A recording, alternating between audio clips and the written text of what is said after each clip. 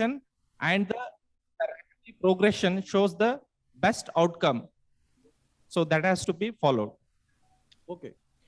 So again, you can see that feeding the mother's own milk, feeding it as early as possible, which is a difficult time actually to get the mother's milk, can be a very important strategy to prevent NEC. So as soon as these small babies, they go on feeds, we have to strive hard, get connected to the mother, see that she expresses the milk, and the baby gets the milk of his own mother. The other alternates may be the donor milk, but definitely we should try giving the mother's own milk. One more thing is now the new concept has been coming, mother staying inside the NICU. Yeah. So the unit where there will be bed for the mothers along with the baby. So if that types of units are coming up, then the human breast milk getting chances will increase. Okay. So I think, yeah. So you want to throw light on these? Go back, please. I think. Okay, we can go ahead also.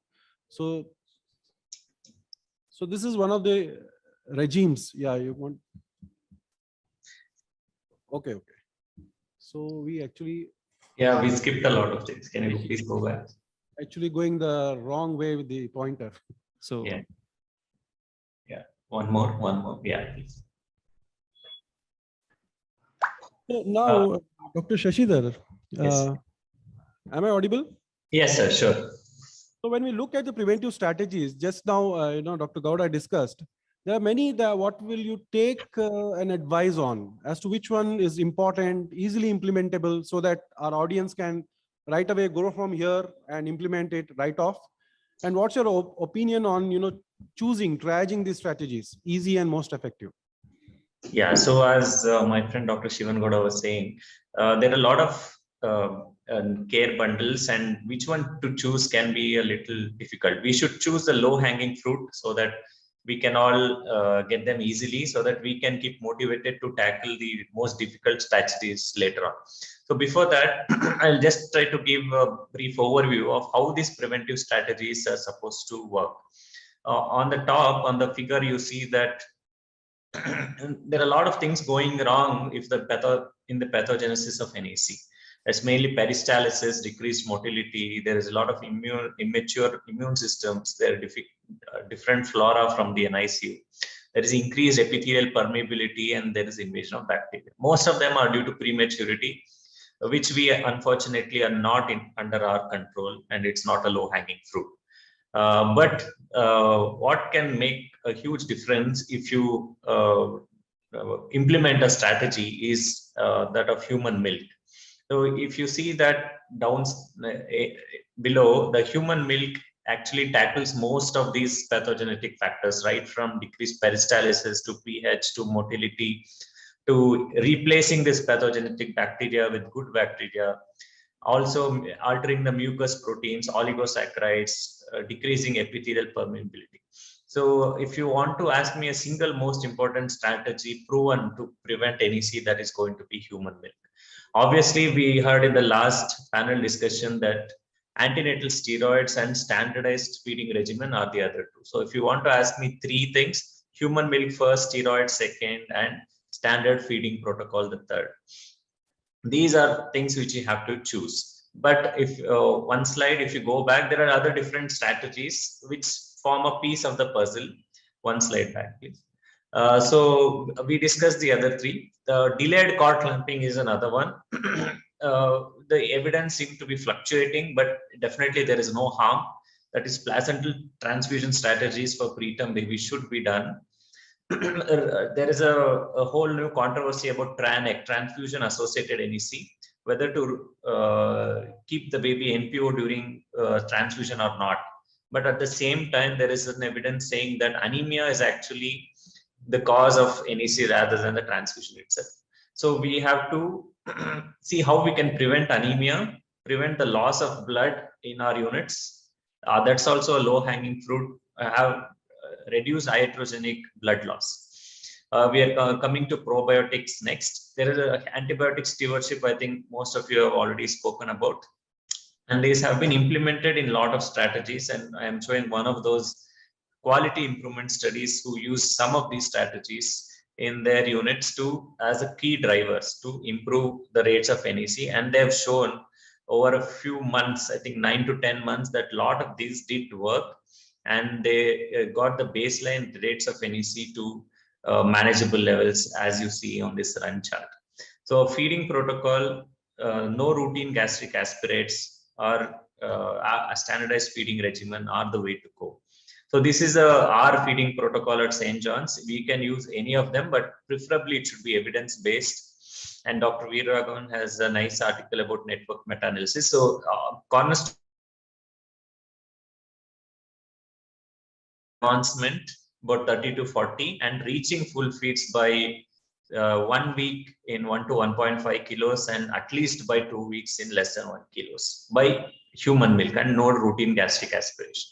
So in summary, I have said you have to optimize mother's milk feeding. Second, in a QI project preferably, optimize the use and implementation of steroids. A lot of babies still don't get the benefit of antenatal steroids, though that can be done, has to be done, and implement a standard feeding protocol which should not be dependent on who is coming for rounds that day, and everybody should do the same thing in the unit. So these three things actually reduce NEC if you have a large NEC burden. Over to you. Thank you.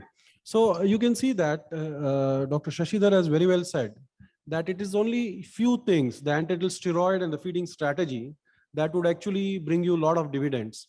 But the challenge lies in how to actually implement these. And then he gave a very good example about a QI project where they looked at different levels where they can optimize the feeding strategies. And you could see in the run chart that definitely there was a benefit in reduction of NEC. So I think all of us in our units have to go back, look at how can we introduce this, what are the gaps contextual to our setting, and then see that these two most important, strategies get implemented. Thank you. So Dr. Murali, again, back to you. Dr. Gowda, as well as Dr. Shashidhar recently aptly mentioned about the feeding strategies. Can you elaborate about the same? What are these feeding strategies with respect to what type of feed?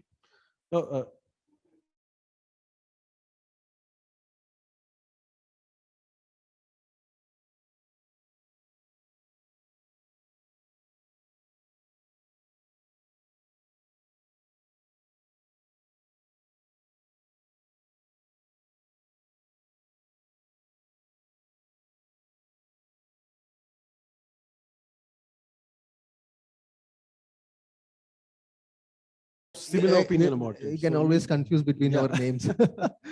So appropriate feeding strategy, there is a paucity of consensus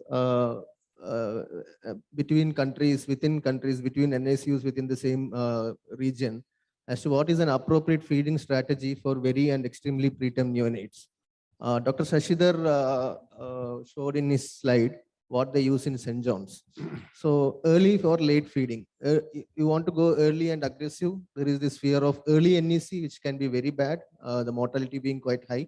You go slow, then you have the possibility of baby acquiring late onset sepsis and dying. So the three critical aspects that as practicing neonatologists that we are interested in is, when should I start feeds? When should I advance from trophic to nutritive feeds, and by what volume would I increment? These questions are largely unanswered with the best available evidence as of now.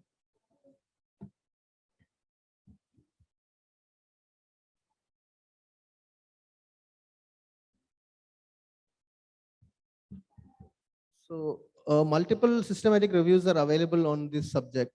So Cochrane has reviews on each aspect of feeding. But as I said before, as practicing neonatologists, it's quite difficult to go by each review and then fit in, decide what fits best to a particular neonate. So we tried to do our best with this network meta-analysis, which had some limitations. The most important being it was difficult for the readership to understand what we have written. And many of the major journals rejected at the editorial level. So this looks like a horoscope. This is the evidence that is available in which your study is also included, I think, from So this is Mansi. a horoscope. So he's giving a horoscope for feeding strategies. Okay. So for the audience, just to make it simple, these are the strategies that have been evaluated at least till 2020 in global literature. Most of the studies stem from low and middle income countries, of which our contribution is significant, including studies by Professor Ramji and Ashish sir.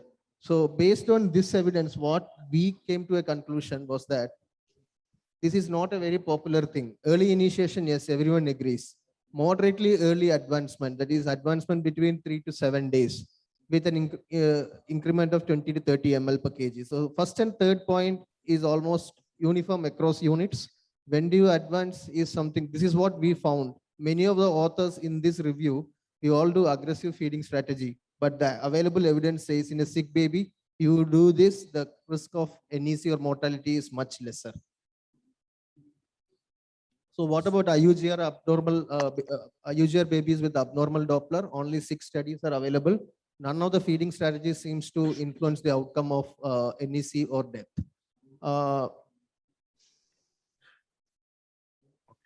Early for full enteral feeding, as Dr. Shashidhar was indicating, that in his unit he does early full enteral feeding for babies who are born beyond 30 weeks of gestation.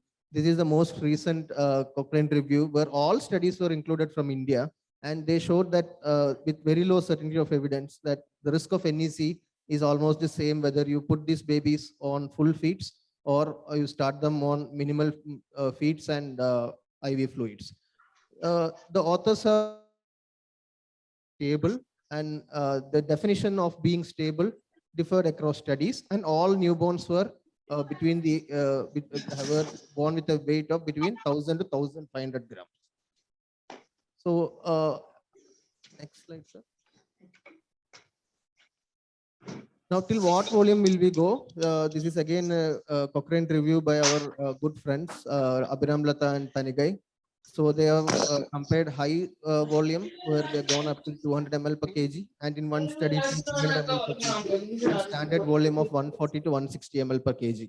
And what they have reported is that the mean weight gain is higher in high volume group when compared to standard volume group.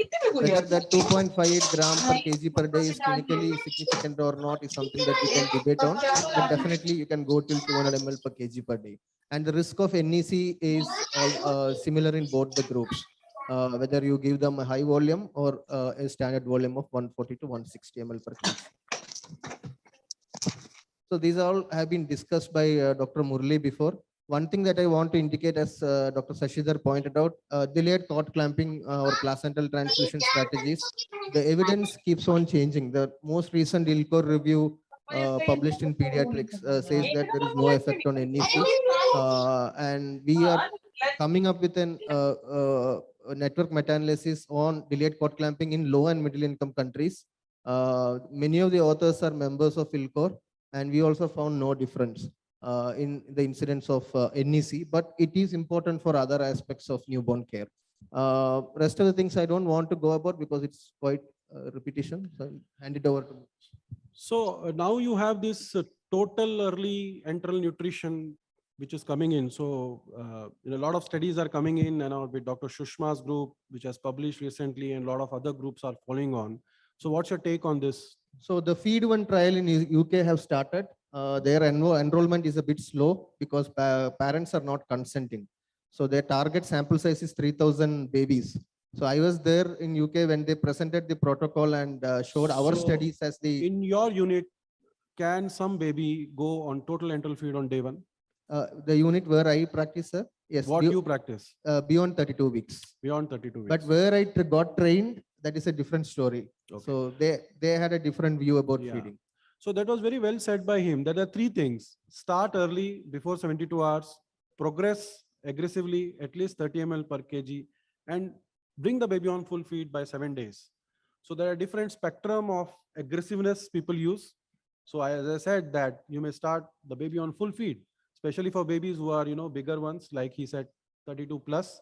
Dr. Veera, on 32 weeks gestation baby on day 1, full feeds you yes, send home.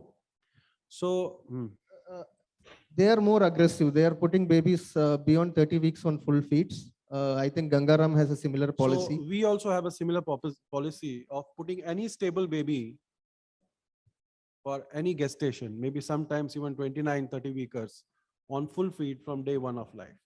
And the experience is now generating out of these experiences. And there are some couple of RCTs also coming up. And maybe on days to come, we will be more aggressive than what we call as, to be aggressive in today's date. Thank you, sir. So, Dr. Mulriraj, again back to you. What are the challenges? We heard about these strategies, but we all know that there are a lot of challenges in implementing them. So, can you enumerate some challenges and throw light as to how to overcome this with your vast experience? Yeah, sir. The thing is that we have to feed the baby, and the options is mother's own milk, number one, and that is the biggest bottleneck or the biggest hurdle that we are going to face. So I don't know how a next or a very low birth baby or a moderate preterm baby can be put on his or her mother's own breast milk on day one itself. So it is basically a very challenge that we are all facing and we are all going to face also. So mom feeding, that is mother's own milk feeding. We know many of the preterm births, okay, we can anticipate, but some of them or a good number of them are accidents or they just come over, crash land and delivers. Though they will not be prepared for a birth, the family may not be prepared. The mother may be having a lot of illnesses and there will be low awareness about human milk feeding. And also that there will be a shift of priority, that everybody will be after the mother's health. Nobody, apart from the pediatricians, everybody will be after the mother's birth, mother's health. And apart from unlike the term deliveries, the antenatal counseling or breast examination might not have happened in the case of a premature delivery. So what we can do is a combined approach. We involve the obstetricians who have seen that lady for say 6 or 7 months. We counsel them together, and we, if possible, we tell them about the importance of breast milk feeding, mother's own milk feeding. And also we know that there's a scarcity of breast milk in the first few days of life. And what we can do is, as we previously discussed, we can use breast pumps. We usually counsel the parents about good quality breast pumps on day one itself, because they had to be taught about the importance of human milk feeding in various aspects of baby's development, apart from reducing NEC for longer neurodevelopment outcome also. So if they can afford a good quality electric breast pump, will help. And also do a thorough history and also advise the bystanders to maintain proper maternal nutrition. I don't know how many of you are using Latagox in your unit. In our unit, we are using. There are different types of Latagox are available. And if depending upon your unit policy, you can use. Sir, next. Thank you, sir.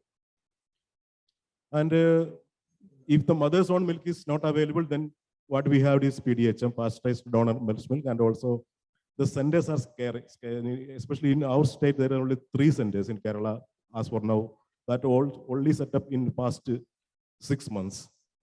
And there is low awareness is also there. Then what we can do, the next thing is the formula feed. As we know that there is a high risk of neck, high cost, and also the high osmolality of preterm formula. So some units use this term formula for in the initial days for the preterm babies. We don't use that, but I don't know about the evidence of between this term formula and preterm formula in reducing the neck in the case of extreme or very low birth weight babies. Okay. Thank you, sir. Dr. Shilpa, sorry to keep you waiting. So, but we have a, apt question for you.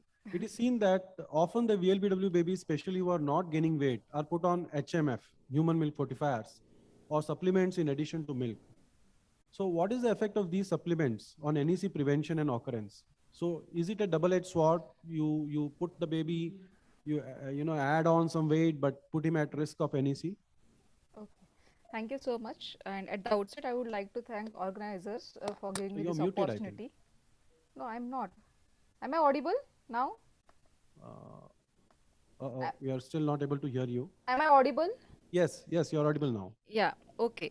So at the outset, I would like to thank the organizers for giving me the opportunity. Now, regarding fortification and occurrence of necrotizing enterocolitis, we are aware that preterm infants have higher protein turnover compared with the term infants. Their overall nutrient requirements for enterally fed preterm infants are inversely proportional to the body weight. Now, when even at full feeds, that is 180 to 200 ml per kilo per day, based on the unit policy, the protein, calcium, phosphorus content of the human milk are not adequate to promote and sustain their tissue growth as well as bone mineralization, and that's why the role of fortification is. And fortification, when we talk about it, is multi-component or the single mono-component fortification. Now, there are two concerns. One is direct effect, and the second is osmolality. So currently, whatever fortifications we are adding to the milk, the osmolarity recommended is 450 milliosmoles per 100 ml, which doesn't cross with the current fortification. Now, with the evidence, uh, it has been shown that there is a non-significant trend towards increased feeding intolerance in babies who receive fortification compared to those who do not receive fortification. You can see here that the relative risk is around 2.85, but the confidence interval, you can see that it is a non-significant trend. There was there was also no significant increase in NEC in infants receiving fortified human milk. So this is the evidence on fortification. And when you talk about the fortification, early fortification versus late fortification, there is no optimal timing to initiate fortification. However, several studies found that adding human milk fortifier, beginning at the feeding volume of 20 to 40 ml per kilo per day, doesn't increase the risk of NEC or feeding intolerance. This is the meta-analysis, the previous slide. Sorry. So that's the meta-analysis of morbidity indices in the O'Connor study, and the positive index was defined as one or more death, sepsis, NEC, ROP, or BPD, and you can see that it favors the human milk derived fortifier compared to the cow's milk derived fortifier. Now, to conclude, currently there is limited evidence suggesting that fortification of human milk improves short-term growth moderately without a significant increase in necrotizing enterocolitis or improved long-term outcomes. There is also some evidence that human milk-based fortifier reduce the incidence of NEC. However, the high cost and unknown biologic product risk associated with the human milk-based fortifier currently limit its routine use in fortifying human milk. So, as Dr. Ashish mentioned, it's a double-edged sword. But when we talk about the poor weight gain, we should definitely there's limited evidence about the direct effect of fortifier with the increasing risk of NEC. We should fortify these babies who are not gaining weight adequately, but at the same time, we should rule out other causes. Okay. You have some units who would add, double the concentration for additional weight gain. So what's your take on that?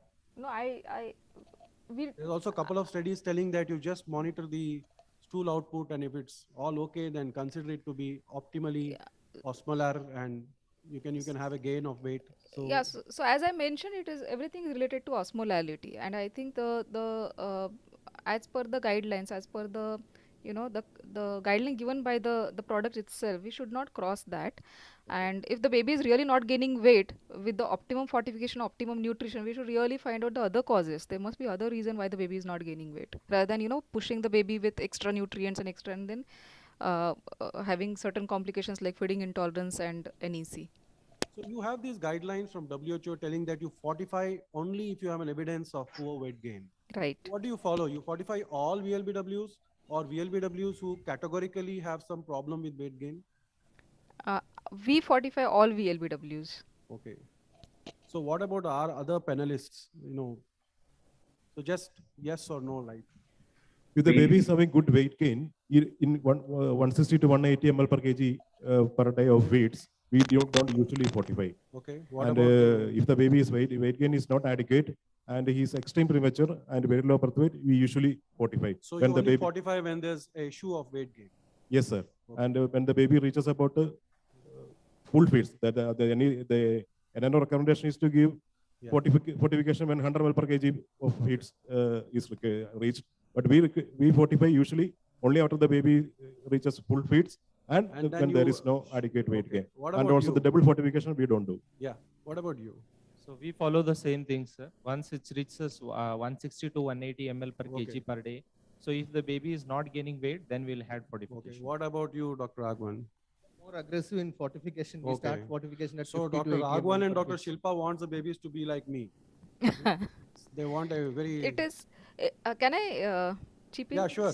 So when we talk about fortification, we are not focusing only on weight gain. It Yeah. is all other components also. As I mentioned before, that these babies are deficient in calcium, phosphorus, many other minerals, and these babies do need, because this baby would have been in utero, he would have Yeah. So that's the issue, that we're not just looking at weight gain. There are a lot of micro and macronutrients which may be deficient when you're using an exclusive breast milk type of feed in these vulnerable babies. So that may be the paucity, biological paucity, why the fortification is done for all the babies. Okay. So Dr. Shilpa, does this fortification methodology, mixing it before feed, mixing the fortifier and then giving it after some time, does that affect the fortification process? No, before feed. So whenever you use the fortifier and you So do mix you it. keep the fortified milk, store it and then give, or it's on just a terminal site that when you're feeding the baby at that time you mix the fortifier? Yeah, we prefer that. We prefer in that way. However, we can keep the fortified milk Okay. can remain stable for around 4 hours, and we can use that milk within 4 hours. Okay, thank you.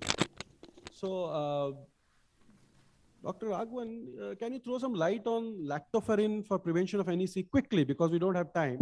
So Maybe yes or no also. no role, as Dr. Murli also pointed out in the first slide. It's based on this review where they have shown that as far as NEC is concerned, it has no role. The certainty of evidence as evaluated by the authors was low, but when we went through it, it is actually moderate. There is moderate certainty to say that there is no role of lactoferrin in preventing NEC. Yeah, thank you. So that's a very clear message that in today's time, the literature supports no role of lactoferrin. And we'll just go ahead with this. So, Yeah. So you want to touch on this, the concerns? So, with the fortifiers? yeah, the concerns with human milk-based fortifiers, as Dr. Shilpa had pointed out, that it seems to be efficacious in preventing NEC with the certainty of evidence being very low. What about the ethical aspect of using human milk fortifiers? You need a large volume of human milk to produce a small sachet of fortifier. So in a country such as that of ours, where we are trying to improve the exclusive breastfeeding rates, should we go for human milk fortifiers? That is an ethical subject that we need to discuss. Yesterday, Dr. Umesh was talking about the safety of these products. They had grown bacteria in one of the fortifiers that they had used. And that is something that is discussed internationally as well. Efficacy, there is very low certainty of evidence, and the costs are huge. So cost effectiveness studies needs to be done on this aspect. Yeah. So Dr. Shashidhar, there's another area that has been discussed and studied in detail. It's about the probiotics. So quickly, can you tell us that what's the role and what's the evidence behind using these probiotics? Yes, I think probiotics kind of a topic which we can have a debate on for one day and we still don't reach a consensus. But we want a final word from you. Yes, I'll try to give the final word. So the evidence is quite clear. I think there have been about 10,000 babies enrolled and there have been 56 RCTs on probiotics in newborn period, which is larger evidence than you can find for many other interventions. And there is a recent Cochrane meta-analysis which says that it is beneficial to reduce NEC, but everywhere the certainty of evidence is quite low. It reduces mortality, it reduces NEC. Can you go to the next slide, please? Yeah, so there has been meta-analysis for studies done in India. One of the studies is from our center. And there also the forest plot clearly says that probiotics prevent NEC. And it's quite a narrow confidence interval. But still, many societies all over the world do not recommend probiotics as for routine use. I'll come to some reasons why. And many of units don't actually are implementing this strategy of probiotics. And just recently, many societies have come out like Espegan. They say you can use few probiotics like lactobacillus or lactobacillus or bifidobacterium. So the questions were which one to use, and the answer for that would be lactobacillus and bifidobacterium have to be there. There have been questions on dose, safety, formulations, etc. So I'm not going into that. The NNF recommendation, recent CPG, is quite clear that it may be initiated for babies as early as on day one in units with high baseline risk of necrotizing enterocolitis. But it's a weak recommendation, conditional recommendation with moderate certainty of evidence. So I would certainly go by that recommendation as of now. The concerns about probiotics are mainly regarding its formulation, because many of them, what they claim on the sachet may not be actually what is inside, because it's not tightly regulated. And for Western countries, it's not approved by FDA or any other licensing authority. So they are very skeptical on using probiotics. But in our unit, we are using it, and we have found it beneficial, but our unit has low incidence of baseline NEC.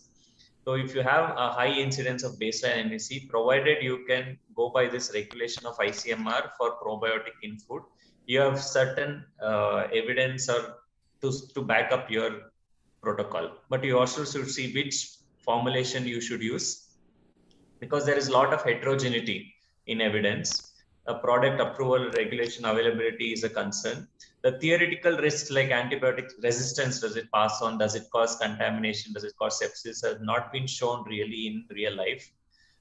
So if you have a high baseline NEC, your number needed to treat will be low, but you have a low incidence, then you're needed to be high. And the large trials have not really shown benefit overall. So the benefit has come from single center studies, from small studies. But having said that, the benefit really outweighs the risk as of now. But we should still monitor these babies and raise concerns when we find. So probiotic, the last word has not been said yet, but the evidence clearly favors probiotic for prevention of NEC. Okay. So you said that you have a very low incidence of NEC and still you are using probiotics. And maybe Yes. the listeners can ask you as to what probiotic are you using. With a disclaimer, you can tell them. But do you think there's a difference in adaptation of this policy for nurseries with high incidence versus one of your nurseries which has a low incidence? So which one has to, look at it as a strategy in a, more prospective way compared to the other one? So my suggestion really would be, first thing is what we mentioned all throughout this panel, that please concentrate your energies on steroid human milk feeding and feeding regimen rather than probiotics. If you have a high incidence of NEC. So once you have done all this, tackled these three things, then you go to things like transfusion regimens, in restricted antibiotic policy, and probiotics. So once you have done the baseline, then you can build your pillar of probiotic and see if it has any effect on reducing NEC on top of your baseline incidence after you implement these policies. So our probiotic of choice is what is contained lactobacillus and bifidobacterium. With the disclaimer, I'm saying it's Daralac. But you can use any of them. We use that because it's available and it's not. And we have used in one of the trials, and it has shown reduction in our time to full feeds also. And what's so the even incidence though of NEC at your place? Incidence of NEC? incidence is about 2 to 4% of VLBWs. Okay. So thank you, sir. So Dr. Shilpa, again, back to you. Yeah. So we heard Dr. Shashidhar telling the benefits of probiotic, and then whether these are all universal benefits or they actually depend on incidence of NEC, like we were just discussing. What are the concerns, contra effects? So what do you do? Like, do you use it routinely, irrespective of the incidence, or do you explain some concern while using? What are the actually worries about using these? My video has been stopped by the host. So, anyways, so as Dr. Shashidhar has already mentioned, the benefit of probiotic supplementation appear to be of greater significance in the setting where the NEC rates are high, and that is maybe more than 10 to 15%. And What as is this this high? I don't know. What is high more NEC? than 10%. Okay. And this table summarizes the RCTs that have been performed evaluating the use of probiotics for the prevention of necrotizing enterocolitis. And you can see here that the trials performed at institutions with high NEC rates have observed significant benefit from probiotics, while those institutions with the lower rates have shown limited effects. You can see the last two columns. And What this about your unit? What yeah, incident has so and the my unit the NEC incidence is 2 to 3%, and we do not use probiotics. We have human milk bank. We focus on early aggressive enteral nutrition, so I'll and interrupt you for a minute and ask okay. our other panelists only two questions. Do you use and what's the incidence? Sir, our incidence of NEC is very low. Actually, it is less So than do you 0.5%. We don't use. Incidence is around 1 to 2%. We don't use probiotics. Okay. Our incidence is 5 to 10 because we care for from 23 weeks onwards, Okay. and we use probiotics, Okay. single strain probiotics. Okay. So what we get a feeling from different experts is that less than 5% people don't use it, and once it is more than 5%, then they start thinking that whether that would have a benefit because there is an occurrence which is bad. Okay, continue, Dr. Shilpa, please. Yeah, so the NEC rate should be one of the first determinant when considering the use of probiotics for the prevention of NEC in the NICU. And regarding concerns, we do have certain concerns related to probiotic.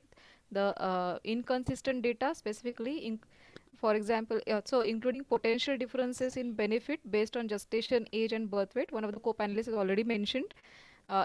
Particularly, probiotics may not be as effective in extreme low birth weight infants, that is, babies who are weighing less than 1 kilos, and those are the babies who are most vulnerable to necrotizing enterocolitis. Now, this was pointed out in systematic review and meta-analysis published in 2017, which included 23 clinical trials, and which was rated to be moderate to good quality. So you mean Second to is say we cannot expect very large dividends in these very small babies who actually absolutely, are vulnerable. yeah. Okay. So, and second is lack of an established regimen of optimal strain, dosing, and timing of administration. The same systematic review failed to answer the important question of the optimal probiotic strain and doses and duration of therapy. The network meta-analysis published in 2020, though mentioned that combination use of probiotic therapy was more effective than a single probiotic strain. However, we really do not have the consensus on these aspects. Then there are concerns about the serious adverse effects, including bacteremia from the probiotic strain or the contamination of the probiotic product. And there have been case reports of mucormycosis as well as the Bifidobacter longus sepsis. So this is an So uncommon Dr. but Raghavan, serious. you are using it. So did you find any bacteremia, contamination? What concerns we are discussing? So the strain, I mean, the product used by Shashidhar is not what that we use, because that has got a fungi, Saccharomyces, which is Okay. more causative of this septicemia, especially in babies who are less than 750 grams. What we use is Bifidobacterium breve monostrain, which is very routinely used in Japan. My good friend Tetsuya Isayama So had a you mean nice, to say you're using a different product as Dr. Shashidhar said? yes, because of the concern with that fungal strain that is a part of that. So you feel that the Dihydroxyzine. concern is less with your product or it's proven? Less with my product. Okay, fine. Yeah. No conflicts. I mean, Yeah, I don't know whether it is absolutely. appropriate Absolutely. to discuss company names Okay. here. Yeah, so going ahead, quality control regulation to ensure consistency and safety of product, which is required for any approved medication, is extremely important. And when it comes to probiotic, there is still confusion going on regarding its classification and hence the regulation. As of today, the US FDA has not approved any probiotic product as a therapeutic agent for the prevention of necrotizing enterocolitis, although the investigations are underway. So if someone wants to start probiotic, this is what the Espegan has suggested, the approach that you establish. First of all, you should know the incidence of NEC in your unit, and it should be more than, if it is more than 10%, then establish a local regimen based on the consensus of clinician. Involve parent representative and ensure consistent supplementation practices. Also, you should have specific eligibility criteria, product to be used, and clinical protocol in the sense when to start, whom to start, when to stop, what are the contraindications, and till what time it should be continued. efforts to prevent contamination and monitoring of the adverse events such as laboratory ability to culture the probiotic organisms should be there in the unit. Okay. So what we got till now from our experts is that A, the probiotics are used where slightly the incidence of NEC is more. B, the composition of probiotic has to be looked into in, with a lot of detail. The devil lies there. C, you should have a proper way of how you are doing it. You should know in which babies you want to do, how much you will give, when you will start, and it should be a uniform policy rather than, just giving it off and on. And then you can have your own data and see whether it's actually benefiting in reduction of NEC in your unit. So, Dr. Shimagowda, with all the discussion on probiotic benefits, there are much concerns with many groups about the preparation, possibility of outbreak of those. I think we have already discussed this. So we'll just skip this question and we'll come back to maybe Dr. Veer Raghavan again. So what are the other newer strategies? Something new, because you prepare those horoscope and horoscopes. So what is new about this strategies?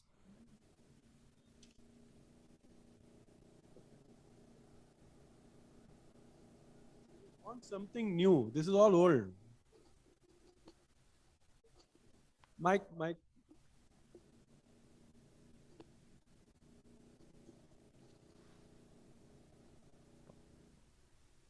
So the mic doesn't want to voice anything new. Okay. So when I reviewed the literature related to this question, whatever was there in the last decade, as a resident, what I was reading is what I got to know, which included microbiome profiling and prediction of risk of NEC and a tailored approach. Use of NIRS. I know that SMA Doppler studies were done in your institute, which showed no difference in managing. I mean, no, it's not that helpful. So NIRS might be helpful, especially this CSOR ratio is more useful in predicting the risk of NEC.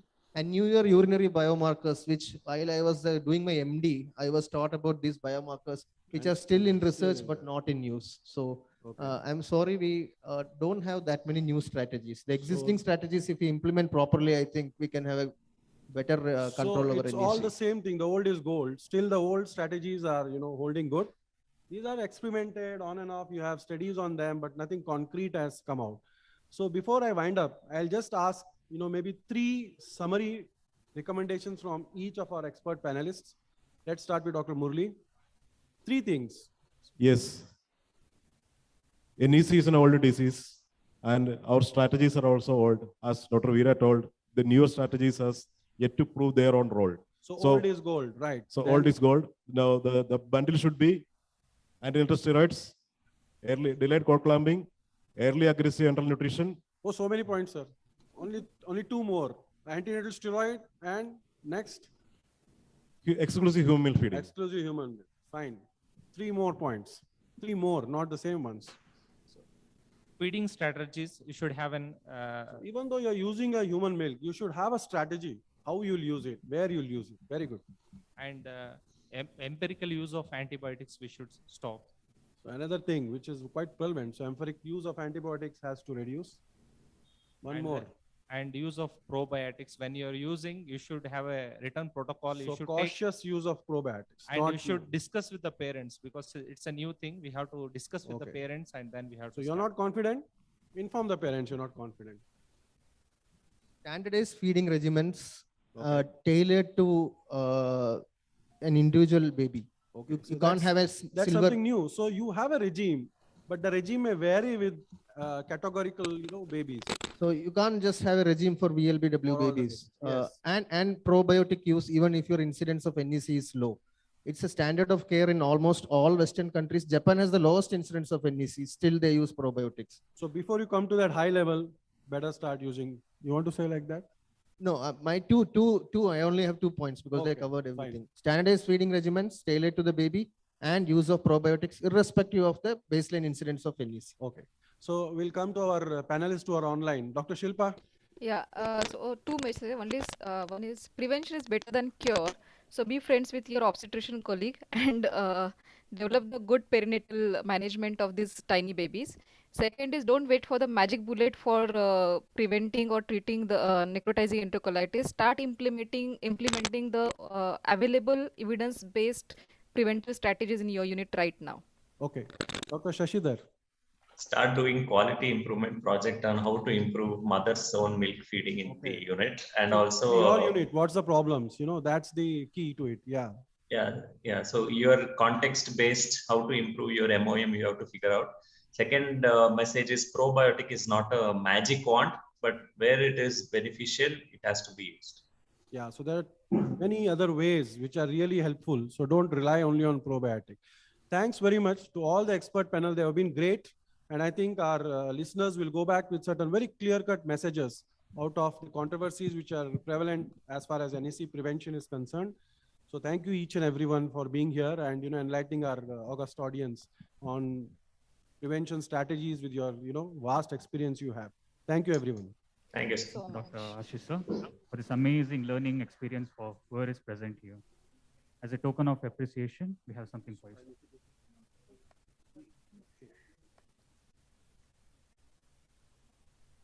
Sir, I request you to present the certificates to the panelists. Done. Photo to cut paste हो गया पूरा.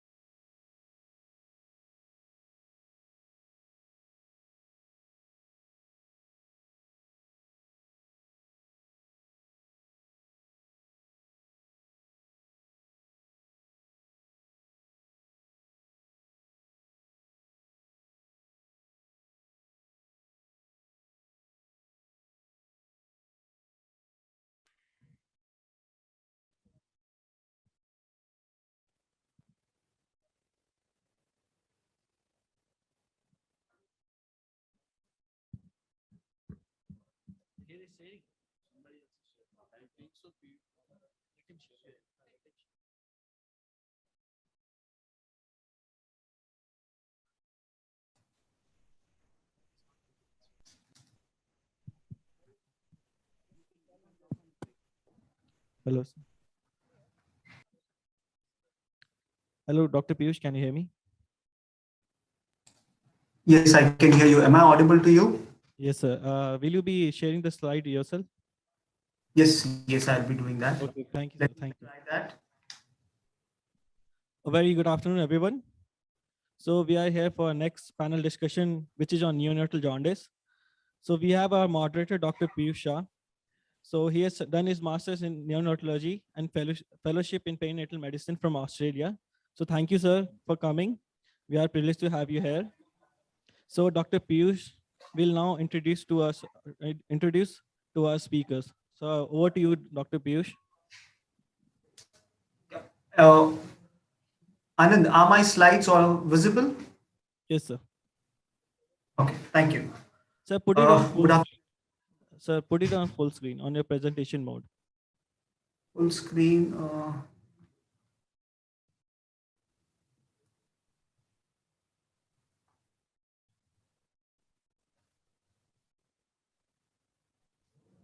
Sir, please go to the slideshow. Yes, I am doing yours. On the bar above, you have that slideshow written there. Go to the slideshow and then. It's coming now. No, it is not.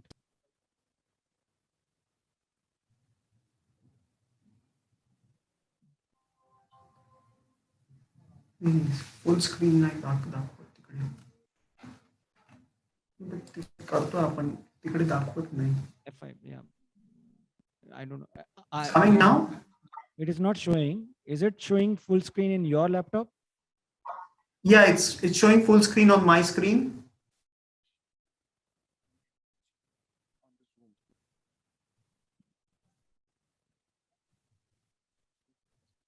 Sir, are you sharing a presentation from the Zoom app? Yes, I am. Sir, can you do it once again so that it will come in a... Okay, let me try that. Sorry for this.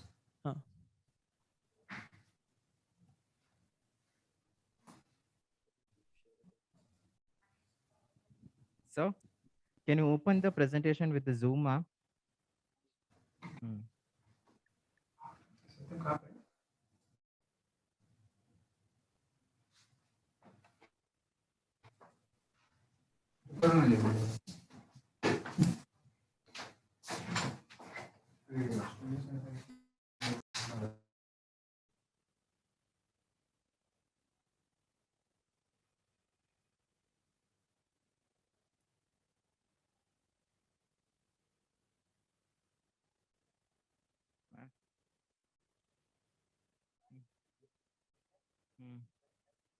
So, can we share the screen from the venue? Hello, Piyush sir. Can you hear me? Yes, sir. Sorry. We'll share the screen, sir. We'll share the presentation. Yeah, that should be fine. Okay, sir. You close your presentation, sir. We'll be sharing the presentation. Okay. Okay. Let me do that. I've closed the presentation. 1 minute, sir.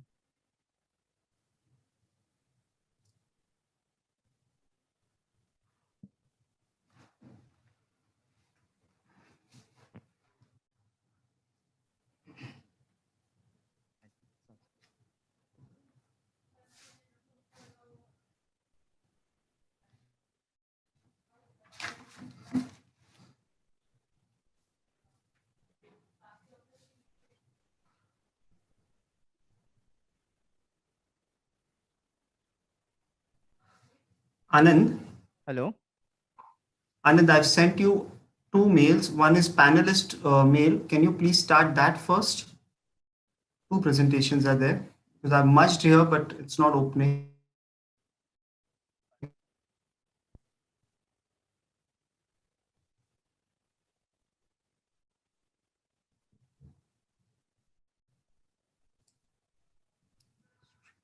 Hello, Dr. Piyush. This is Dr. Yes. Piyush. How are you? So I think so. All good, all good. It will take some time. तो आप Yes. panelists को introduce कर दीजिए ना, and then they will share Okay, the sir. same presentation because otherwise it will be a lot of juggling here over here. That's Okay, sir. Okay, sir. Okay, sir.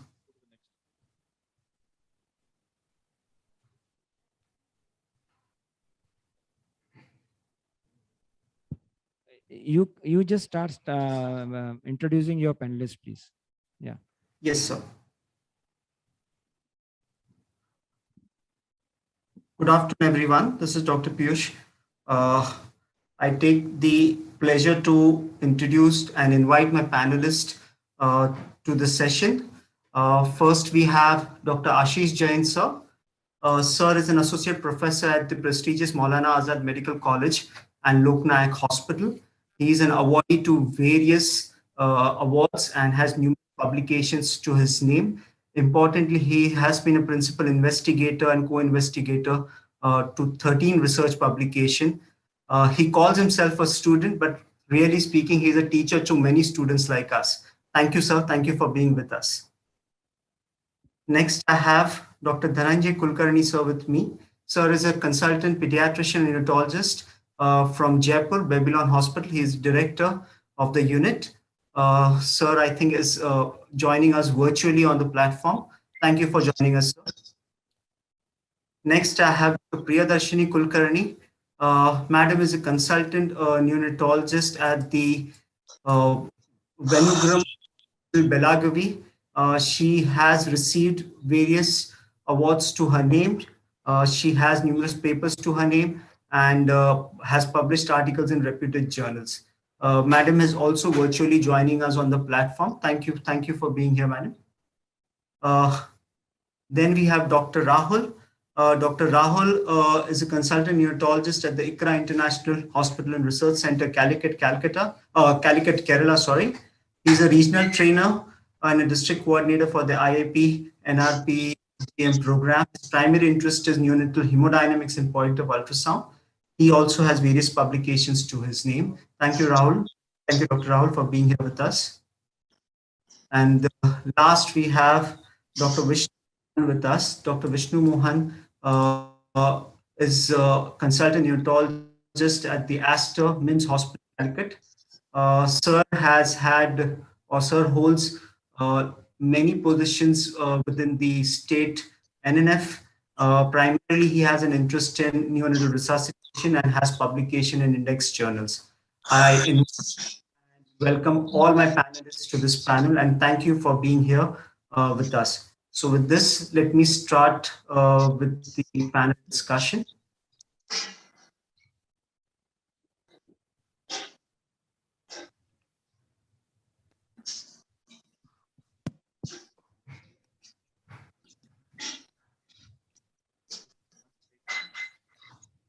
I'm sorry for the technical challenges. Please bear with me. Anand, you're sharing the screen, right?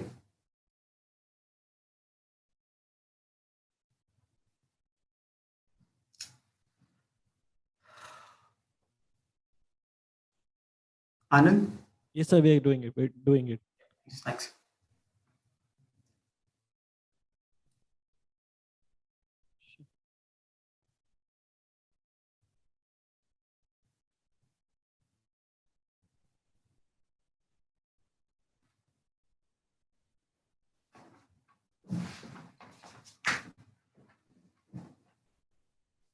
Yes, sir.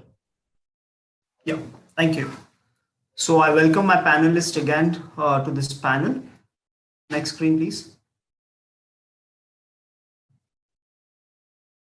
So physiological hyperbilirubinemia has been a common problem in neonates, but a significant proportion of them could have severe hyperbilirubinemia in the first weeks of life. Majority of them would have a benign outcome, but if some untreated, they are likely to land up with some neurological problems as acute bilirubin encephalopathy. And if they're not treated, they might land up into chronic ones, which we call as kernicterus. Next slide, please. So managing hyperbilirubinemia is important as we need to know or detect the at-risk neonates early, investigate them, find the cause possible, and start treating them early. So in this panel discussion, we aim to discuss some evidence and consensus-based practices in management of neonatal jaundice on same. Next slide, please. So we will be discussing in form of some cases, and we'll quickly run through the evidences. So first question is to Dr. Ashish Jain, sir. So this is what the term neonate, 3 kg male born by normal vaginal delivery and had good UPSCAR scores at birth. Baby was in the postnatal ward and was on full breastfeeding. But at 12 hours of life, baby was noted to have some mild jaundice by the duty nurse.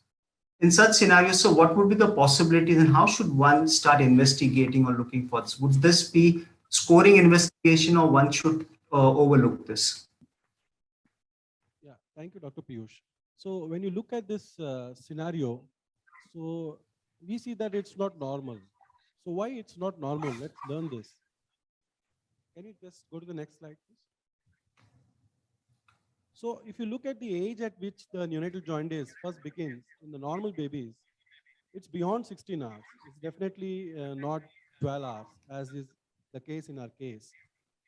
And if you see the incidence in these early jaundice at 16 hours, that's also to rock bottom, like 1.6%. So that's the far end of physiology, which will be 16 hours, and maybe 6.7% at 24 hours. So definitely in our case, we have an onset of jaundice which is at 12 hours, and that's rare. And we have to agree that this is something pathological which is occurring in the baby. Now, if you look at these babies who have onset of jaundice less than 24 hours, why we are concerned? We are concerned because most of these babies, up to the tune of almost 1/4 of them, would require some amount of phototherapy, meaning that they could require a therapy for that particular level of jaundice. And quite a few of them, with the odds of almost 3, so 1 in 3, would go for a bilirubin levels beyond 25, which could fall in an expange range. And that's why, if you look at the AP practice guidelines, any infant who has jaundice before 24 hours, you require a measurement of serum bilirubin, consideration that it's a pathological jaundice. Next slide. So the important handles again here are that the baby is otherwise well, but has a jaundice of onset below 24 hours. So it falls into the category of pathological jaundice. Hence, a strong possibility of this should be kept. The important workup would be baby blood group, mother blood group, TSB, and DCT, hemoglobin, retic count, and a good peripheral smear review. One should also review the family history, examination for anemia, hepatosplenomegaly, because that may give you clues to the pathophysiology of the jaundice, which most likely may be hemolytic. Next slide. So what possibilities I'll keep in mind are the RH alloimmunization, ABO, minor blood groups. Maybe on examination, I may find a large hematoma, bruises, or difficult delivery, severe GC deficiency, and maybe also keep at the back of my mind some membrane disorders of RBC. Thank you, sir. That's definitely true that jaundice in first 24 hours of life would be considered pathological and we need to investigate. So we went closely looking at the baby. Clinically, the baby was stable and appeared ectric to abdomen. There was no obvious rash which we could see of, and no organomegaly was found. Preliminary investigation did show that the mother was O negative blood group, with baby's blood group being B positive, and the direct Coombs test was positive as well. The parallel serum bilirubin was 11.4 milligram per deciliter, and the septic workup initially was negative with a normal CBC. So, based on this, Dr. Vishnu Mohan, coming to you, how does one decide whether the child really needs phototherapy, be it a preterm, be a term baby, and only because the baby is born to an O negative mother, or there's a possibility of ABO incompatibility, would you say that every baby would require prophylactic phototherapy? Thank you, sir, for the question. Good afternoon to all. So the decision to start phototherapy is usually by plotting the age-specific or heart-specific total bilirubin against the nomograms that are available. Usually for term babies, the commonly used ones are the AAP charts or the Bhutani nomogram, and also the NICE guidelines. And again, for the preterm babies, we have the NICE guidelines and also the Masel's charts that are in use. Role for prophylactic phototherapy, absolutely there is no role for prophylactic phototherapy. More than for prophylactic phototherapy, prompt screening is important, and initiating phototherapy early when the bilirubin levels are in range, in treatment range for the specific hours of life is all the more important.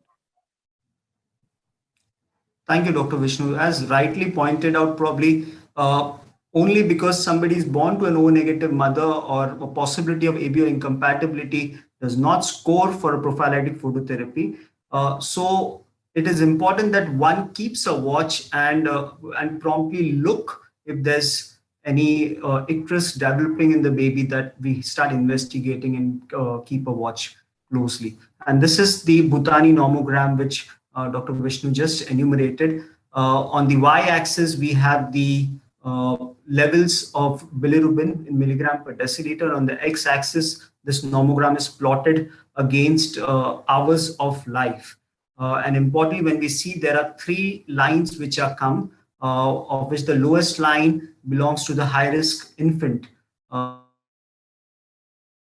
and who would have history of isoimmunization or G6PD deficiency. The medium risk would be anyone who's more than 38 weeks with the probable risk factors, or just a 35 to 38 weeker who has no risk factors. And the topmost line is the least worrisome line, which is more than 38 weeks gestation and all well baby. So this is the Bhutani nomogram. Next slide, please. These are the Masel's graph or Masel's guidelines, which are available for preterm babies less than 35 weeks. And this is a one-time number for against the gestation as to when one starts phototherapy and should consider exchange transfusion. Next slide, please. So when we plotted our number to this line, so our baby was 38 weeks with possible risk factor of DCT RH incompatibility. So when we plotted it at 18 hours of life, the SPR was 11.5. So this definitely, at 12 hours of life, this definitely scores the need of phototherapy. So with the history, next slide, please. We decided to shift the baby to NICU and phototherapy was started. So when we started phototherapy, we were looking as to how and what can be done to make this phototherapy effective. So Dr. Mangal, can you please help us with some guidelines, or how can one make phototherapy more effective so that we can prevent exchange transfusion as much as possible? Dr. Mangal, sir? Yeah. Are you audible? Yes, sir.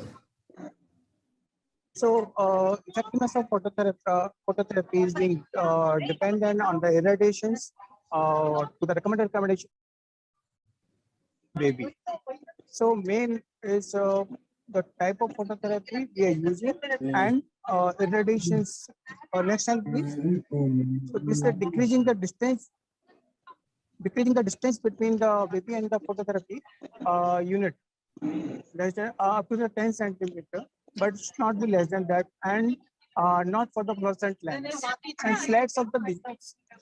And there is a side of the bassinet or isolate can be illuminated more with the aluminum foil and white material, so that are not to be obstructed to a light.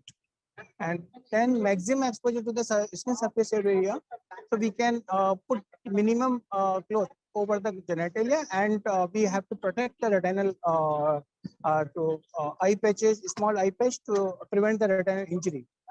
And intensive phototherapy is to be used the spectrum of light in between the 400 to 520 wavelength. To irradiation should be more than 30 microwatt per centimeter area. So these are the way how can be effective the phototherapy. Hello. Thank you, sir. Thank you for making this more clear to us. Yes, with newer technology where the fluorescent bulbs have gone and the is coming into, the effectiveness of phototherapy has definitely, yes, some more modes can be done, whereby decreasing the distance between the skin surface area and the light as least as 10 centimeters, and making the maximum surface area exposed would be useful. With multiple phototherapy to be considered, it all depends what is the irradiance available from the lights. But importantly, as a unit, we may have to look on repeated replacements and frequent checking of the irradiance using a flux meter in your unit, so that the lights are effective. And yes, as pointed out, intensive phototherapy would be more than 30 microwatt per meter square, and that's what we should be doing. At the same time, next slide, please. Some care for the neonate under the phototherapy should also be taken into consideration, where the oral intake has to be looked into. Breastfeeding can be continued. There has always been a debate whether intravenous fluids to be given or not to be given. Though evidence suggests that probably additional intravenous fluid may not be useful, only unless we are awaiting exchange transfusion. But yeah, if possible, only enteral feeding and continuous breastfeeding can be promoted. The eyes of the babies has to be protected, covered with an opaque cloth, and attempting to nurse the infant with least possible clothes except a diaper should be done. Thank you, Dr. Mangal, for answering this. Moving on, next slide, please. Next slide. So this baby was definitely a severely jaundiced baby under phototherapy. Dr. Priyadarshini, can you guide us as to how and when should we repeat the serum bilirubin? And I was worried about clinical encephalopathy. Would you have any guidelines or guide us as to how does one predict worsening bilirubin encephalopathy? Thank you, sir. Good afternoon, everyone. Regarding babies with severe jaundice who are under phototherapy, if the serum bilirubins are near exchange level, then it would be ideal to repeat the bilirubin at least 4 to 6 hours after initiation of intensive phototherapy. If we have, this is mainly because this is the time when we decide whether to continue with phototherapy if the bilirubins are declining versus if we'll have to go in for exchange transfusion. So the ideal would be to repeat after 4 to 6 hours after the initiation of intensive phototherapy. If the bilirubins are in the declining trend and no more near the exchange transfusion level, then we can repeat the subsequent bilirubins after 8 to 12 hours of phototherapy. Yes, and coming to the next question, sir, that is prediction of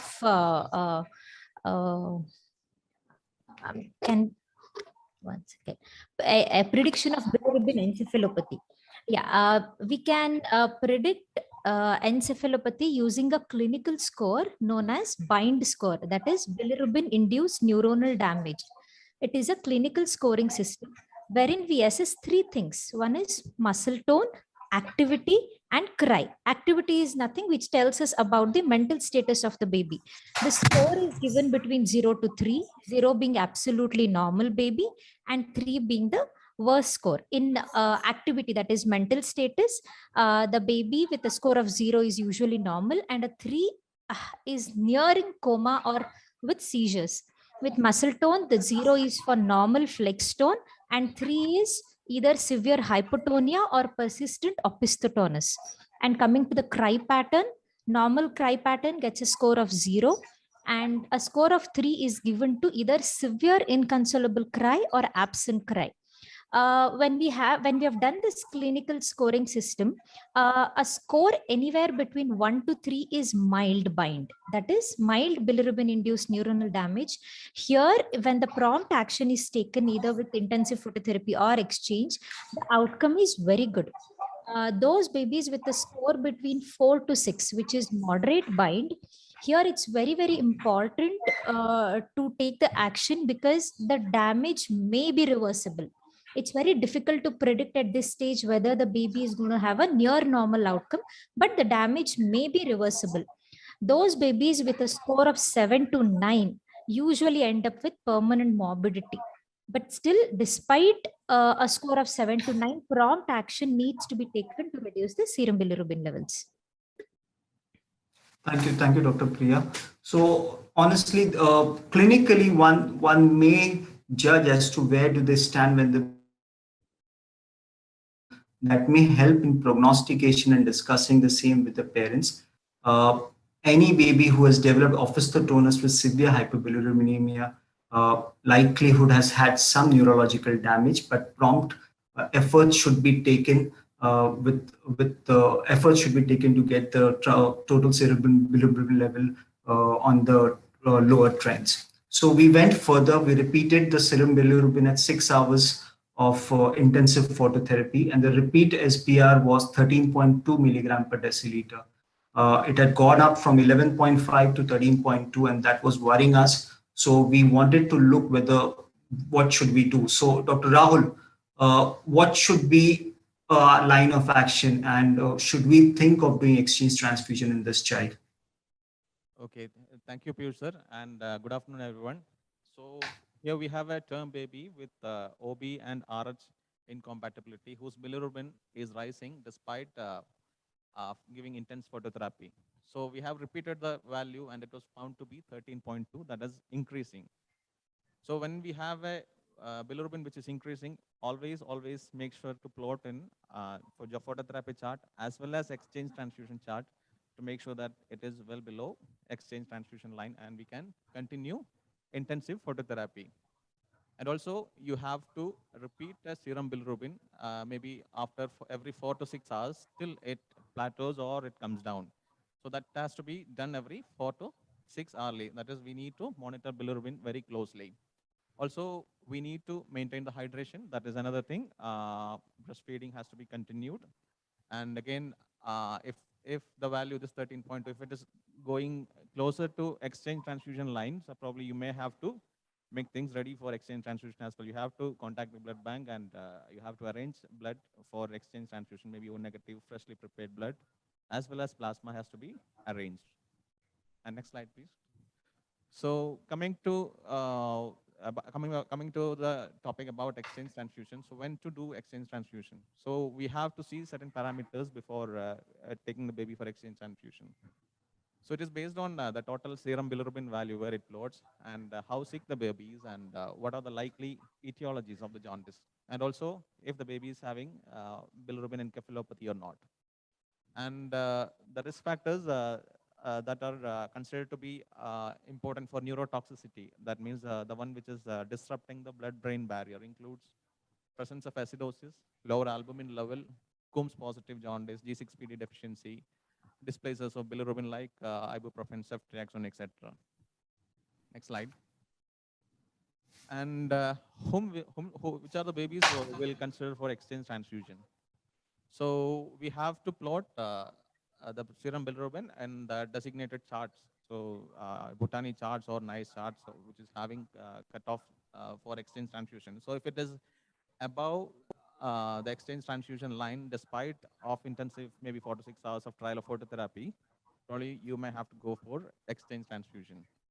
Also, if there is a rise in serum bilirubin more than 1 milligram per deciliter per hour, despite our intense phototherapy, we have to consider exchange transfusion. And again, if an infant shows sign of bilirubin encephalopathy, there's no question, straight away you have to go for exchange transfusion, because sometimes you may get a baby who is referred from peripheries with signs of bilirubin encephalopathy. So you don't have to give a trial of intense phototherapy. If the baby shows signs of bilirubin encephalopathy, they straight go for exchange transfusion. And if the baby, if at birth, say if a mother having a ICT positive or a negative group mother with an ICT positive, so you have to consider exchange transfusion if the cord bilirubin is more than 5 milligram per deciliter or the cord hemoglobin is less than 10 gram per deciliter. Thank you.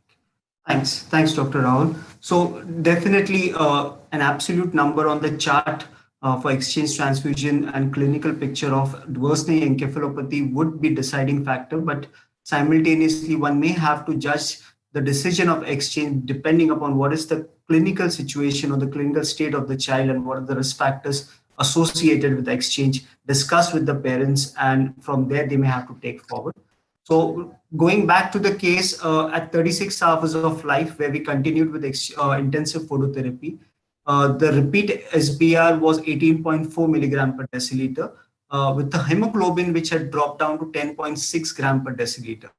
Clinically, the baby was stable, no signs of bilirubin encephalopathy, and as the phototherapy was continued, over to you, Ashish, sir. Next slide, please. Next slide, please. So here we see we have plotted, and when we plotted it across to the exchange transfusion chart, we were on the zone where probably medium risk infant would be requiring exchange transfusion. So while we were preparing for the same and we had a discussion with the parents, parents were a bit hesitant. So we started thinking of other possibilities. So Ashish, sir, next slide. So will there be any role of IV immunoglobulin, and in what scenarios one may consider using IVIG? So when we look at this case where we are thinking that it's a hemolytic jaundice, then we search for ways how we can stop this hemolysis or take care of the antibodies. So one such modality was the IVIG. So earlier the studies were very promising, but systematic review suggested that IVIG in Rh-ABO, that is a hemolytic jaundice, reduces the need for the exchange transfusion, and that was the start of thinking of using IVIG. But as you come to the more and more recent studies, especially these two studies by Smith et al. In 2011 and Santos in 2013, now it's seen that it's not that beneficial as it was proven by doing very good studies with good no bias. So even if you look at the AAP, it had recommended the IVIG, but that was a 2004 recommendation where it said that if the TSB is rising by 18 to 17 micromole per liter per hour, despite intensive phototherapy, that's almost nearing 2 to 3 milligram per DL of exchange range, then one can use the IVIG. But in the recent guidelines, you can see that the NNF CPG also doesn't recommend it. And I would take you to this latest Cochrane, which is of 2019 by Zibus Z. And as you can see in this Cochrane, next slide, please. So you can see that the quality of evidence which was generated was based on very low quality studies. And even though if you look at the composite deduction from this meta-analysis, you'll find there's some benefit of reduction in exchange transfusion, but we have to see that how this evidence is arising. And it is very clear that this evidence is arising of a very low quality non-favorable studies. Next. So that's the grading chart, and you can see that there are only 2 studies which actually have a good quality. And most of the studies, you can see they have a lot of these red dots telling that the modality, how the study has done, the bias, the blinding, there are issues with so many things. Only the 2013 and 2011 study are the ones which are, where we can carry on their result. And astonishingly, these two studies didn't find any benefit of giving IVIG. Next. So if you look at the conclusion of the recent Cochrane, it says that although overall there is a significant reduction for need of exchange transfusion, the applicability of is limited because of a very low quality of evidence. Furthermore, whatever two studies had the lowest risk of bias, that is which were of a good quality study, they concluded that the IVIG has no benefit. Hence, you need further studies, if at all, to actually see that this IVIG helps now at a different levels, what we are thinking. So as of now, it's not a very promising modality to be used. Next. So what will I do in this particular case? I'll start good intensive phototherapy, as also told by other panelists. Arrange for blood or exchange transfusion. Only if there is some logistic problem arranging the blood, I may, think of using IVIG. And my rationale of this decision is that most of the studies are done in LED phototherapy, non-LED regime. Now you have very good phototherapy units which can deliver very good microrads of, photoradiation. Need for repeat exchange transfusion is rare in most of the cases. We all know that. And even if you look at the ET reduction in these studies, it is just like 0.34, which may not be much clinically relevant when only one exchange is needed. And there are, no benefit of top-up PRCPC reduction as far as IVIG is concerned. And you should remember that there is a cost added to it, and it's a human product. So there are issues with these adversities and long-term outcome. So I would go by, monitoring strictly, give him intensive phototherapy, LED light, and watch for the progress of bilirubin in this particular case. Thank you, sir. Thank you. So we did continue with intensive phototherapy, and because we were discussing for exchange transfusion with the parents, the willingness was not there.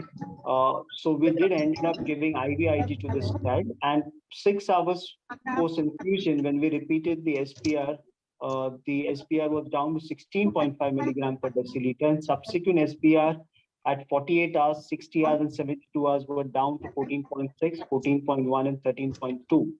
So we found a lowering trend, but we were just not able to decide as to when do we stop phototherapy. So Dr. Mangal sir, is there a predefined number to that, or again, is it based on some nomogram as to when does one stop phototherapy? Yeah, next slide, please. As per American Academy of Pediatrics, phototherapy can be discontinued when total serum bilirubin value is less than 2.9 milligram per deciliter below the treatment threshold. So single value below this threshold is sufficient for the discontinue the phototherapy, particularly in the non-hemolytic jaundice. But for the hemolysis, we consecuted 2 threshold values to be required to discontinue. So less than 2.5 milligram per deciliter below the threshold level is sufficient to discontinue the phototherapy. Okay.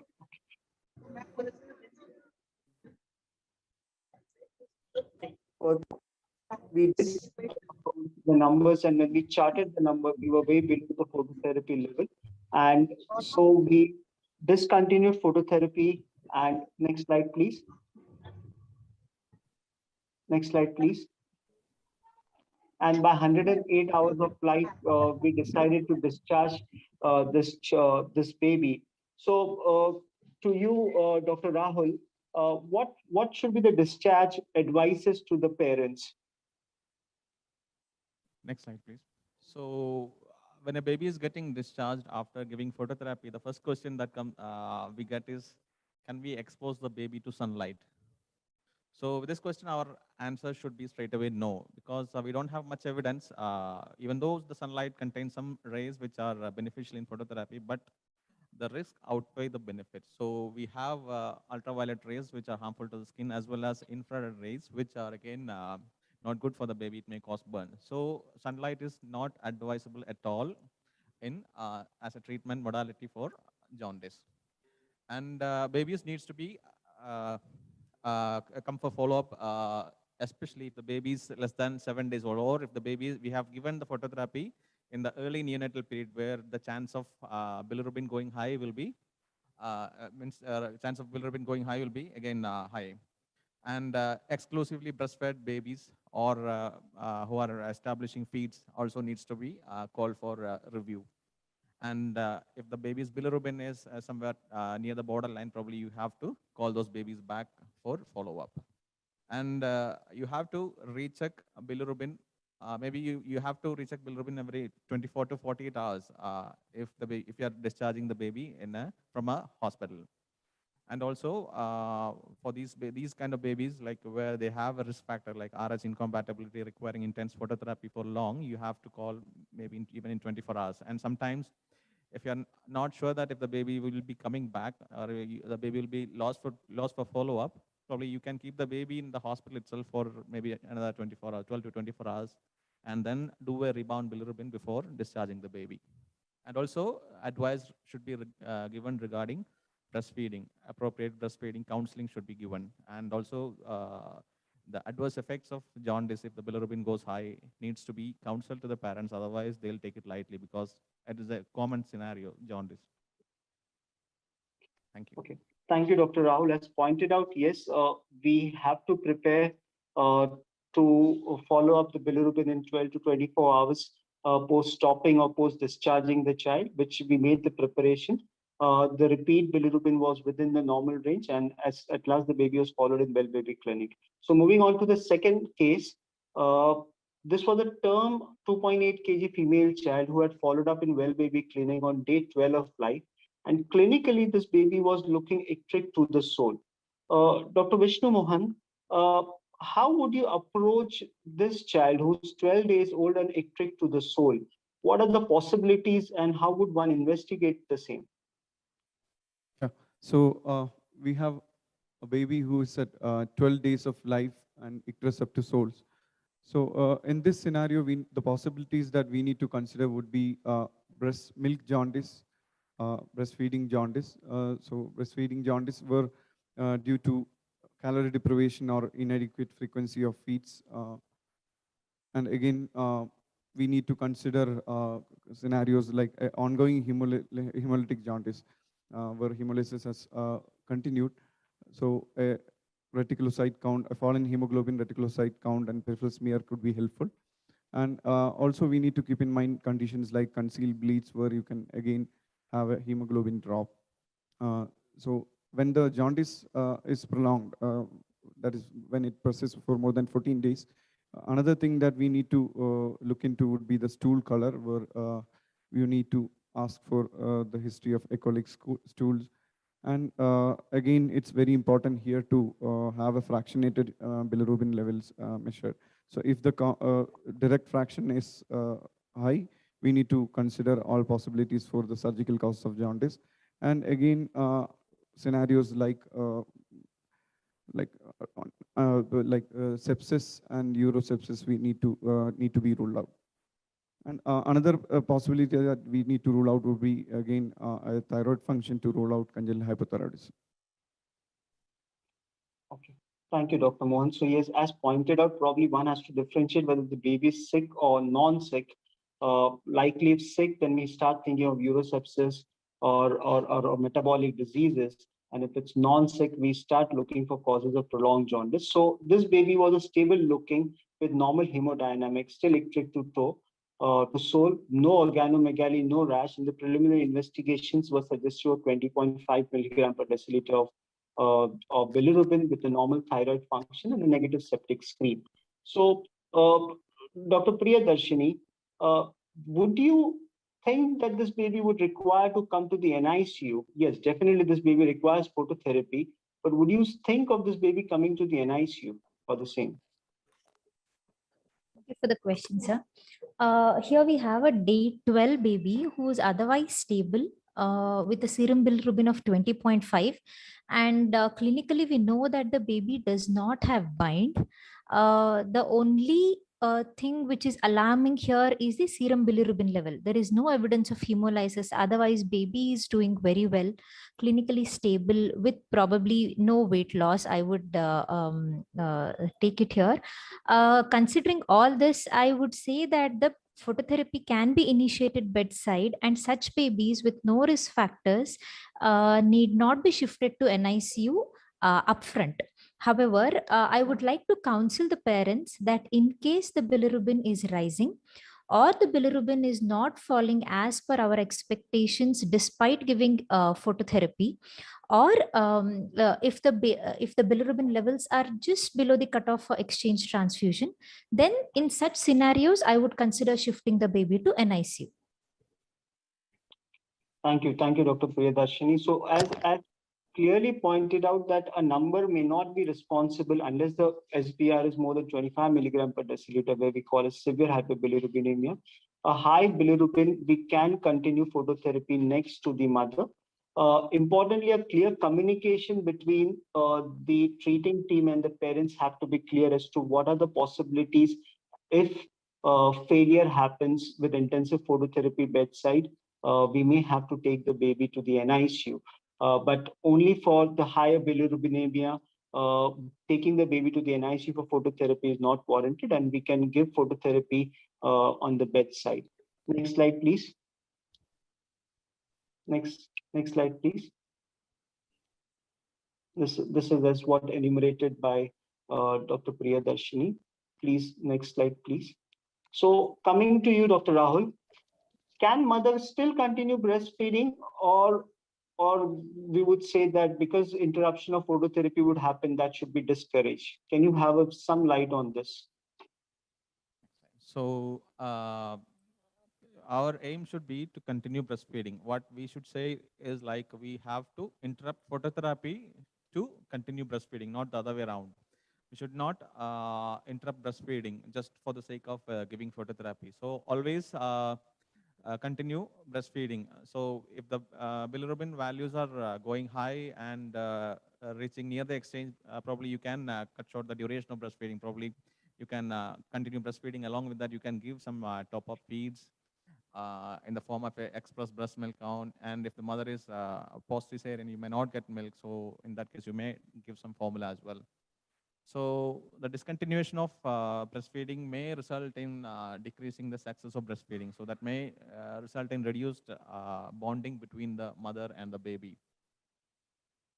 Thank you. So the crux is you have to continue breastfeeding even if the baby is on phototherapy, even if the baby is on intensive phototherapy. So thanks, Dr. Rahul. So in that case, Dr. Rahul, how does one diagnose breast milk jaundice? Right. So breast milk jaundice, you all might be aware, it usually comes in the first week of life and then peaks at the second week. And then by third week to 12th week, it starts to come down. So there are various theories postulated regarding breast milk jaundice. A couple of them are, one is the presence of beta glucuronidase in the breast milk, which deconjugates the conjugated bilirubin in the intestine, thereby increasing the absorption of unconjugated bilirubin. And another theory postulated is as a polymorphic mutation in UGT1A1 gene, which is again a gene which is present in babies with Gilbert syndrome. So a close association has been postulated. So coming to the diagnosis, breast milk jaundice, we say, is a diagnosis of exclusion. So when the baby is having a prolonged jaundice, you have to exclude the causes of prolonged jaundice. I think Dr. Vishnu Mohan has already been talked about that one. We have to first primarily rule out conjugated hyperbilirubinemia. So that is the first and foremost thing that you have to rule out.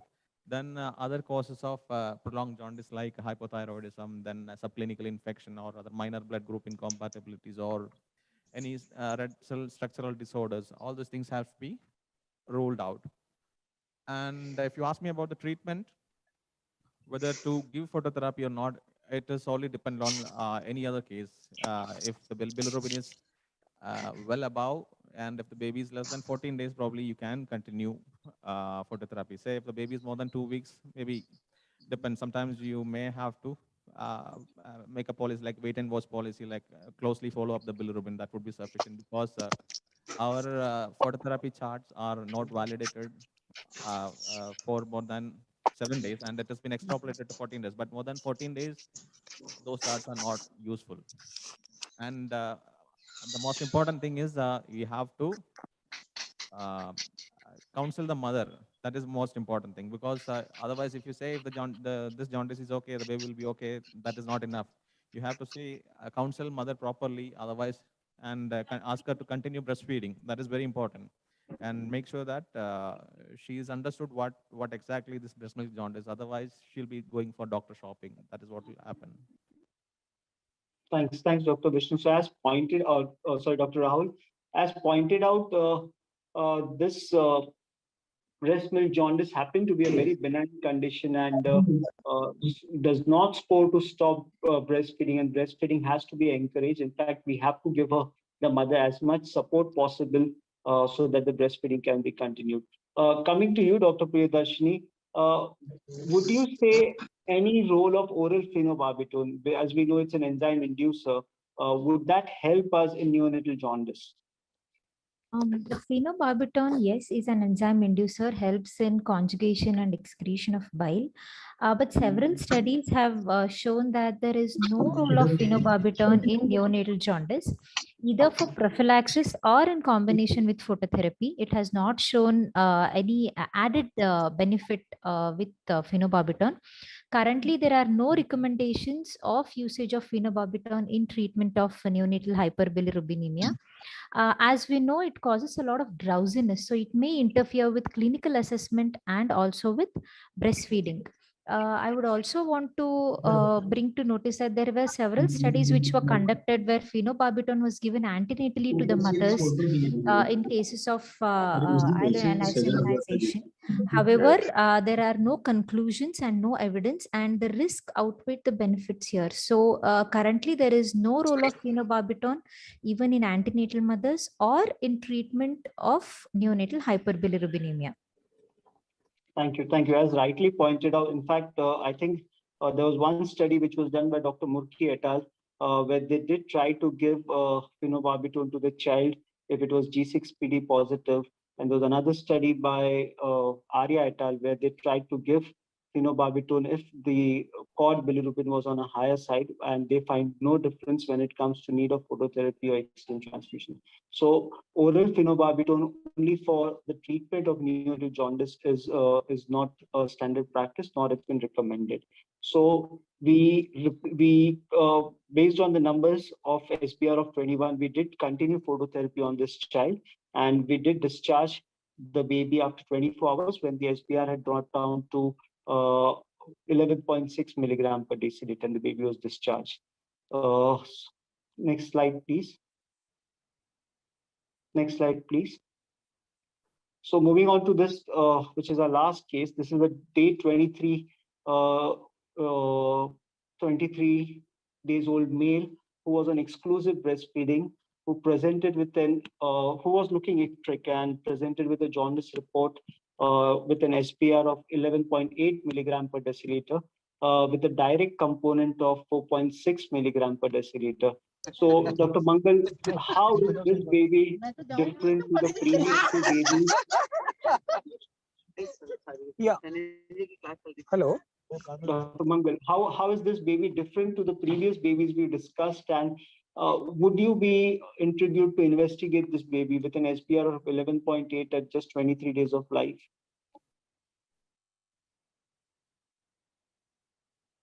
Dr. Mangal, sir? Yeah, hello. Yes, sir. Would you want to investigate this child? Yeah, basically this is 4.6 milligram percentage of 11.8. It is more than 15% of the total. So it's sufficient to diagnose as a conjugated hyperville. For that, we have to go for that causes of hyperville. It may be a hepatic cellular injury, or it is the bile flow obstruction. It may be intrahepatic cholestasis or extrahepatic cholestasis. So for the intrahepatic cholestasis, it may be idiopathic neonatal hepatitis, or it is atriohepatic dysplasia, or intrahepatic biliary hyperplasia, paucity of the intrahepatic ducts, and progressive family intrahepatic cholestasis, PFIC, and congenital hepatic fibrosis is the common causes of the intrahepatic cholestasis. And in extrahepatic disorder of extrahepatic biliary atresia, sclerosing cholangitis or choledochal cyst, or it is a bile plaque syndrome. So these are the common causes. Next slide, please. An hepatocellular injury, it might be because of some infection, maybe some bacterial sepsis or viral infection, torch infection, parasitic or toxoplasma. And idiopathic neonatal hepatitis may be because of IV alimentation or some drugs and toxins. And some metabolic disorders like galactosemia, fructosemia, tyrosinemia, alpha-1 antitrypsin deficiency, and cystic fibrosis. So these are the common metabolic disorder. And idiopathic neonatal hemochromatosis, again, neonatal hepatitis syndrome, and some chromosomal or genetic disorder like trisomies 17, the 13, 18, and 21. So these are the common causes to ruled out to know the causes of the conjugate hyperbill. Next slide, please. Yeah, so how to work up with this case? So we have to go for the initial workup like CBC, blood sugar, septic profile. So by this CBC, we can rule out the possibility of thrombocytopenia, counts are high, or it is hemoglobin hemolytic disease. So periphelismia and other investigations to rule out the basic cause. And LFT, like to know the fraction of the bilirubin, the total bilirubin fractionated, and so we should go for know the type of cholestasis, and gamma GT metabolic screen can be done to reach up to the diagnosis. And further, we can go for the sonography to know the liver echo texture, and CT scan to know the extrahepatic biliary atresia, maybe extra this any mass or compression. And further, we can go for the liver scintigraphy to know the head scan, and finally confirm the diagnosis by the biopsy also. So these are the common investigation. We have to go slowly. So these are the way how we can investigate to reach up to the diagnosis. Okay, thank you, Dr. Mangal. So we went, next slide, please. So we went further with this. Clinically examination wise, the child was stable looking, well-grown baby, but icteric, and the skin was showing some greenish hue. So how would you like to manage? Dr. Ashish Jain, sir, please. Yeah, I would like to first, apologize that I thought that it's the continuation of the same case where we started, the icteric baby with the hemolytic jaundice. So the slides would reflect that, how do we manage that? So I don't want the slides to go. In this particular case, we're looking at a baby who had cholestatic jaundice, and along who had jaundice, which he got phototherapy. So in this particular case, this icteric hue, it just may be a result of phototherapy, what the baby has. So in this baby, we can just monitor the baby, maybe for that particular color change to subside, and continue with our investigation for the causes of the cholestatic jaundice, which was aptly, said by the earlier panelist. So as such, the greenish hue, because of the phototherapy induced, bilufastin, doesn't have any management to be added. Thank you, sir. So we did have the direct component on the higher side of 4.6 milligram per deciliter for a total of 11.1. So we went further with the LFTs of this child. Next slide, please. Next slide. LFTs of this child, and the LFTs were showing a raised GGT.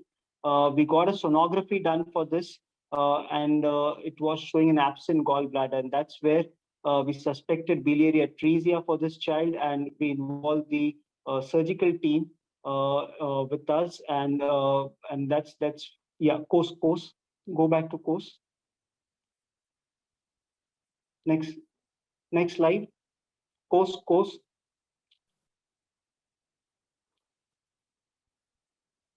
So we involved the surgical team, and we eventually have to discuss with the parents for a possible Kasai surgery, keeping the diagnosis of biliary atresia. So this being the last question, Dr. Rahul, what are the long-term implications of severe jaundice, and which would be the babies who would require a close follow-up and BERA test later in life? Previous slide. Previous slide. Previous. So coming to the long-term complications, so as in any jaundice with a very high bilirubin, as we pediatricians and neonatologists are most worried about the long-term complication, that is the neurological complication, which is the one which is causing problem.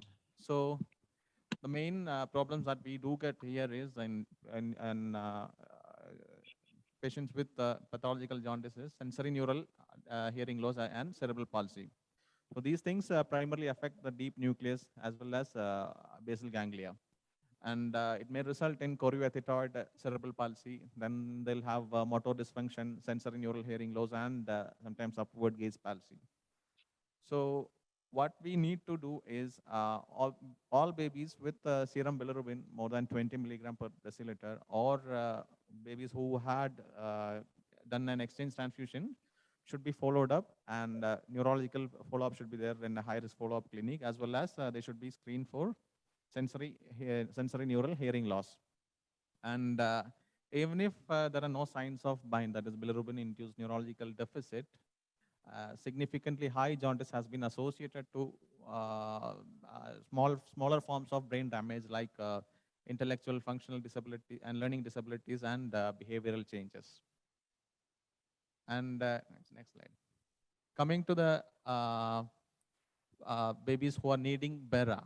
So universal screening of the hearing babies who are discharged from the hospital after delivery is a must. Now we do either OAE or sometimes wherever facilities are available, we do AABR, that is automated BERA. Formed in all babies with elevated jaundice, so that is more than 20 or 25, maybe more than 20, or babies undergoing exchange transfusion. It should be conducted at 3 months of age, and we should not restrict to OAE. We have to do a BERA screening to assess for sensory neural hearing loss.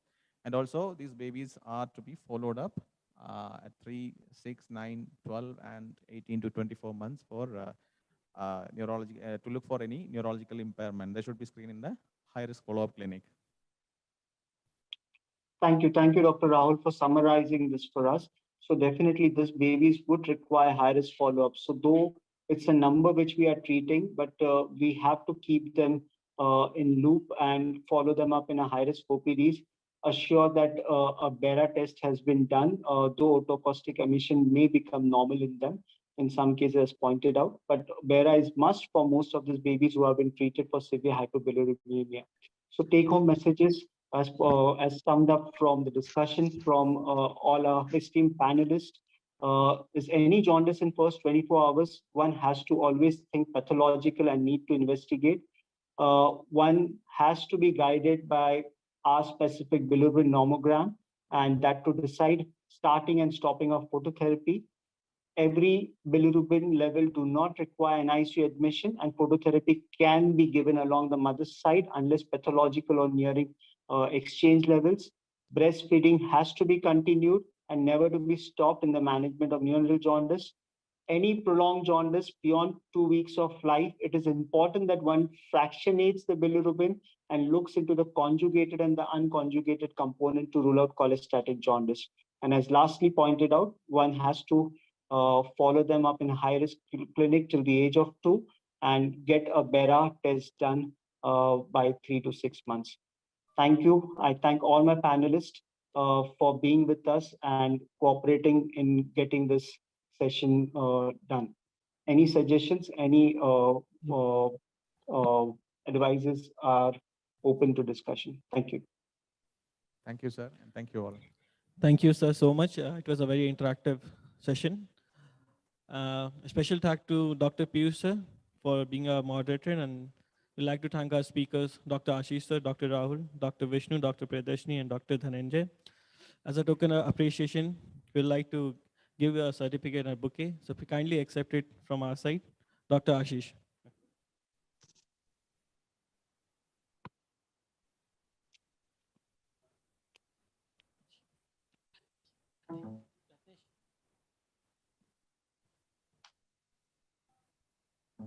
Dr. Rahul.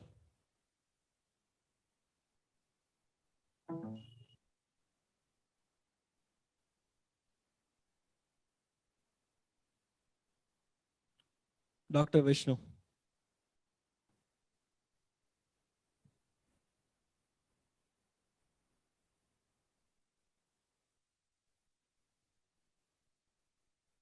Thank you, sir. Thank you, everyone. Thank you, everyone. Thank you. Thank you very much. Good afternoon, everyone.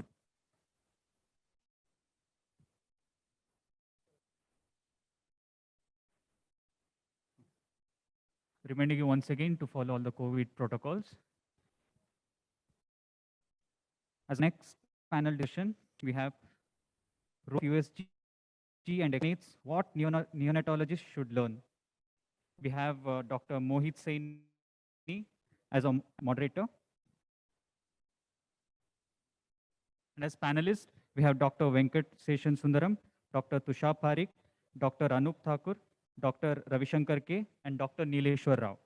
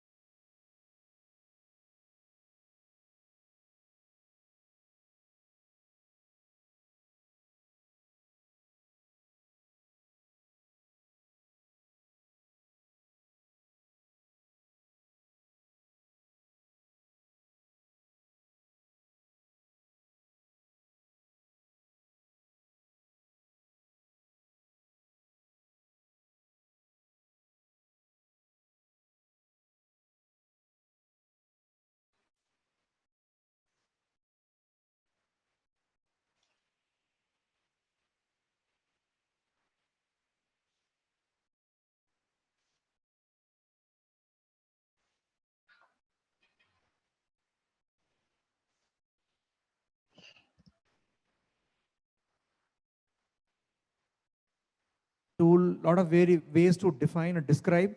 Yeah. But a third point is, I think, the very important thing. It is designed to support clinical judgment and provide a better understanding of the physiological processes, and you monitor the treatment response also. It means that you have an ongoing need. You do actually a point of care ultrasound at some point, look at the process going on, make some modification in the treatment, and then again redo the same ultrasound to see what has happened and how do you modify further. So that's one. So just a TN echoes, and this is what that has been published. Okay, so this is for Dr. Tushar. He is virtually, I don't know. Yeah, Dr. Tushar hai kya wahan pe dekhna? The question is like, it's only the echo which has been included in the POCUS, or we can use other systems. Which all systems? So yes, a lot of systems. I don't know if he's there or not. You can answer on his behalf, Dr. Tushar. Which all systems we do it?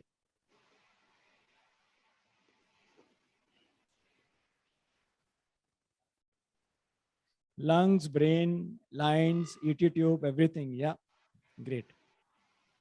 So this is the list. So you can use it in abdomen, vascular, ET tip, and all those places you can use it. So this is Dr. Anoop. Dr. Anoop is there. So Dr. Anoop. Yeah, Mohit, I'm there. Thank you so much. Yes, I'm there. So you were well mild when we all finalists were fighting to start with the panel. So good. Clinically, infant is having SpO2s of 80%. There is no distress. And I did an echo, which seems normal. But clinically, I suspect coronary heart disease. Whether I should believe my echo or I should believe my clinical equipment, what I should do? Yeah, so we all have been doing functional echo for almost a decade now. And of course, we see a lot of congenital heart disease being diagnosed by neonatologists per se. Because as you keep doing echoes, you see a lot of heart disease, like we can pick up TOFs, TGs, and a lot of things. But if a baby is having a saturation of 80%, then even if as a neonatologist, I think the echo is normal, I would still suspect that the child could be having some kind of heart disease which I'm not able to pick up, because there are some of them which are difficult to pick up. For example, even a TAPVC may mimic pulmonary hypertension with a dilated RARV and right to left shunt across the PFO. Or even an Al-Kappa may be missed out by a neonatologist. So in such situation where your clinical equipment still suggests that it could be a heart disease, it is a wise idea in such a scenario to start prostaglandin first to make sure that you have some time. And second, you should always get your findings in functional echocardiography confirmed by a cardiologist. So you should have a pediatric cardiologist on board, and you should make sure that you evaluate the anatomical problem, the structural problem, by a pediatric cardiologist. That is what I would do. Yeah, that is very important. As he has told, like if you have any hemodynamic or functional issues, that can, but if you have any anatomical issue,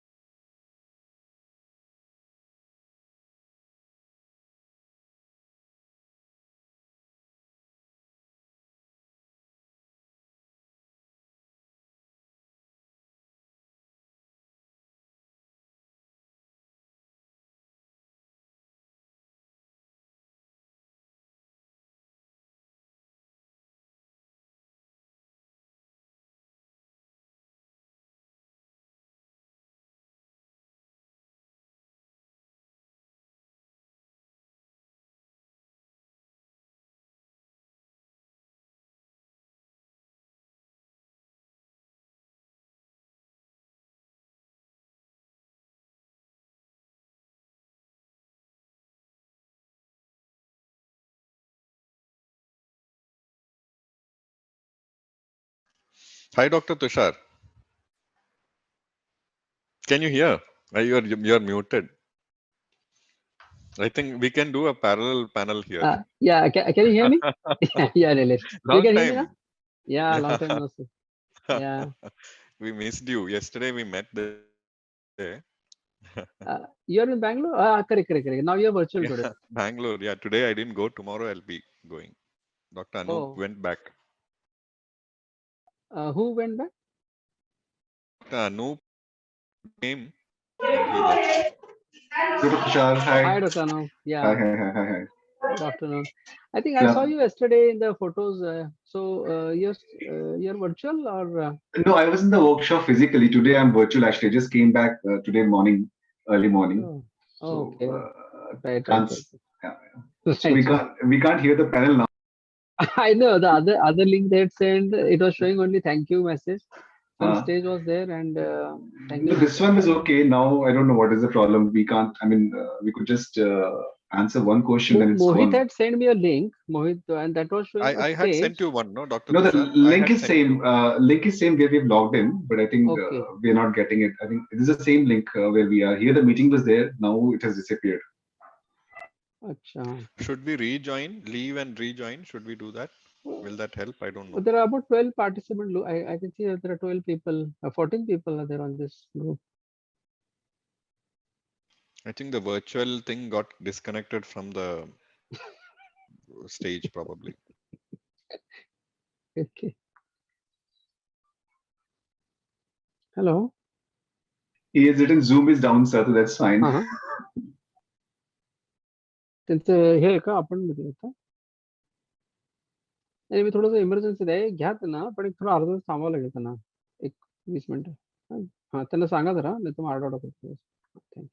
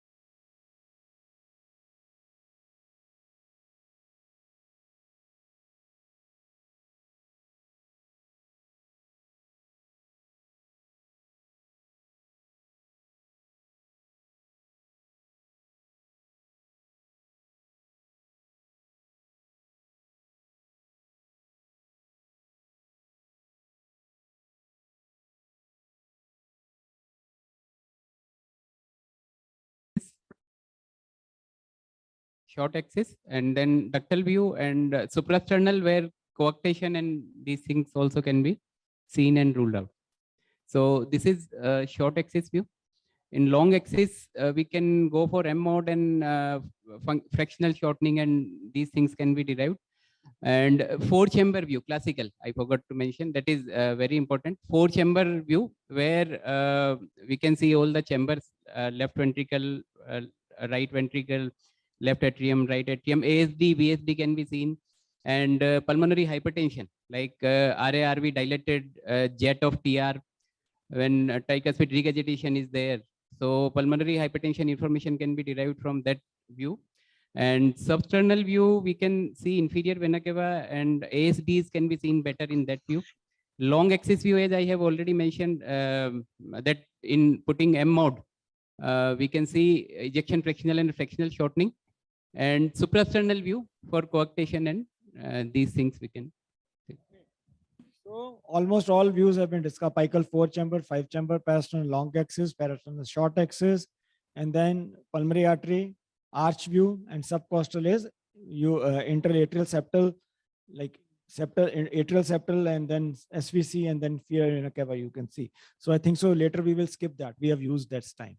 So this thing we have discussed, okay? And again, when we were doing that, we had to check this PDA, but we should not be forgetting the other systems. You know, if they would not have in the PDA, then it may be the IVH. Because very typically in these ELBW babies or babies at 1 kg, second, third day of life, when they are improving suddenly because of reperfusion and all that stuff, they get IVH. And then pneumothorax and all those things we have already discussed. So Dr. Nilesh, are you there? So yes, Dr. Mohit. Okay. So quickly, if you can just go through this view, because already while this thing was over and our system was stuck up, the views we have already discussed with over here. If you just very quickly run off with the views. So these are the windows, various windows, apical, parasternal high, low, parasternal, subcostal. Yes, please, Dr. Nilesh. So this is the parasternal long axis view, just like cutting the heart longitudinally. So here you get a lot of information. So you can get information about pericardial effusion. You can look at the, the LVIT, the left ventricular inflow tract, left ventricular outflow tract. You can measure the LA aortic ratio. You can do M mode and get an idea about ejection fraction and fraction shortening. You can do an angling down and towards the right thigh, and you'll get to see the tricuspid valve and the right atrium. And you can angle it up. You can look at the LV, the right ventricular outflow tract. You can look at the pulmonary valve if there is any pulmonary stenosis. So there is another view that is 90 degrees. If you rotate it, that's the parasternal short axis. You can see the base. Then you can sweep down. You can look at the mitral valves. You can look at the aortic valve at the top, mitral valve, and then you can look at the contractility of the heart. You can again do the ejection fraction in this view, and you can see the coronaries. So these are the different parasternal short axis view. You can again see the aorta. This is the Mercedes-Benz sign. This is the fish mouth of the valve. This is the chordate tendineae. And you can also, then there is the parasternal short axis view. You can see the main pulmonary artery branching into the two pulmonary arteries. You can even see the PDA here, but this is not the view for the PDA, mainly to look at whether there's any flow acceleration. The apical 4-chamber view, you can gauge a lot of information. You can look at the chambers. You can do eyeballing. You can look at, also you can calculate the cardiac output in the apical 5-chamber view, where you can see the aortic valve also. This is the suprasternal view, I think already discussed. You can look at the arch. Also, you can look at the flow. And this is the ductal view. So the high left parasternal view, you can see the tripod, and you can also see the descending aorta. You can, this is a view to look at the ducts. This is the crab view for the, this is the suprasternal crab view for the pulmonary veins, to look out for a total anomalous pulmonary venous connection. So subcostal view, axial view will give you situs. You can see that the aorta is on the right and posterior, and IVC is on the, onto the, sorry, the aorta is onto the left and the IVC is onto the right. The organ situs you can see. Here you can see the connection of the right atrium to the IVC. You can do a Doppler to the hepatic vein, look at the collapsibility index, look at the IVC. And this is the aorta. If you angle it, you can see the aorta with the celiac and the superior mesenteric. You can do a Doppler for PDA. Subcostal views are very good. You can look at both the chambers, and you can look at the PFO. You can do a Doppler there to look at and get to see the Dopplers. Thank you. Dr. Tushar, are you there? Yeah. Good afternoon. Sir. Okay. Yeah. So this is functional echo findings are normal, no issues maybe with the lungs. How to rule out pneumothorax and worsening disease? Like this is Correct. basically regarding the lung ultrasounds. So very quick, sir. We need very quick Sure. short answers. So lung ultrasonography will help in this situation. So we normally do lung ultrasonography as shown here in the picture at 4 locations on either side. Plus we also see at the posterolateral alveolo-pleural space also. That is at the junction where the diaphragm is attached with the chest wall. What we see is between the 2 ribs, and we look for basically the lung slide. Presence of lung slide will tell you that the parietal and visceral pleura in close proximity with each other. If you are not able to see lung slide, that goes in favor of a pneumothorax. Plus, we also see for presence of B lines.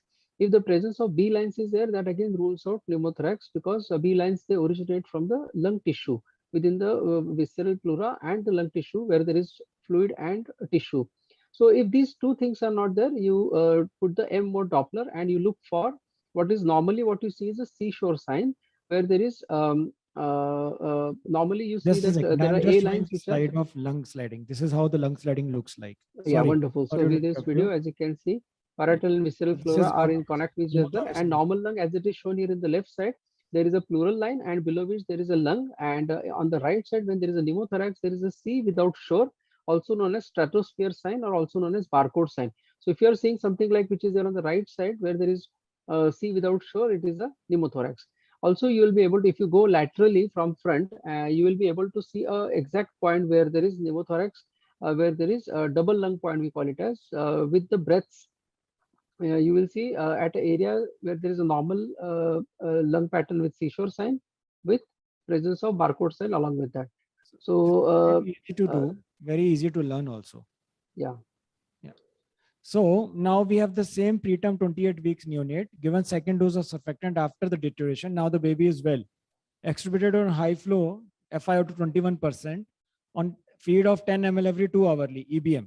Tolerating well. Day 14th of life, became lethargic with mottling. Septic workup was done, which was positive. Okay, echo showed HSPDA, so was treated for the same. Now developed seizures and became lethargic. Do we need to put probe anywhere else? Yeah. So here in this case, No, we will this is need not to. for you. Wait. This is for the audience. Do we need to put probe anywhere else in this baby? What you are suspecting? Baby is doing well, septic, suddenly got seizures. Brain, isn't it? Maybe meningitis or IVH. Okay. So this is for Dr. Anup. Yeah, Dr. Mohit. Yeah, of course. So the audience has answered it correctly, but also please don't forget to do a lumbar puncture in the baby, because baby has a positive sepsis streak.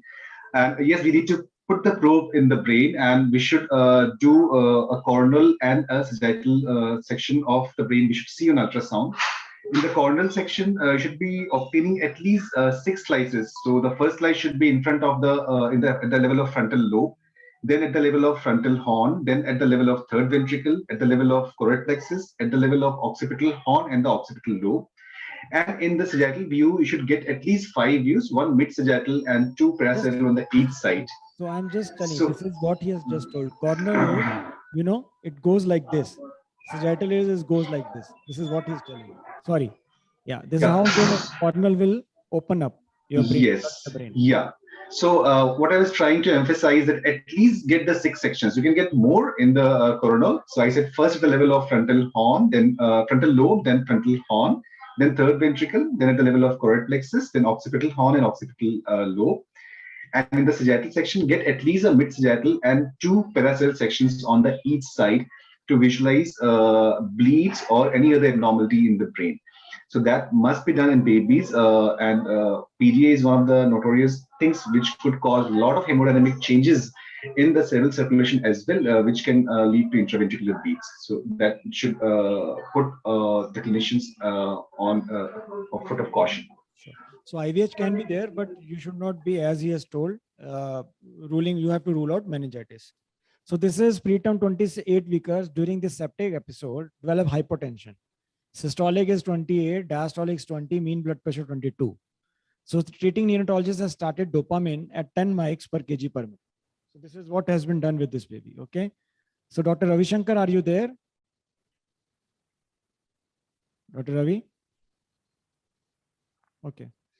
So I would ask Dr. Tushar, are you there? Yeah.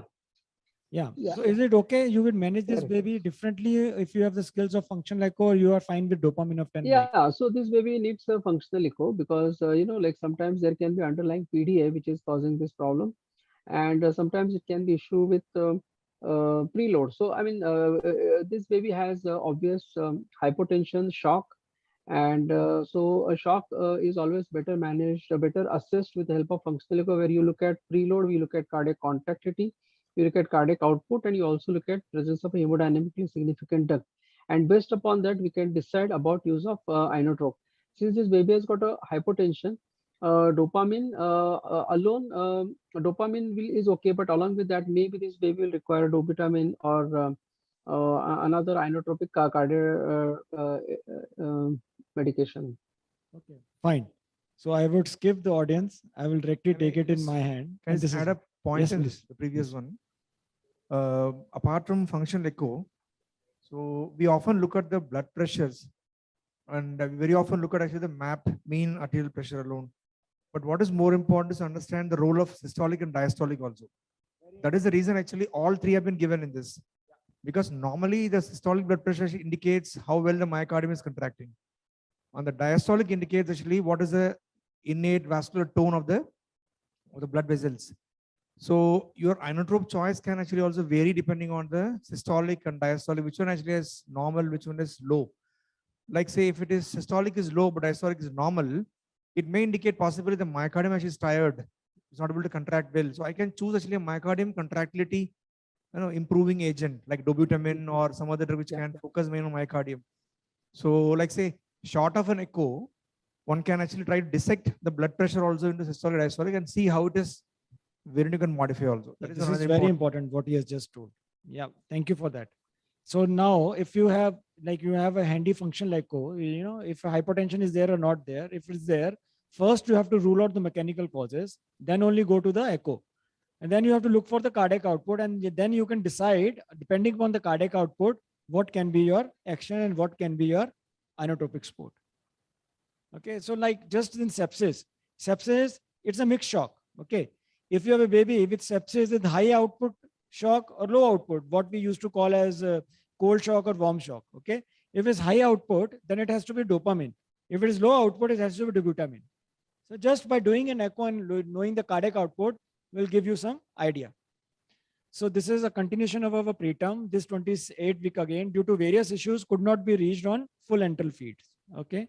Hence, till day 24, still on minimum enteral feeds and mainly on TPN with PICC line in situ. Previous septic episodes has been successfully treated, and now the baby is off antibiotics. Today on rounds, the baby is tachypnic, pale, and all the four limb pulses are found to be weak. Okay.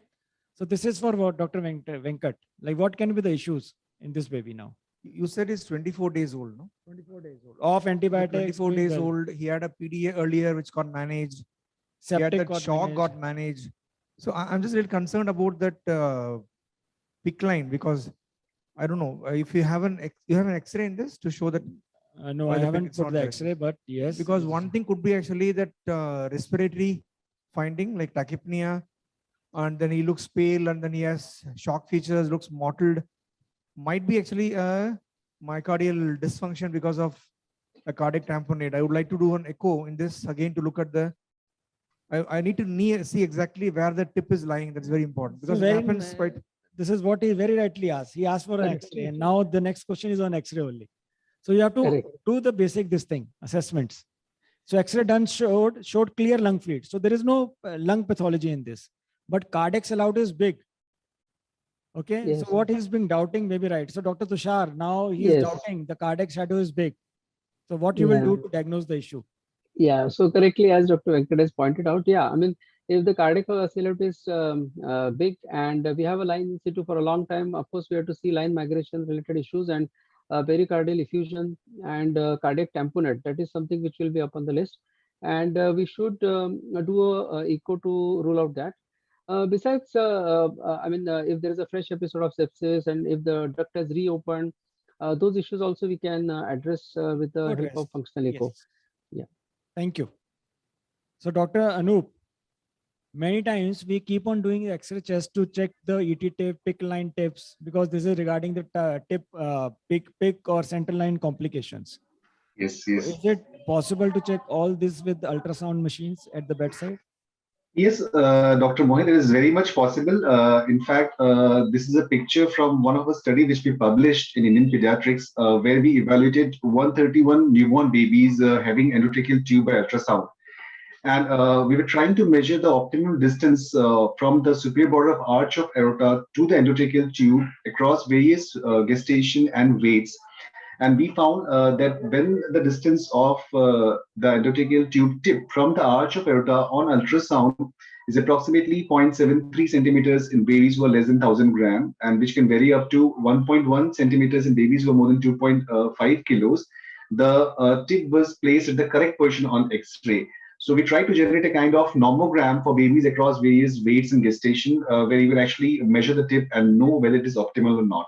So it is very much possible, and right now there are many studies which have evaluated the endotracheal tip in babies in ultrasound.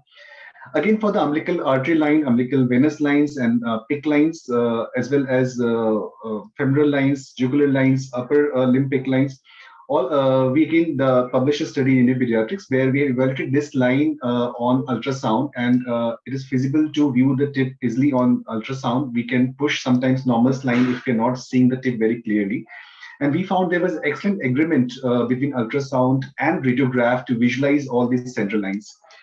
In addition, we also found that some of the central lines which were found to be appropriate on X-ray were actually not in the right position on ultrasound. So this again raises a question whether focus or point of care ultrasound should be taken along with radiograph as a gold standard, rather than taking only X-ray as a gold standard to visualize these lines. That is one thing which we try to raise in the study.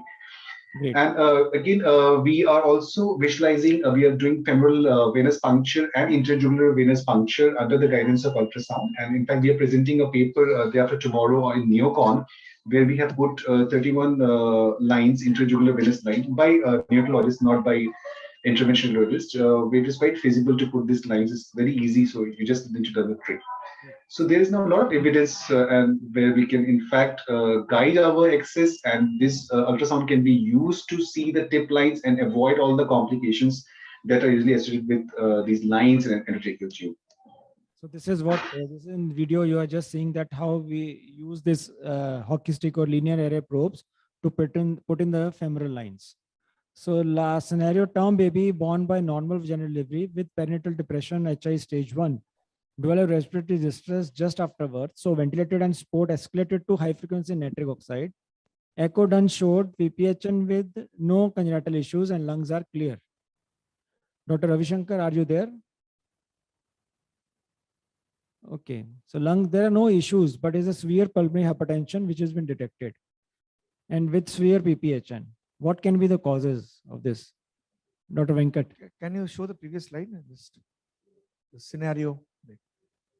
But one thing that is striking actually that even though baby required HFO and nitric oxide, he didn't really have that much amount of depression. You said HI stage 1. It means it's mild encephalopathy probably. Yeah. So I presume mild encephalopathy would not have that significant pulmonary problems or organ dysfunction also. So, but you say that actually echo is showing a severe PPHN. But I would like to see that some other pathology somewhere else is lying actually. I'm not sure about this. So, like if you see the alternative etiology, yeah, which is not really sitting in the lung or in the heart. So the point is what is else. taking out that it may not be a lung or heart pathology. It may be something else which causing pulmonary hypertension, because this is what non-pulmonary causes HI, but as he has pointed out, is not very severe HI, just stage 1. But then vein of Gallen's, pulmonary overcirculation, neuromuscular disorders, or some drugs intrauterine is been exposed to. So this was the head ultrasound of that baby. So anything which pops out? Anyone? Can you diagnose? Great. So this was vein of Gillen malformation. That was the thing which was causing this pulmonary hypertension. So we move on to fifth, our last scenario. 30 years old, primary rupture of membranes 10 hours prior to So the message in the previous case is it's not that PPHN or pulmonary artery hypertension should be there in the lung as a problem. You should look at other systems also. Very important. That's the important thing in the previous one. So male baby, 2.8 kgs, cried immediately, discharged second day to home, came for a checkup for day 4 of life, sitting in your OPD and not feeding well, lethargic with decreased urine output. Mottled and poor pulses, cyanosed and gasping. What you will do? If this baby you see, like in last 10 years, I have seen at least 4 or 5 babies, this kind of baby in my OPDs. We have to pick this and run to ICU. First, as soon as you see this baby, what you will do? Are you going to do an echo? Resuscitate, isn't it? The first resuscitation is very important. So let's ask Dr. Venkat, he's there. So now what you rightly said actually that triage is very important. You need to triage exactly that where exactly the particular infant fits in. I would classify this as to be an emergent, even more than urgent. So it's an emergent triage classification. And the airway is very unstable. The baby is gasping. So there is a problem in the airway also. He is cyanosed, he is not breathing, and he is mottled and poor pulses. So A, B, C, all are involved in this. So, but we know the TABC. So first thing should be T again. So we should put him on a warmer. If he's hypothermic, you rewarm him. If he's normally temperature, then you try to maintain the normal temperature. Then I would like to intubate him the very first because gasping and also I need to intubate him. I may give actually higher oxygen. Even though it's a premature newborn, to begin with, I may target 100% oxygen and looking at saturations or try to titrate and bring it down. I may consider actually at least one bolus at this point. I'm not sure about the etiology because it's an outbound baby who came late. So typically we have this 2 or 3 possibilities, which infection could be a possibility. So we might be having a septic shock. So I would like to give at least one bolus because of the poor pulse and mottling. So temperature, then I'll intubate to stabilize the airway and breathing. If I have ventilator, connect to ventilator. And I will give one saline bolus, 10 ml per kg to begin with. Great. So the differentials is already discussed in this. Okay. Yeah. So we'll move ahead. Again, that thing. So diagnostic approach, basically you have to look for the basic, the heart rate, blood pressures, okay, investigations, X-ray chest, everything you have to look for. Dr. Anup, what vitals would you like to monitor in this baby? Yeah, Dr. Mohit, thank you so much for the question. In fact, you already answered it in a partial manner. So it's very important that you take care, monitor all the vitals, including the heart rate. Look for the pulses, especially the femoral pulses. Look at the blood pressure. Look at the difference between upper limb, lower limb blood pressure, so that you can diagnose some of the conditions which can present like this, like a coarctation of aorta or hypoplastic left heart syndrome, the cardiac conditions. Look at the saturation to make sure it is not duct-dependent pulmonary circulation cyanotic heart disease. Then you should look at the parameters of shock like the capillary refill time, look at the urine output, do ABG, look at the lactates. That may also give you a clue towards the perfusion of the child. Also look at the other systems like the CNS, look at whether the child is lethargic, what is the neurological status. For the cardiac, try to see if you have a single second heart sound, if there are any murmurs in the heart, look at the breathing pattern. So in fact, you have to evaluate the child in toto towards your differential diagnosis, whatever you're considering, the 3-4 causes in which the child can crash down, a well child can crash on day 4 of life. This slide will not work because the animations, their operating system is a bit old. So basically you have to see for the heart rate, pulses, always look for the pulses in all the 4 limbs. Do SpO2 saturations, pre-ductal and post-ductal, very important. What is duct-dependent lesions, what he was mentioning. And then blood pressures in all the 4 limbs, upper limb and lower limb minimum, pre-ductal, post-ductal saturations, pulses in all the 4 limbs. Then heart rate is very important. Then the temperature and all those stuff. Okay. So these are the things. Okay, glucose. Now this perfusion index is one thing you can utilize your pulse oximeters for that. The trend will give you the information, not single reading, but trend will give you a very good information regarding the tissue and local perfusions. So Dr. Ravi, are you there? Ravi Shankar is there, Dr. Ravi Shankar? No. So can we narrow down the diagnosis with X-ray chest and ECG? Dr. Venkat, is it possible to, without doing an echo, we can narrow down the diagnosis of cardiac diagnosis with X-ray and ECG? Yeah, I think to some extent, because you can Yeah. do that. In fact, you should do, because the message should be that not do an echo all the time early. But in the ECG, yes, we need to, in a baby like this, I will anticipate a risk of arrhythmias could be there. So I am more concerned about the hyperkalemia as a possibility in a preterm newborn who is sick and who is having shock. So ECG can help me to look at the T waves. And in fact, I can look at the QRS complexes. You may be having hypocalcemia that will help to QT interval. That way ECG can help me. Chest X-ray, as you showed, it may help us to understand the underlying heart disease. It could be, either of three of them. Yeah. You So know, now, whenever you do an X-ray, just look whether it is normally perfused, under perfused, or hyper perfused. Pulmonary blood flow, it will give you the idea.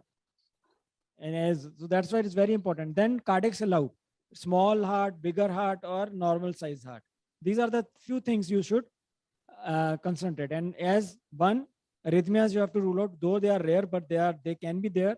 And then you have to concentrate whether it is a left axis deviation and right axis as per the age of the baby. That you have to just need to know, because that gives you which chambers are getting involved.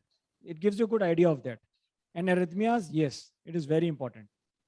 Dr. Nilesh, are you there? Dr. Nilesh? Yes, Dr. Moin. Yeah. So I will just show you an echo clip. If you can just tell the findings of in that. So this is an echo clip of the baby.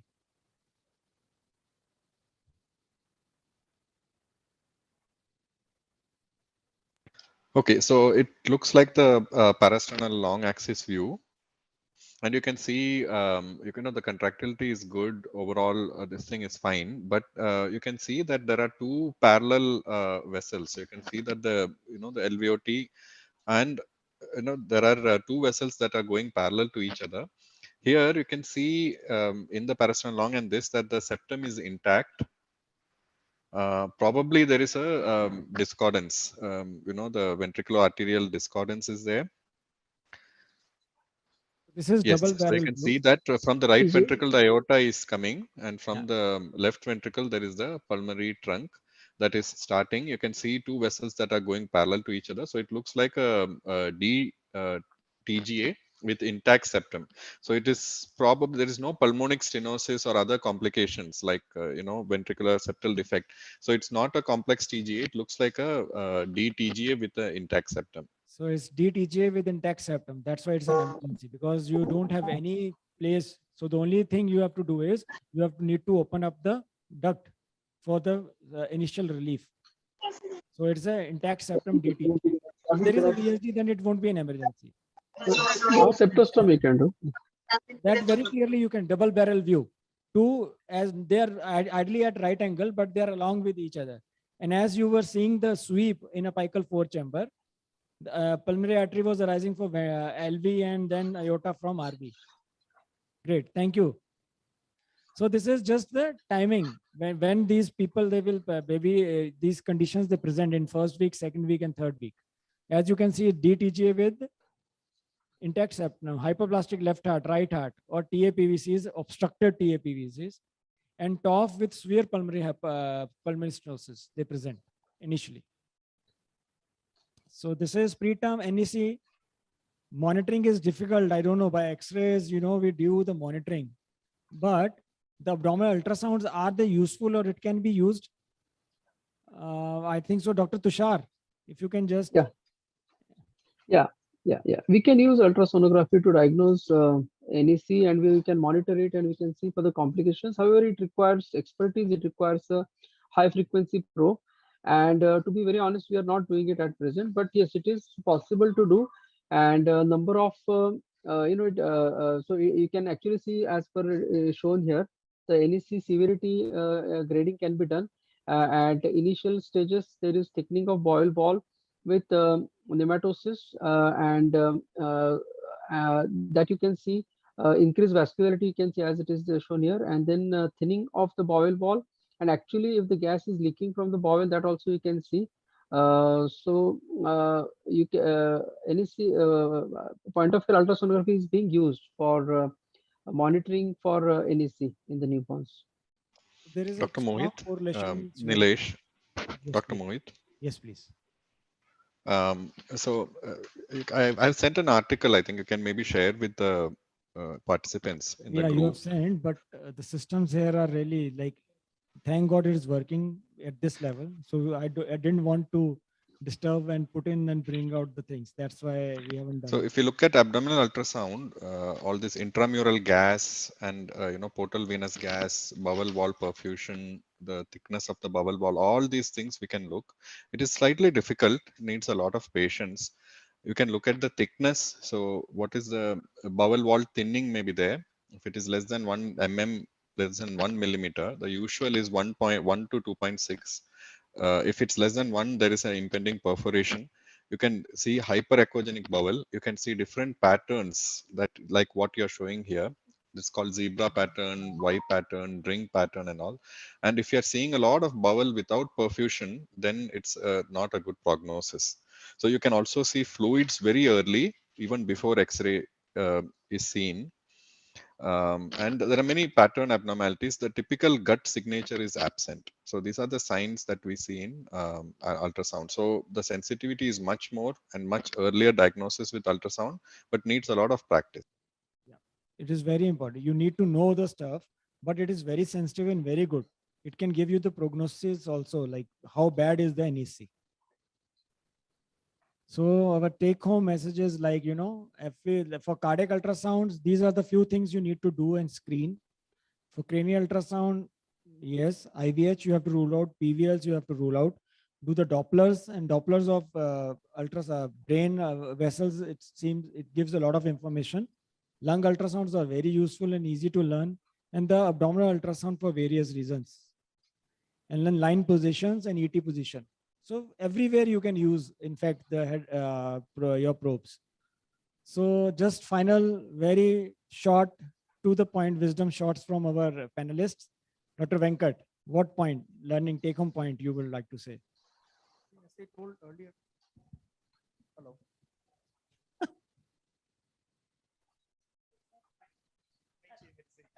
Don't want wisdom from me. Right. So I think the first 2 points. The first point actually is that, as I told earlier, that it's a cardiac ultrasound. It's a supplementary modality for your clinical examination. It's very important. So don't try to replace that as a primary modality. Don't start doing actually echo as a first. You may, but not generally as a first examination of choice. That's one. And second actually is that ultrasound is a subject dependent person. Like say I do and Dr. Mohit does, we may not agree all the time. So there's a lot of measurement error possibilities there, especially when you're trying to actually use ultrasound for taking decision management. Like I'm going to look at the shortening fraction and I'm going to modify the inotrope based on this. I should be thorough and very clear that actually I'm getting the right view on right optimization and right measurements, right actual points, and also that's very important to spend some time on this to get that more accurate and more precise values. That's very important. Thank you. Dr. Tushar. Yeah. So the take-home message will be to sensitize all the delegates that it is being used and used for diagnosing critically sick neonate or sudden deterioration of a neonate. So the message will be to practice it more. However number of workshops we attend, however number of lectures you attend, finally you will get hold of it. You will be able to get hang of it only after you practice it. So the message is attend workshops, practice it, come back, have a mentor, and kind of refine your skills and try and utilize in your practice. So that will be the message. Thank you very much. Dr. Anoop.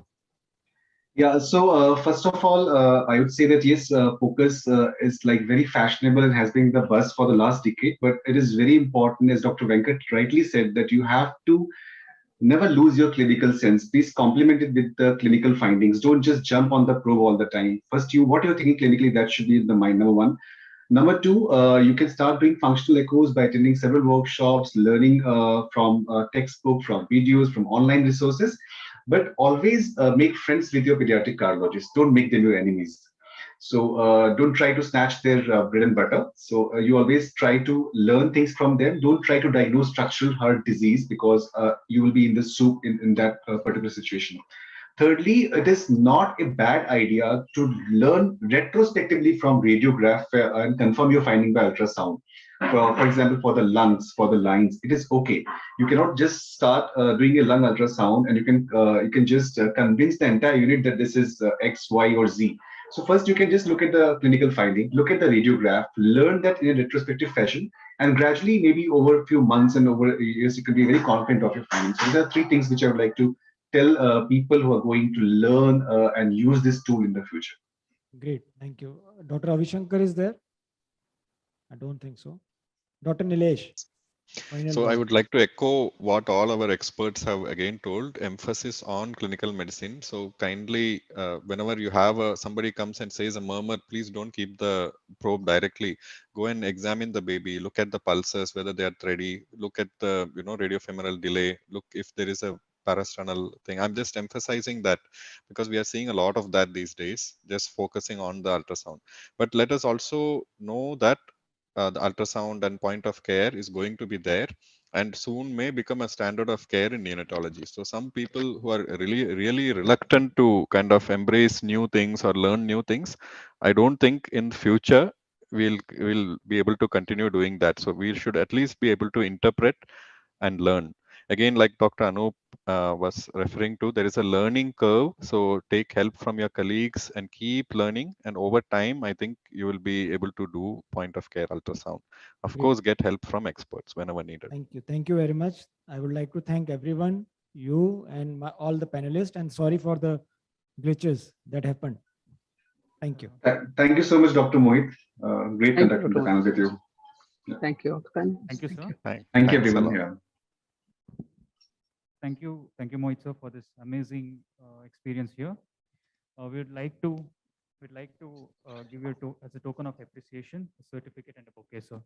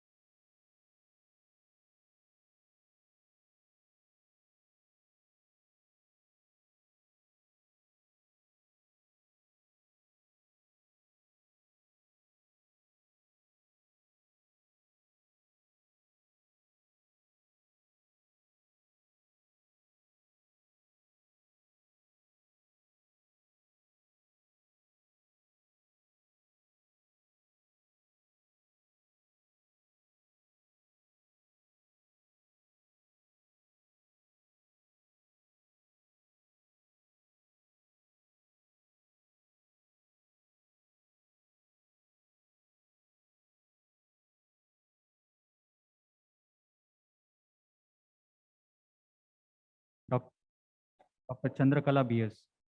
I welcome you, ma'am. First, I request Dr. Amit Upadhyay to come to the dais.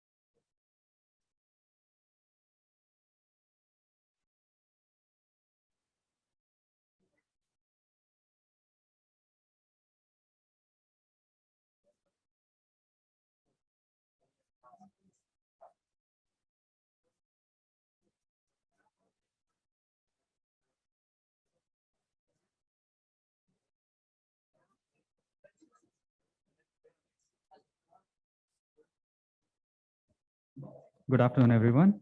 Moving on to next panel discussion, HIE. We have Dr. Amit Upadhyay as our moderator.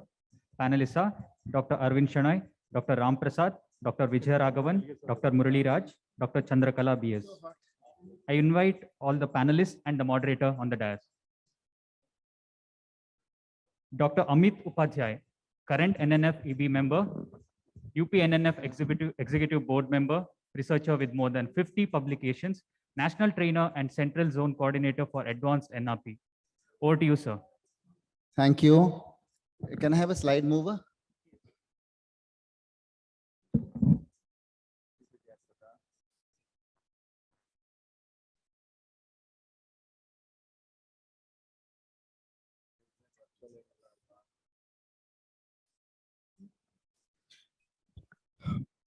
Good afternoon, everybody.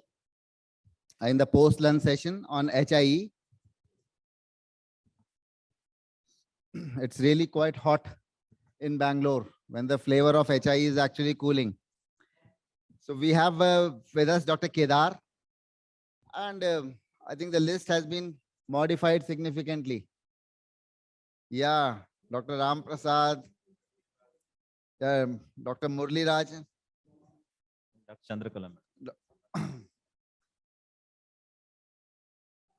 I must say a lot more regarding arrangements was required for a national conference. And it really felt quite short of expectations of most of the people attending it.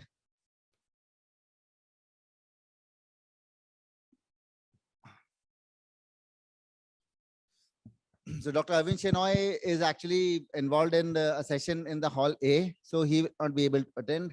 We have Dr. Chandrakala ma'am, Dr. Murali Raj, Dr. Ram Prasad, and Dr. Veera Raghavan. So this question, which was to go to Dr. Arvind Shenoy, actually we can't move forward without this question. And so Dr. Chandrakala, would you like to once address this question? What is HIE? How to define it?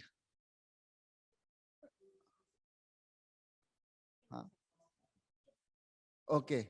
Anybody else? Hypoxic ischemic encephalopathy is defined based on 3 parameters: altered consciousness, tone, and neonatal reflexes.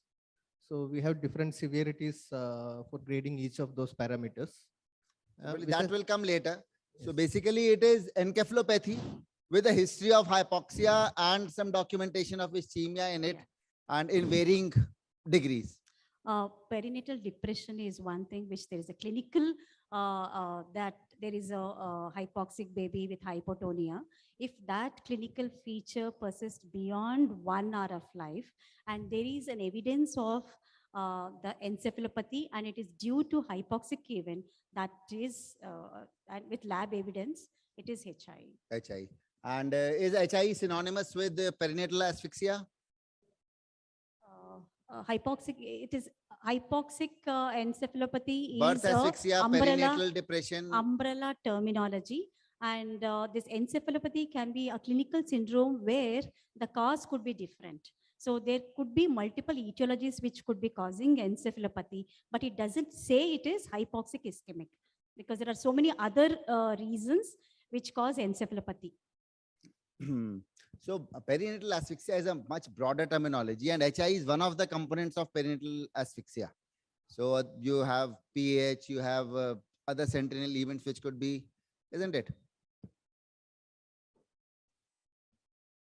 So, ma'am, hypoxia is one aspect of encephalopathy. What could be any other reasons for encephalopathy other than, say, hypoxia?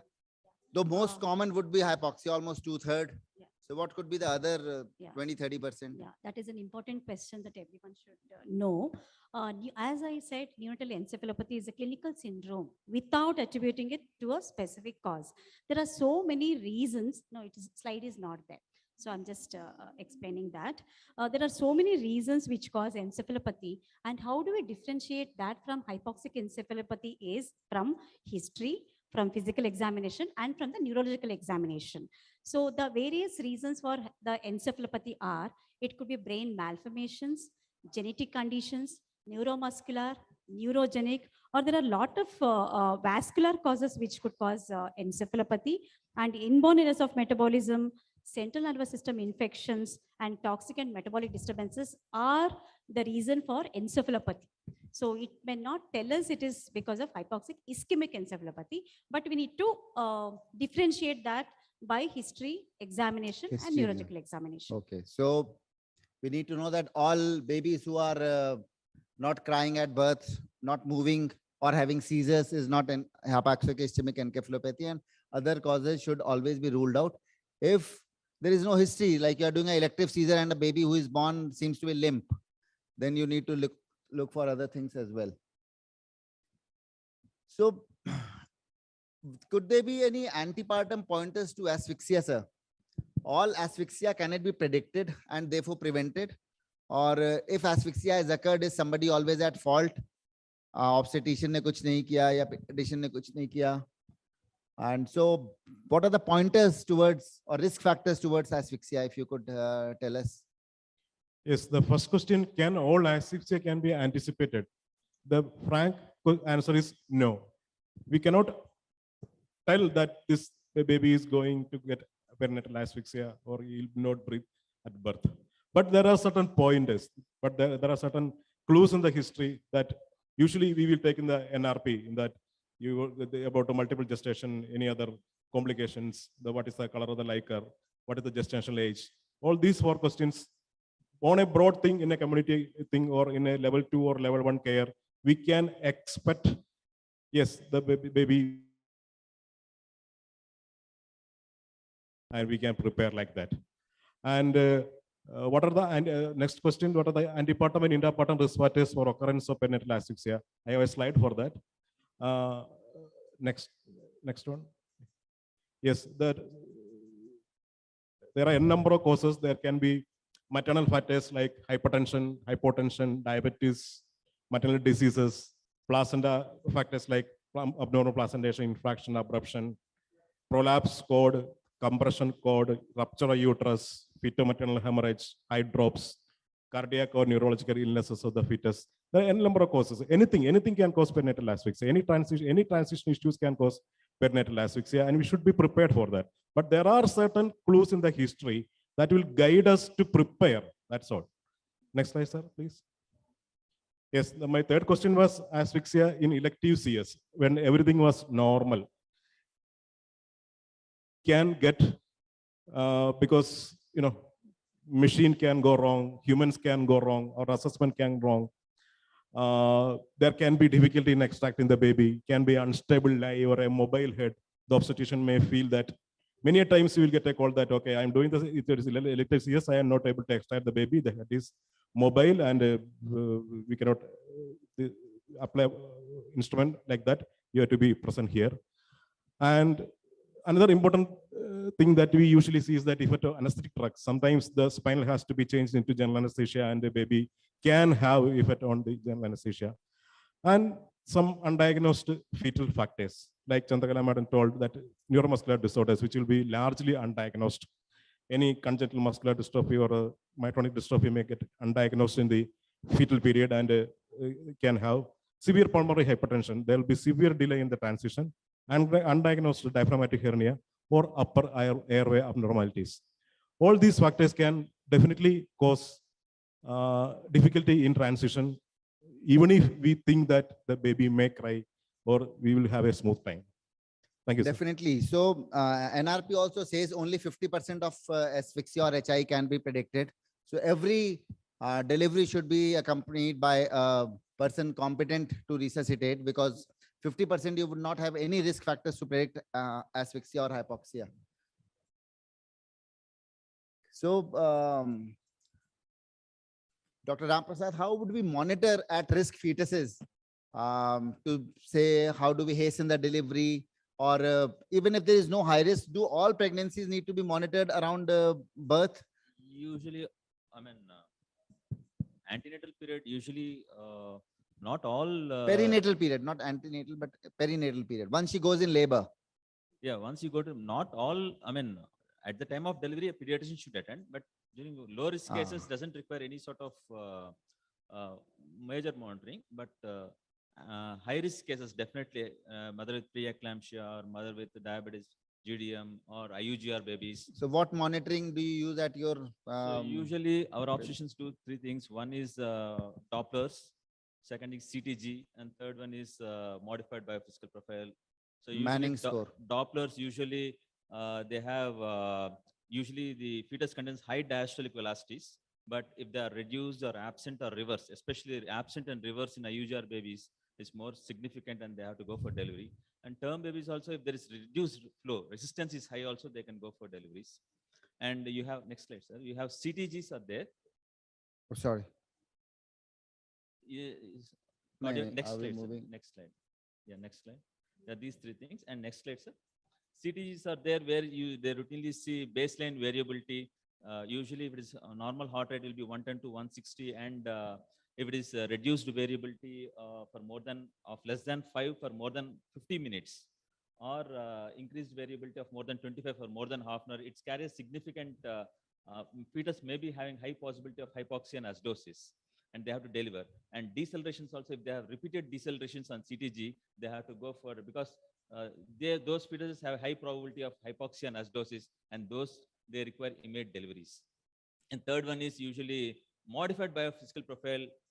No slides. Modified biophysical profile where they see usually non-stress test with amniotic fluid index. If non-stress test is non-reassuring with less than 5 of AFI, that's also carries high risk and they have to go for delivery. So usually these three are the routinely they do, sir. Okay. So next question, sir. How important is cord pH in diagnosis and management of perinatal asphyxia? Because we all understand that pH less than 7.0 is cardinal to even diagnosis of asphyxia. And so can there be babies more than who have asphyxia but have pH more than 7? What is your take on this? Next slide, sir. So umbilical pH below what cutoff point the risk of neurological sequelae increases is actually a contentious topic. Some people say it is less than 7 and some say it is less than 7.1. So there are two evidences that I have posted here. One, the systematic review by Graham et al., where he says less than 7, a cord arterial blood gas pH of less than 7, the morbidity is quite high, including seizures and mortality. Here, A et al., he or she, based on a large observational cohort study, indicate that even babies with pH of up to 7.1, they are at increased risk of encephalopathy with seizures or death immediately after birth. But remember one thing, more than 2/3 of the babies with pH of less than 7 will be normal. So cord pH alone is not a factor that we need to take into account other things as well. And even A in that her judgment is also synonymous with what Graham et al. Has published, that most neonates with seizures within 24 hours had a normal cord pH. So cord pH alone is not a factor that we have to take into consideration. Of course, less than 7, less than 7.1 is something that we have to monitor those babies for future complications. The next. So if you see, there is a lot of debate on what criteria to be used, and NNF came out with their position statement.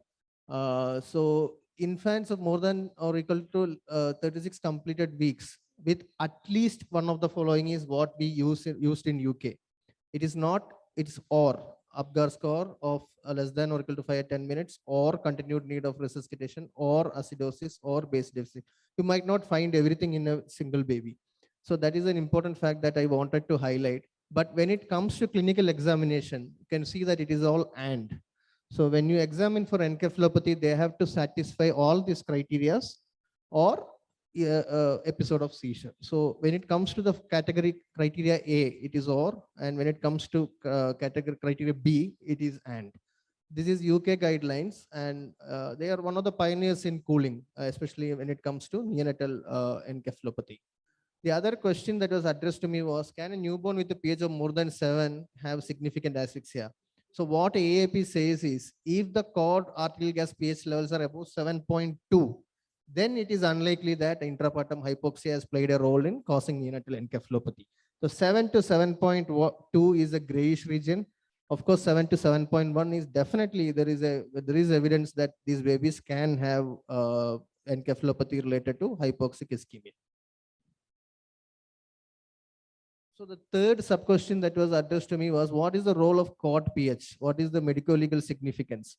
So because there is so much of uncertainty that exists for the validity of a particular cutoff for cord pH, when we evaluate it in isolation, I think its medico-legal significance is limited, provided the judge who evaluates the case knows what he is talking about, and the lawyer who, I mean, there are lots of other issues in India that goes on. Most of the times experts are not involved. But what is important, as Dr. Murali has pointed out, is that deficiencies during intrapartum monitoring and not doing a timely delivery when you have a category 3 CTG. So category 3 CTG, as Dr. Ramprasad had indicated, is when you have persistent variable late decelerations or variable decelerations, or you have a sinusoidal pattern. Then the decision to incision time is roughly taken as 30 minutes. Whether they can do it in real life situations, that's a different point of view, but this is the case. If you don't intervene for a category 3 tracing, then you might be litigated for that. I would like to say what is classified as category 3 in USA is classified as category 1 in UK. Both of them mean the same. So in UK, they call Cat 1 tracing as being severely abnormal. And in US, they say Cat 3 tracing is severely abnormal. The definitions are the same. Only thing is the terminology is different. And of course, as Dr. Ramprasad told, the presence of a person trained in resuscitation need not be a doctor. It could be an advanced nurse practitioner who is trained in NRP, is also an important aspect that we need to see when we talk about litigations and neonatal resuscitation. So it is important to do them, because not doing also is a sort of negligence which can be held against you. And cooling and all these criteria, they require documentation of cord pH. So cord pH or pH within 1 hour should be there if it is an outborn baby. So, so what is your opinion about recommendation for cord management in neonates who need resuscitation? So would you take that question, umbilical cord? Next slide, sir. I think this was addressed to me. Yeah. So this is a paper that we had published in Resuscitation. If you see the authors, Gary Weiner is the main editor of NRP textbook, the recent edition, and Travis Aneto is the member of the European Resuscitation Council, both being neonatal task force members of ILCOR. We went behind the science behind resuscitation. They were very open for criticisms because both of us were not related to either of these organizations. And when we saw the evidence for placental transfusion strategies for a newborn who is requiring resuscitation. Sir, next slide. So only the European Resuscitation Council recommends that in a scenario what they have labeled as incomplete transition, that is when the baby is apneic and when the baby's heart rate is between 60 to 100, you can attempt to provide delayed cord transition if there are facilities to provide initial steps of resuscitation and appropriate thermal management care. Remember, ERC, most of these recommendations of ERC and AHA are adopted from ILCOR COSTAR. Whenever there are things that are not addressed by COSTAR, then AHA and ILCOR, AHA and ERC go for their own recommendations. The other main difference is AHA is very stringent. They won't evaluate evidence from observational studies or small randomized controlled trials, whereas ERC is more relaxed. Even if you have a single randomized controlled trial or an observational cohort study or prospective cohort study, they'll go ahead and give recommendations, because as an advisory body, you need to give something, you need to guide the clinicians. So ERC is the only one which had given a recommendation for delayed cord clamping for babies who have not cried yet, but provided you have adequate provisions for initial steps as well as thermal management. Excellent. So next slide, sir. This is the case of incomplete transition. You have reduced tone, breathing inadequately or even apneic with a heart rate of 60 to 100. So there are 3 ways by which they are classified. And the reason why this concept of intact cord resuscitation came is the pathophysiology if you go behind that. So if you have a placenta that is attached to the fetus and it's not, the cord is not clamped, it increases the blood flow to the pulmonary vessels, which in turn increases the left ventricular output and stabilizes the cerebral blood flow. This is the pathophysiology that is suggested for delayed cord clamping during for babies who require resuscitation. Next, sir. So you had asked for ongoing trials with resuscitation. There are so many trials that have been published. Sir, next. So these are all published randomized controlled trials. These are all ongoing trials. This is one paper that I would like to highlight because this is from our setting in Chennai. My good friend Usha has done this study, and a wonderful study. They have shown that it is feasible to do intact cord resuscitation in most of the newborns and do placental transfusion as well at the bedside of the mother. So this is a paper that you can all go and read. So it is possible. That was the question addressed to me, I think. Yeah. So pre-resuscitation management. And what are the key points in resuscitation? We'll have a different session. We stick to pre-resuscitation and post-resuscitation. Do you communicate with the family before birth in a high-risk setting? And what do you communicate? What are the needs for resuscitation and in high-risk delivery and in non-high-risk situation about needs for resuscitation? This question is for whom? Is somebody attending virtually as well? Acha, Dr. Arvind. So would anybody like to take that question? Yeah, we will switch in. Thank you for that question. So when any neonatal, the obstetric team send the parents for counseling in the neonatal intensive care unit, then we will look at the risk factors in the mother, and if it is anticipated for the baby to have asphyxia, then we will tell them that, we will take care of the baby, and the people who are skilled in resuscitation will attend the delivery. Definitely 2 people would be there, and whatever needs to be done will be done in the labor room, and the baby will have to be shifted to NICU for the management of the baby. So we will not be giving what happens to the baby, the prognosis before the baby is born. After attending the resuscitation, after the baby being shifted to NICU, looking at the condition of the baby, then we will give a prognosis and the condition of the baby, not before the baby is born. Yeah, but before birth, we need to tell them about the risk which can be there, because even 50% unannounced, there can be need for resuscitation. Yeah. So every family needs to be told, okay, like don't think that it is just a normal delivery and everything has been okay, all your ultrasounds are okay, then baby cannot have problem soon after birth. So so based on the HI, I don't know how they will understand. So HI, maybe I would like to tell the prognosis, the condition after the baby is born and attending the delivery, looking at what the baby requires. To avoid problems later on, what I normally do is I tell that, baby is not breathing in utero. There is something which he has to do, just come out and do it itself. So if his neurons or his respiratory activation center, if it is activated well enough in time or not, that is difficult to say. Otherwise, everything was okay, the baby did not cry, it means that we have given some drug or because of which there is some respiratory depression. So I always caution them, okay, let the baby cry. If he cries well, if he breathes well, it is all good. And we also have to tell that about respiratory distress after birth. So it can happen soon after birth, even in term babies that it can happen. So I always counsel about these 2 aspects, so that if we tell them after birth that this baby, 38 weeks of gestation, who is not diabetic, no hypertension, nothing, no risk factor is there, still baby can have some problem at times. And if there is breathing difficulty or if there is difficulty in onset of respiration, we may have to observe the baby in an ICU. If we do that, then some hassles can be avoided. Yeah, I agree that you will tell the parent that might happen, but we'll tell you the exact yeah, obviously with after birth after of the baby is born. Absolutely. Yeah, I agree with you. Absolutely. Okay. How best? Yeah, how do we transport a sick baby from obstetric center to NICU? Yeah. It is based on the duration of transport. Where is the facility for taking care of these babies are there? In case it is a tertiary center where there is a facility for taking care of those asphyxiated babies, then after the delivery room, I'll ensure that we all know that definitely the transportation is risk. I'll ensure I transport the baby in the transport incubator where I have all the facility for, if it is a long distance, that I'll come to that little later.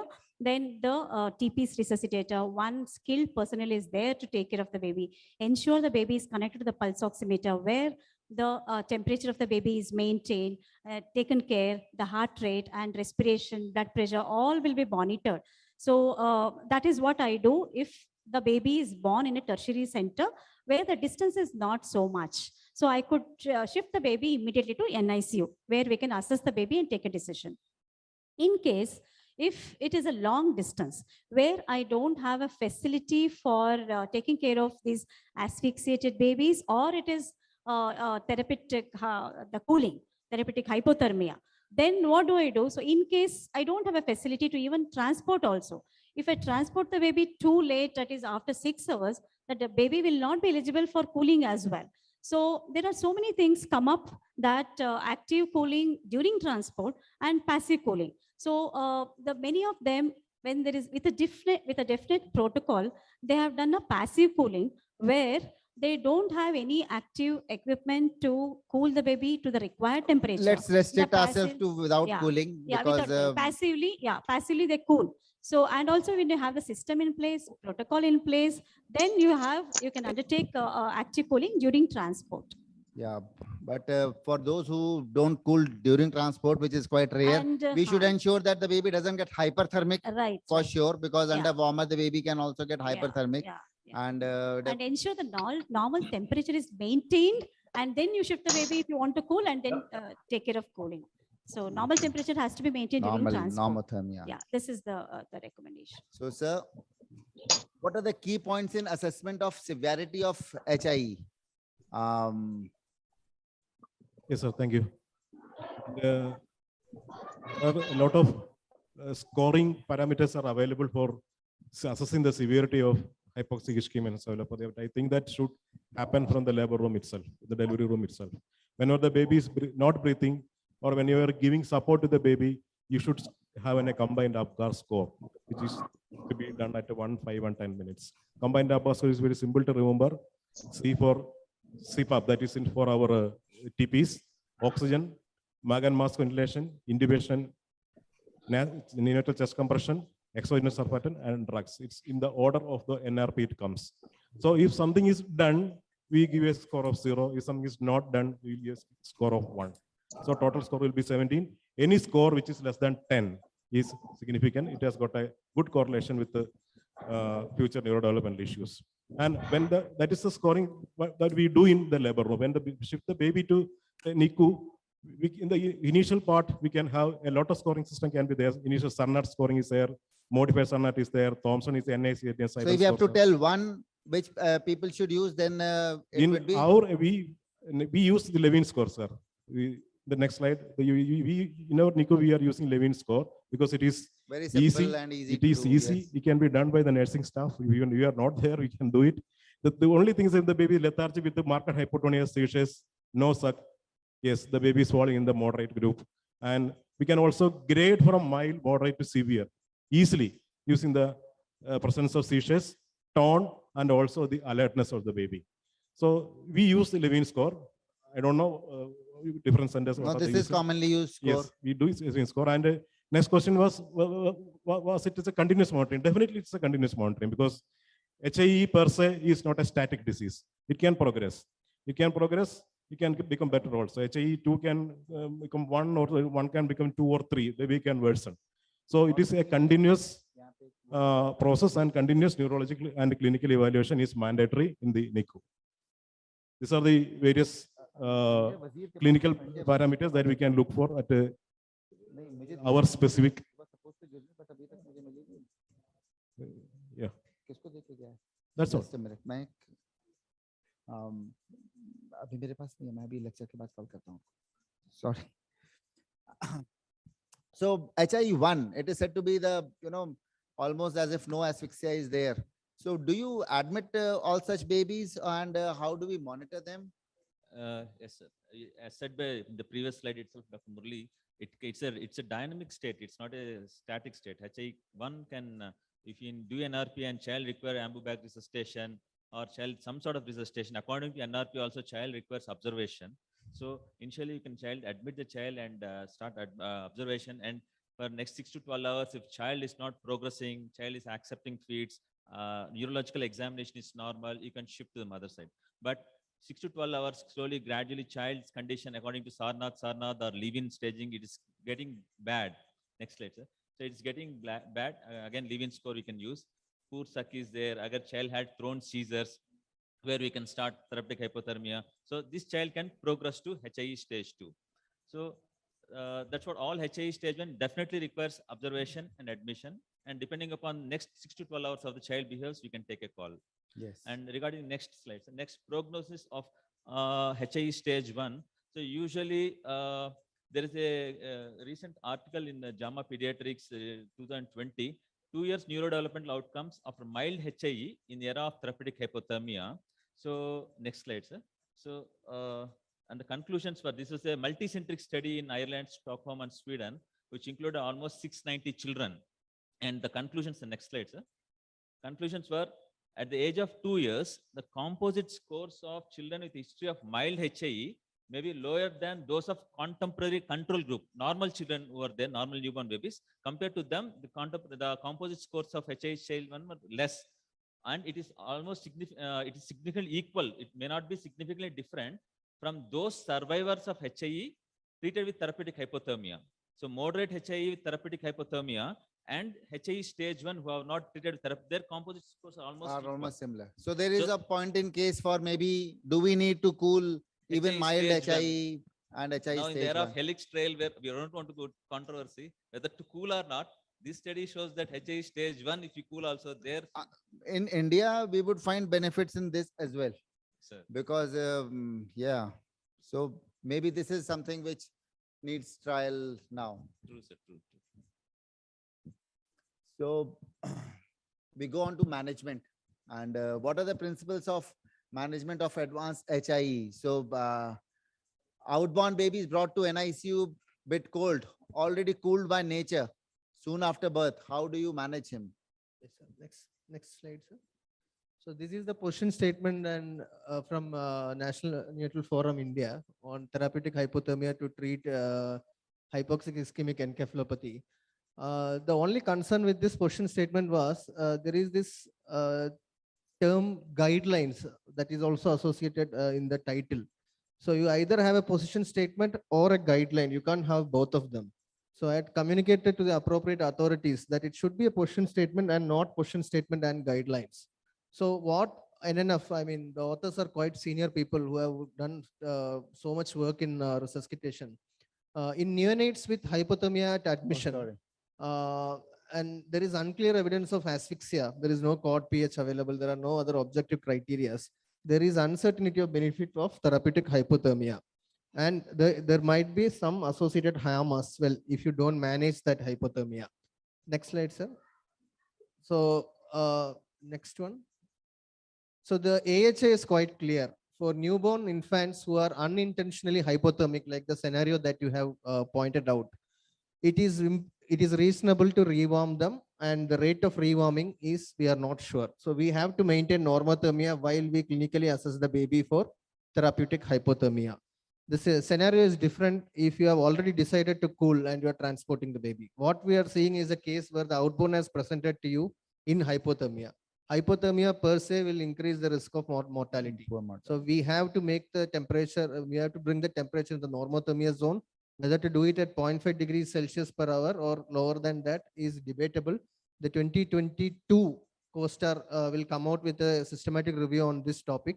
So till that, we can either, we have to, the one thing is clear, we have to make sure that the temperature of the baby comes to normal levels. If we decide to cool right at admission, then do we rewarm and then cool, or do we directly take him from here to cooling? At the time of admission. Yeah, well, Quite a he's tricky admitted question. at 2 hours of life and he brings with himself pH as well, or you have point of care ABG and you just do ABG and pH is, and Yeah, that is a quick question. But I would like to bring down the temperature to the normal and then go ahead with cooling.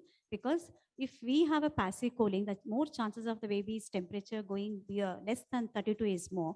And there are complications like hypotension, the bleeding, ET bleeding would be more when the baby is subjected to passive cooling. So it is recommended to bring down the temperature to normal and then cool the baby. Okay.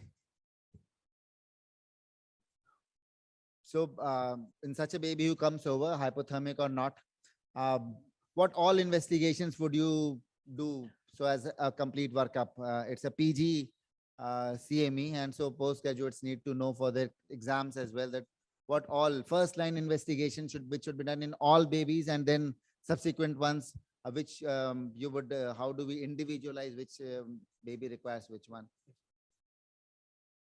So this is the Thames Valley guidelines for assessment and initiation of therapeutic hypothermia. The first line investigations include arterial blood gas. So amongst the other neuroprotective strategies, we have to make sure that the baby is not hypocarbic. So maintain normocapnia if the baby is requiring assisted ventilation.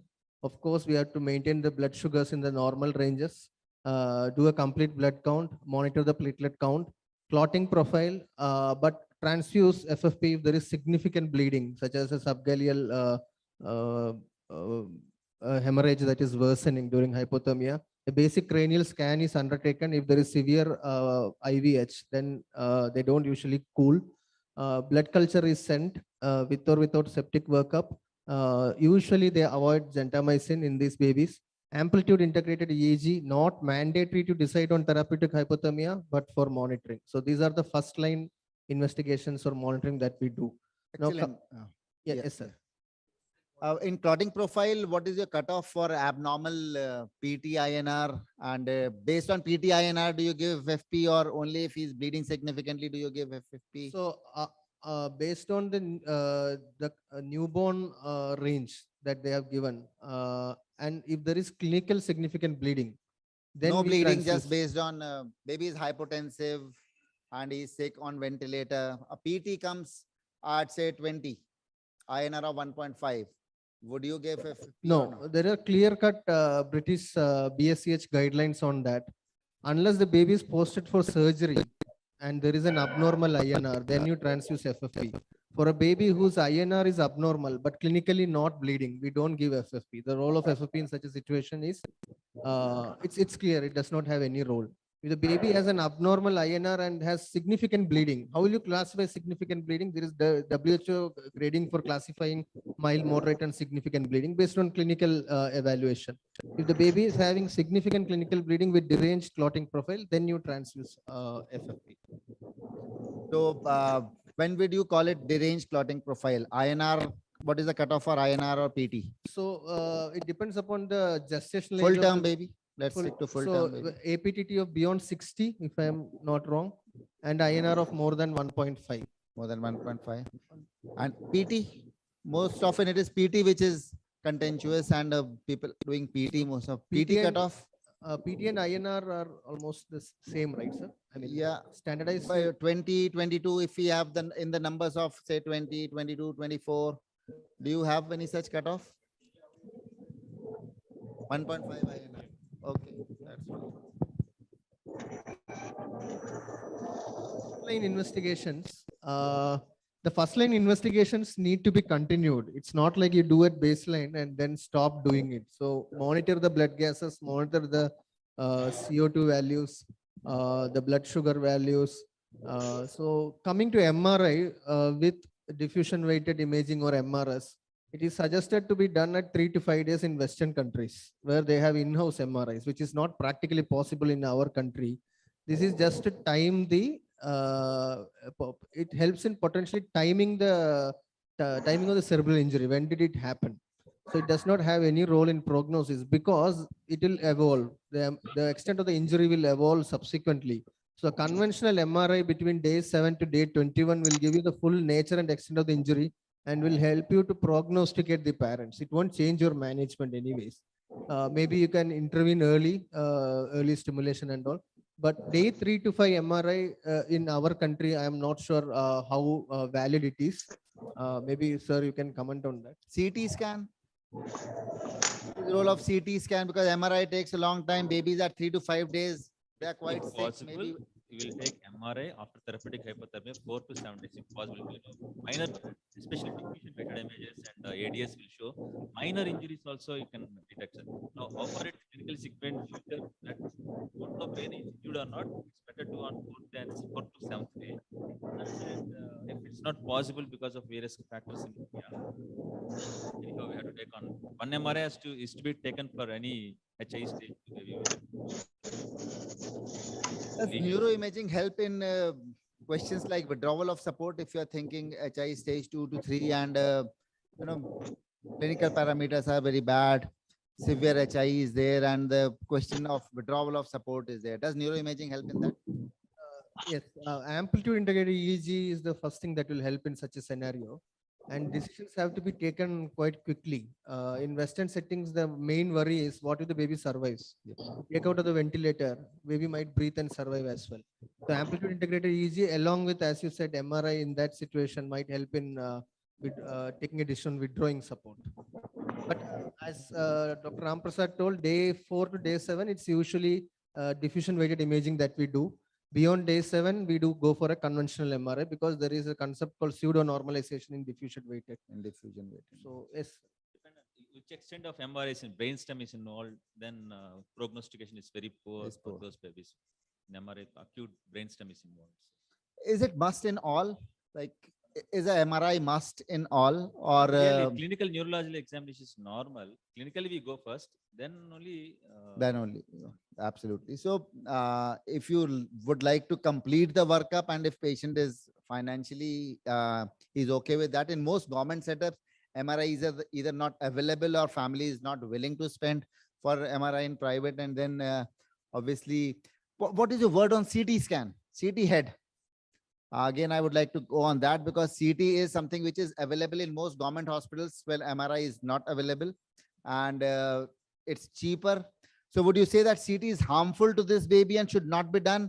Or you would say that, okay, it won't add much and you may do it or may not? Maybe one, it's radiation. Second Yes. thing is, it may not give entire, it could be normal, but MRI shows deep basal ganglia lesions also can be shown in MRI, which is maybe normal in CT scan. So most of the things that we can do with CT can be done with ultrasound as well. With ultrasound as well. I don't think anyone will go for a CT scan. Yeah, CT, and often it is said to be quite detrimental because of the radiation exposure. And especially like I have seen many doctors, they do a serial CT scan of it. एक first day पे हुआ, उसमें थोड़ी सी subarachnoid hemorrhage था, अब वो third day, fourth day पे फिर हो गया और फिर बाद में देख रहे हैं. So multiple CT are definitely to be discouraged, and there is potential risk for oncogenesis as well with multiple radiation exposure. So this is an important. I was hearing Dr. Terry Ender in a past meeting 15 years ago, and she said that it may be absolutely unethical to do a CT scan head on a baby in a newborn brain at that stage. So metabolic acidosis in HIE, not an uncommon scenario. And so sir is not there. usually, metabolic acidosis in HIE, we routinely see because of anaerobic metabolism. Role of bicarb. See the simple. No role of bicarb. So no bicarb? No bicarb. But we use it so commonly. We don't. It's mostly because we know it's lactic acidosis because of anaerobic metabolism. So treat the cause rather than just Take give a out bicarb, hemodynamic isn't stability, it? give fluid bolus if required. No bicarb, that should be there. Okay, so shock is one of the important reasons for metabolic acidosis, and so asphyxiated baby with shock, any different from any other shock, or this neurogenic shock has to be managed differently? I mean, HIE cardiac myocardial involvement may be there because of HIE. See, birth asphyxia involves each and every organ, so heart is also involved. Myocardial damage may be. It's not only because of hypovolemic shock; it could be because of myocardial injury. So you could keep that. So how would you manage this baby who is in shock after asphyxia? You have ventilated, pulses are poor, blood pressure, systolic blood pressure is about 40, diastolic is 25. Echography, look at the no functional echo IVC. present then? Then you can give a fluid bolus and see whether it's not improving, then I mean, if 2D echo must, then we have to go for First drug of inotropes, choice, inotropes. inotrope. First inotrope of choice. I mean, if hypotension, you can start on adrenaline. If BP is Normotensive. normal, dobutamine is better. Dobutamine is better. Okay. And do all babies need this drop I or drop T? No. Functional echo, definitely if facility is there, it will. Better, sir. It's definitely That's the way required. forward, actually, Even if you functional don't know many details, in just eyeballing effect and documenting hypokinesia may help you more than Plus, they anything have else. dilutional hypertension. If you go on giving fluid boluses, again IV Yep. cell is full, then they land up more problems. More problems, yeah. So if functional echo you can do, it is best. So respiratory support for HIE, asphyxia also produces white lung and secondary surfactant deficiency. So any difference in respiratory support? No. It's the same. There are some things that hypothermia decreases the basal metabolic rate and decreases oxygen. There is chance of hypocapnia. There is chance of hyperoxemia is also there. So what is important, and also pulmonary hemorrhage, MAS and PPHN. So but what we need to do is avoid overventilation, do ABG post resuscitation, manage ventilator goals to obtain goal of PaO2 and PaCO2. So FiO2 to achieve PaO2 of 50 to 100 and saturation of more than 91 to 95, and PCO2 of 40 to 55, and so pH normalized. So goals of therapy is achieve and maintain adequate pulmonary gas exchange, minimize the risk of lung injury, reduce patient work of breathing, and optimize patient comfort. These are the principles of management Yeah. for So hyperoxia should definitely be Should be avoided. avoided, yes. Hypocarbia should be avoided because such Avoided. babies tend to develop Right, hypocarbia a right, lot. And acidosis, yes, it has to be managed. And they are also very prone to pulmonary air leaks. So Hemorrhage minimal also. pressure should be used because pneumothorax is quite common in such babies. And these babies also tend to get oliguria, anuria. And how do we manage a baby with oliguria, edema, shock, not uncommonly seen in a baby with severe asphyxia?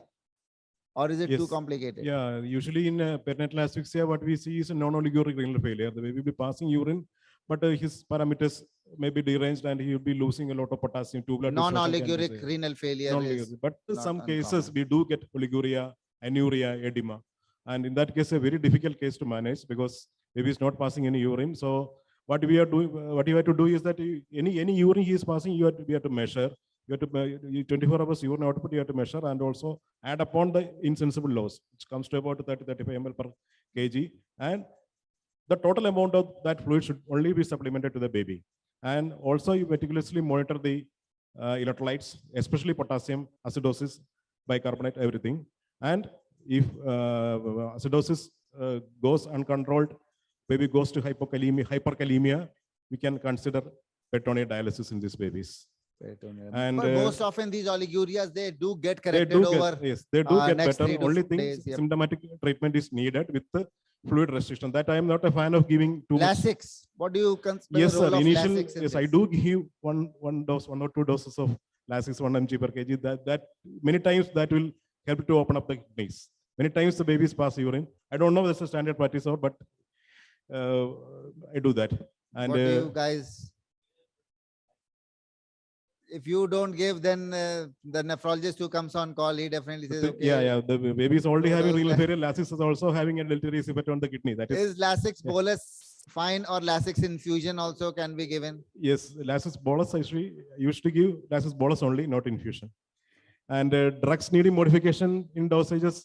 Yes, aminoglycosides definitely needs. You need to stop if it Yes, is already it's better on or you to don't stop give. aminoglycosides. And if you are in a dire need to give gram-negative coverage, okay, we can give Astriona, which is having mainly hepatic metabolism and which is not having any, it's a renal-friendly synthetic drug. And also we have to Colistin, meropenem. Yes, the drugs needs modification depending upon the creatine clearance. We can decide upon the dosings. Yeah, so just keep in mind that, okay, if he is having renal failure or urea, then other like Yes. drug modification and looking at electrolytes may be cardinal because many such babies, they die of hyperkalemia, if nothing else, isn't it? So neuroimaging, we have discussed in detail. Cranial ultrasound also has been discussed because we are just about to finish in time. So this slide, if you Ideal can just, imaging yeah, is MRI brain. After that, ideal imaging choice. is Yes. MRI brain with plain with diffusion weighted images and ADC sequence, because to look for any minor ailment also they can do. And CSVT, if it is suspected CSVT, then we can do MRV. Nowadays we are doing MRI with MRS also to look for the lactate and Na levels ratio. At So- what time? Best time? See, Not a very wide angle like 7 to 21 days. Which one, sir? Ideal time to do that. MRI brain usually after therapeutic hypothermia, 4 to 7 days is best for diffusion weighted images. After 1 week, if you do DW will not show normal because it shows pseudo normalization. So for if you want DWA for minor ailments also, it's the best time is 4 to 7 days. MRI. Okay. And I if it mean- is difficult to do babies on ventilator or still hypotensive, difficult to transport, I have to take him to another center. And that center may not be, See, you know, at that time, actually. if there are 2 ways, sir. If you want to know whether you are going to continue the treatment, child is improving well, then continue. After child stabilizes, anytime you can do MRI brain. It's for only prognostication purpose usually. If child is not improving and you want to take a call whether to continue or discontinue, then as I said, AEG and MRI will play a role. How much is the brain significant damage to take that call? Okay. So and the last question is, what are the predictors of outcome? Because family only is interested in कि okay doctor साहब क्या आगे क्या करें इसके साथ, because everybody wants intact survival. And so can we predict that neurologically is likely to be affected? Normal neurological examinations there, and this was a continuation that MRI slide. If you could tell. Clinically, if neurological examination is abnormal, child is flaccid, not breathing well, and MRI also significantly showing bad MRIs. in So the form these are of- the markers you have yeah, abnormal outlined sign about. in the posterior limb of internal capsule or brainstem lesions and watershed pattern. All these have poor prognosis, especially watershed pattern will long-term cognitive language and motor deficits in MRI. Now, if child is breathing well, but child is having respiration, everything, child is stabilized, but if MRI is showing this watershed pattern of brain, then you long-term. What do you mean by watershed? In normal terms for postgraduates? ACA and MCA territory, if in between it is involved, then between subcortical and cortex, if it is involved, then it's having this sort of long-term cognitive language and motor deficits. So in MRI brain, Okay. that's what MRI pictures have kept done. Posterior limb of internal capsule is involved. Next So- slide, sir. Next slide. This next slide. Next slide. This we can leave. Therapeutic hypothermia is being dealt in detail. This we can leave. Neuroprotection.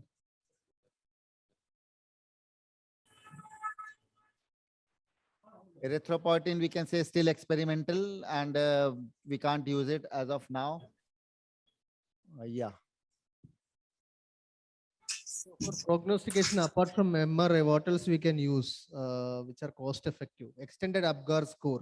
If you have an Apgar score of 0 to 3 at 20 minutes, the chances of that baby having neurodevelopmental impairment, which is significant, is quite high. Time to spontaneous respiration. If the baby is apneic for more than 30 minutes, more than 90% of them will have significant neurodevelopmental impairment when assessed at 2 years of age. The severity of encephalopathy as scored by Sarnath and Sarnath also can be used to prognosticate. For a severe case of HI, there is a 50 to 100% chance of mortality and 65 to 75 chance of major neurodevelopmental impairment if the baby survives. The earlier the onset of seizure and the more the number of medications that you are requiring to control those seizures is another indirect indicator that the insult is significant. Amplitude integrated EEG, the recovery of birth suppression pattern within 24 hours without therapeutic hypothermia or within 48 hours with therapeutic hypothermia conveys a good prognosis. If the sleep wave cycle, they are visible by 36 hours of life, that is a good prognosticating sign. MRI, MRS, GTA has been discussed. There are other theoretical things that we can do like flash VEPs, somatosensory evoked potentials and brainstem auditory evoked potentials, which have been studied but not practically utilized. And the last slide is, Madam, how do you counsel parents in case of neonate with severe perinatal asphyxia? The Is it the post-prog- fault of obstetrician? No, definitely not. Okay, So I will not tell that to the parents. Just now we have discussed the poor prognostic factors. So after the baby, no, after 7 days of severe encephalopathy, being in the same condition, there is no improvement. I will discuss this prognosis with the parents that the likely the chance of this baby having a neurological abnormality is 100%. And definitely I will tell them that the importance of this baby coming for follow-up and what are the things we need to do in follow-up, how frequently they should come for follow-up is what I'll explain to them.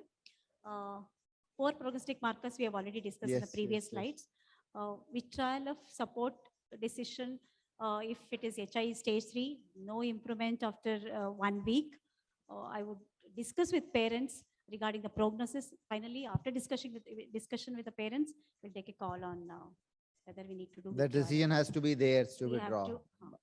to, As a doctor, it will amount to euthanasia if we withdraw. So it's It not is, some yeah. decision which we can take medical legally as well, isn't it? So just if each one of you can tell one key point before we end regarding asphyxia, just about the questions which you have answered, one point you would like the take-home message for everybody Yes. to. Thing is that perinatal asphyxia is cannot predict when the baby will go into asphyxia. So it is better to have an awareness of the neonatal resuscitation programs everywhere, and the people should be equipped with the adequate support. Oops, ma'am. Therapeutic hypothermia is definitely a treatment of that recommendation, and no passive cooling, and we need to start at the earliest. The And active cooling. which baby you would include after all these trials? Who will be ideal candidate for cooling? More than 36 weeker, that what we have a moderate to severe hypothermia. Moderate to severe. Within 6 hours of life. Within 6 hours. Okay. And no passive cooling. No passive cooling. What do you mean by no passive cooling? Intentionally the switching off the radiant warmer, and the chances of the baby having a hypothermia is more, severe hypothermia is more, less than 32 degrees centigrade. So we should not be doing that. Therapeutic hypothermia is quite a fancy thing to do, but make sure that we do the basic stuff. Maintain normal CO2 levels, maintain normal temperature, we're not cooling. Make sure that the baby does not go into hyperthermic range. The basic neuroprotective strategies that we do, which are cost effective and does not take The that much. old of age effort. neonatology needs Yes. to So we need to do it right. maintain your blood pressure, sugar, temperature. Yes. Blood gases in normal range, normal temperature. Do simple things correctly. Yeah, before simple we, things. go about our topic. Better way you need to do, isn't it? Yes. Definitely sir. prevention is better than cure. Prevention is, we should focus on prevention.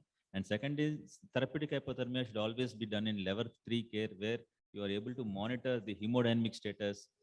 Like child can land up in problems like shock, AKI. If you are going to take care of the baby full-fledged, then only you can start therapeutic hypothermia.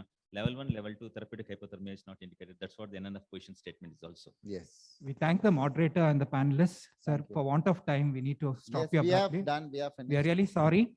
We request the next moderator and the panelists to be ready. Sir, we are very sorry because we are already running half an hour late. Giving them a token of appreciation. Thank you, sir.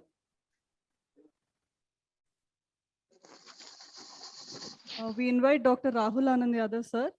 Our next panel discussion is on PPHN, the causes, pathophysiology, clinical approach, and management.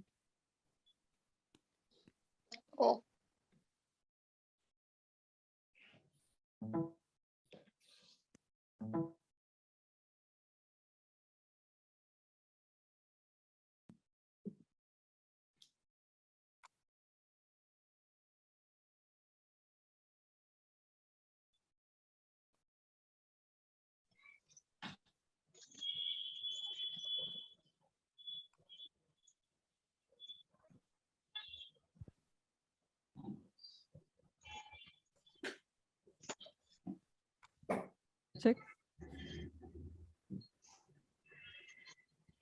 Good evening, friends. It's great to be here for the panel discussion about PPHN. So this site is very odd that only one panelist is there, moderator is there, but this is at different times, different actually strategy. So the PPHN wise, we are given topic of causes, management, investigations, complications. It's a big thing. So we won't go in detail about what is already known. We'll try to get into something contentious issues, some gray areas. What are the gray areas in diagnosis, management, and all those things? That will focus first. So as far as these gray areas are concerned, first of all, actually the panelists are there on this one. Yes, Rahul, we are here. Yes, Dr. Rahul. Fine. So before the panelists join virtually, I got able panelist here, Dr. Shabir from Calicut. So I would like to ask him, predominantly, what happens is shock and PPHN. This is another problematic area. When PPHN is there, baby is having Meconium-Asper syndrome and PPHN, baby is getting hypoxic. At the same time, baby is having shock. So this type of situation is tricky because once you give dopamine, dobutamine, adrenaline, noradrenaline, what happens is that there is vasoconstriction. So how to select the inotropes for shock in PPHN? What do you think?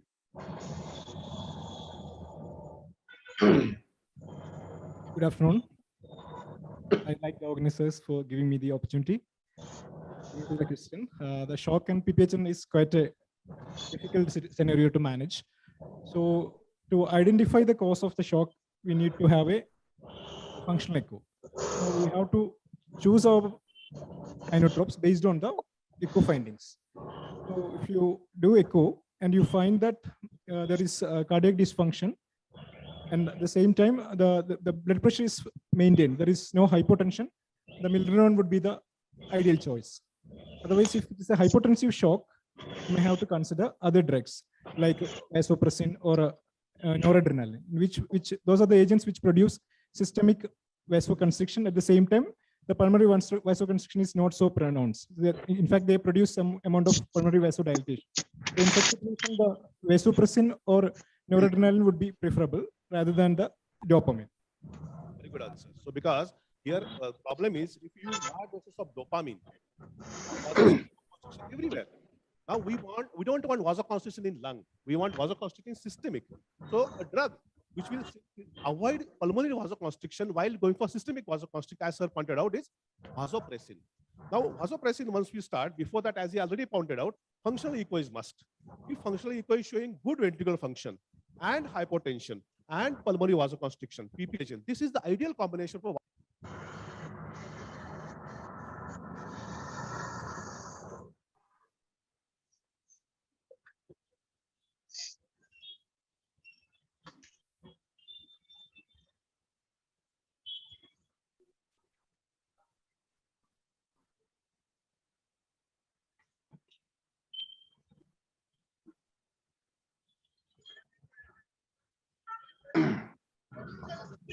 When a baby comes, baby having hypoxia, we give oxygen, oxygenation improves. Some babies, actually oxygenation keeps on improving. And some babies, oxygen starts to fluctuate. So in which scenario will you suspect PPHN clinically? Dr. Amar. Am I audible? Yes, yes. Yes. So first of all, very good evening to all Neocon organizers, and thanks for inviting me. So as Sir has asked about how to suspect PPHN clinically. So PPHN is a disease where there is abnormal transition at birth. So the normal pulmonary vascular resistance, which should fall at birth, it does not fall to that level. So that leads to hypoxic respiratory failure in a baby. So clinically, how we can diagnose is there will be risk factors like birth asphyxia, there will be risk factor of meconium aspiration, there will be risk factor of like sepsis. So all these can lead to hypoxic respiratory failure. And the main clinical features which we need to identify is that the child will have low saturation despite good oxygen, and there will be labile saturation. So that is a very important clinical finding which you will find. because every time a baby is disturbed, his or her saturation will fall to around 85 to 80%. So this is because every time we are stimulating the baby, there is active pulmonary vasoconstriction, and that leads to hypoxia in these babies.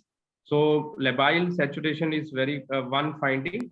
Then the other is differential cyanosis. So there will be a saturation difference pre-ductal and post-ductal. So if you attach a probe on the right hand and another probe at the lower foot level, you will find a saturation difference of around 5 to 10%. So that is also a clinical finding which will help us to differentiate from PPHN from other hypoxic respiratory failure. Then the other on examination, the child will be cyanotic, the child will be sick, the child will have severe respiratory distress, and there will be on examination, on cardiovascular examination, you will find a loud S2 sound, and sometimes if a very severe PPHN there, you can found a murmur of tricuspid regurgitation. So the main differential diagnoses are lung disease, predominantly lung disease leading to hypoxic respiratory failure, and the other one is cyanotic heart disease. So so that are the main differential diagnosis for PPHN. Thank you very much. Nicely has answered this question. About two points he emphasized: VQ mismatch and hypoventilation. If hypoventilation is there, also baby can have hypoxia, but VQ mismatch is different from hypoventilation. So that particular thing should be seen clinically. One more thing on actually on humorous note, I would like to add differential cyanosis. During our PG, we were taught like this: upper limb saturation more, lower limb saturation less. But actually, when we came across the baby with PPHN, confirmed PPHN, we found that sometimes low limb saturation is better than upper limb saturation. So I asked our teacher this one. Books say that lower limb saturation should be less than upper limb. Why it is happening in PPHN? Ulta this one. He said that you have read the books, but baby has not read the text. So baby is doing like this. So that particular cause of this sort of difference, reverse difference is sometimes seen, is that low limb saturation is low because of transductal shunt, right to left shunt. The shunt is happening at 3 places across the lung: intrapulmonary shunt, PFO, and transductal. If the intrapulmonary shunts and PFO shunts are actually significant, more than ductal, we may get sometimes no differential cyanosis. And sometimes the pulse oxygen lower limb will show better, upper limb will show less. So don't rule out PPHN because of that. So this is nicely put clinical management of PPHN. Now I would like to go to Dr. Sanjay Ahir. Dr. Sanjay Ahir is there? Dr. Sanjay Ahir? Yes, Dr. Rahul, I'm there. Yeah, Sanjay, this one is looks like very innocent question. What is the target saturation of PPHN? PPHN is having hypoxia, we are giving oxygen. So what is the target saturation? So this controversy came up because of a lot of confusion about 3 terms. Lot of confusion of target saturation was about what is your target saturation in PPHN and why? How do you select target? Yeah. So you have to maintain pre-ductal saturation in low to mid 90s, and your targeted PaO2 levels should be between 55 to 80 millimeters of mercury during management of PPHN. And if your serum lactate is normal, that is less than 3 millimoles per liter, and the baby's urine output is adequate, that is 1 ml per kg per hour, then post-ductal oxygen saturation in 70s to 80s may be acceptable, especially in infants with diaphragmatic hernia.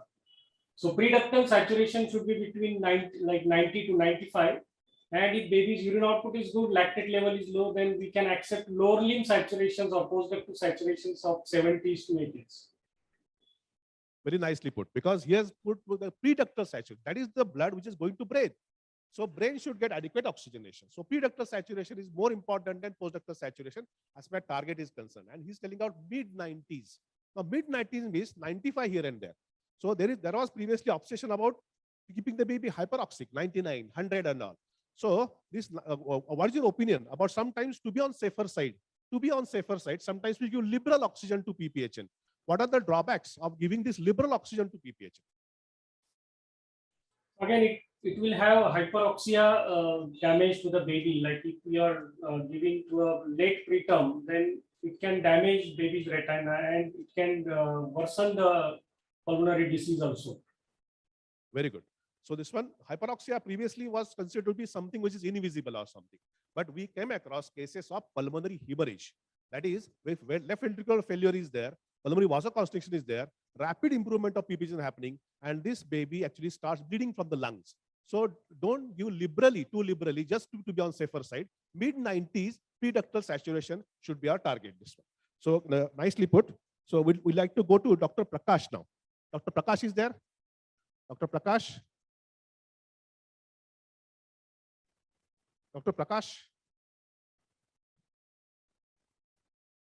Fine. So basically now we'll go to Dr. Pradeep Sharma. Dr. Pradeep Sharma is there? Dr. Pradeep Sharma? Yeah, I'm there. I'm there, sir. Yeah. So it's actually quite important question. Oh, Dr. Prakash is actually there. He's Hello, muted. Rahul, I am there. Can you hear me, Rahul? Yes, yes. Prakash is there, no? Yeah. Fine. Can you hear me?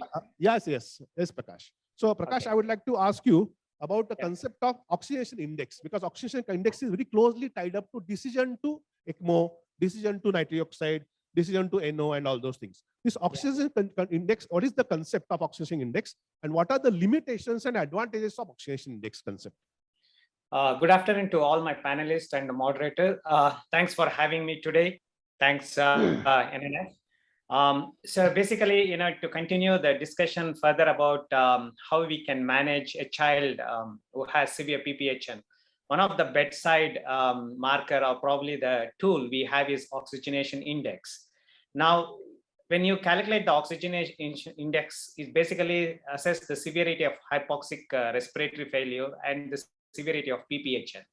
Well, it's a best indicator when you look at compared to the PaO2 by FiO2 ratio.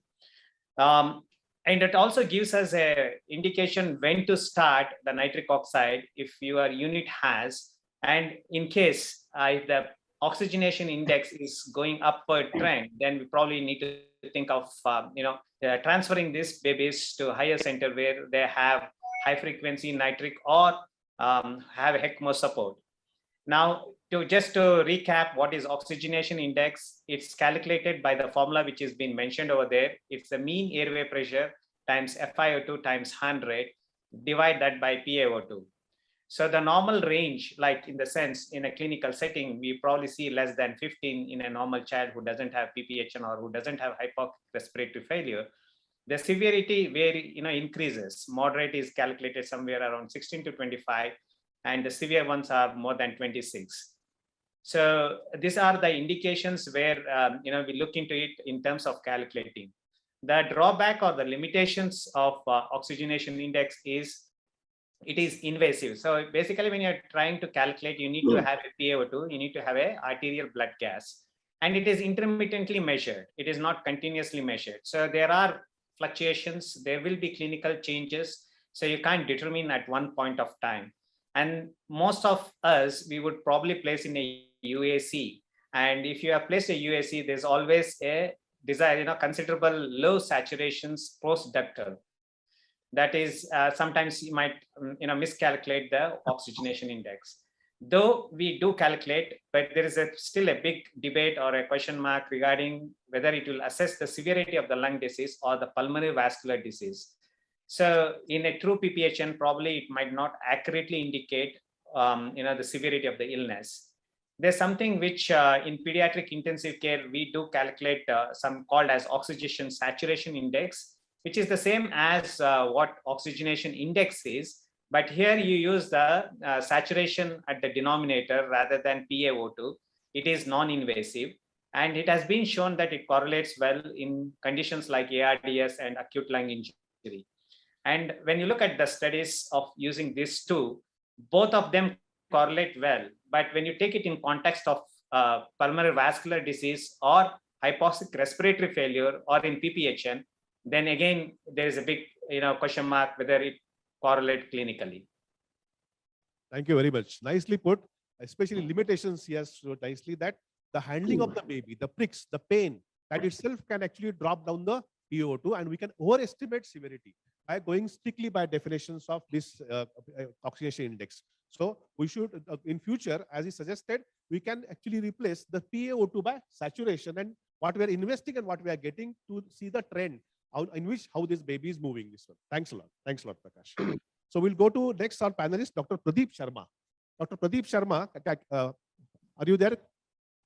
Yeah, I'm there. I'm there. So for Pradeep, this one actually we'd like to know cardiologist and neonatologist. Sometimes there is difference of opinion.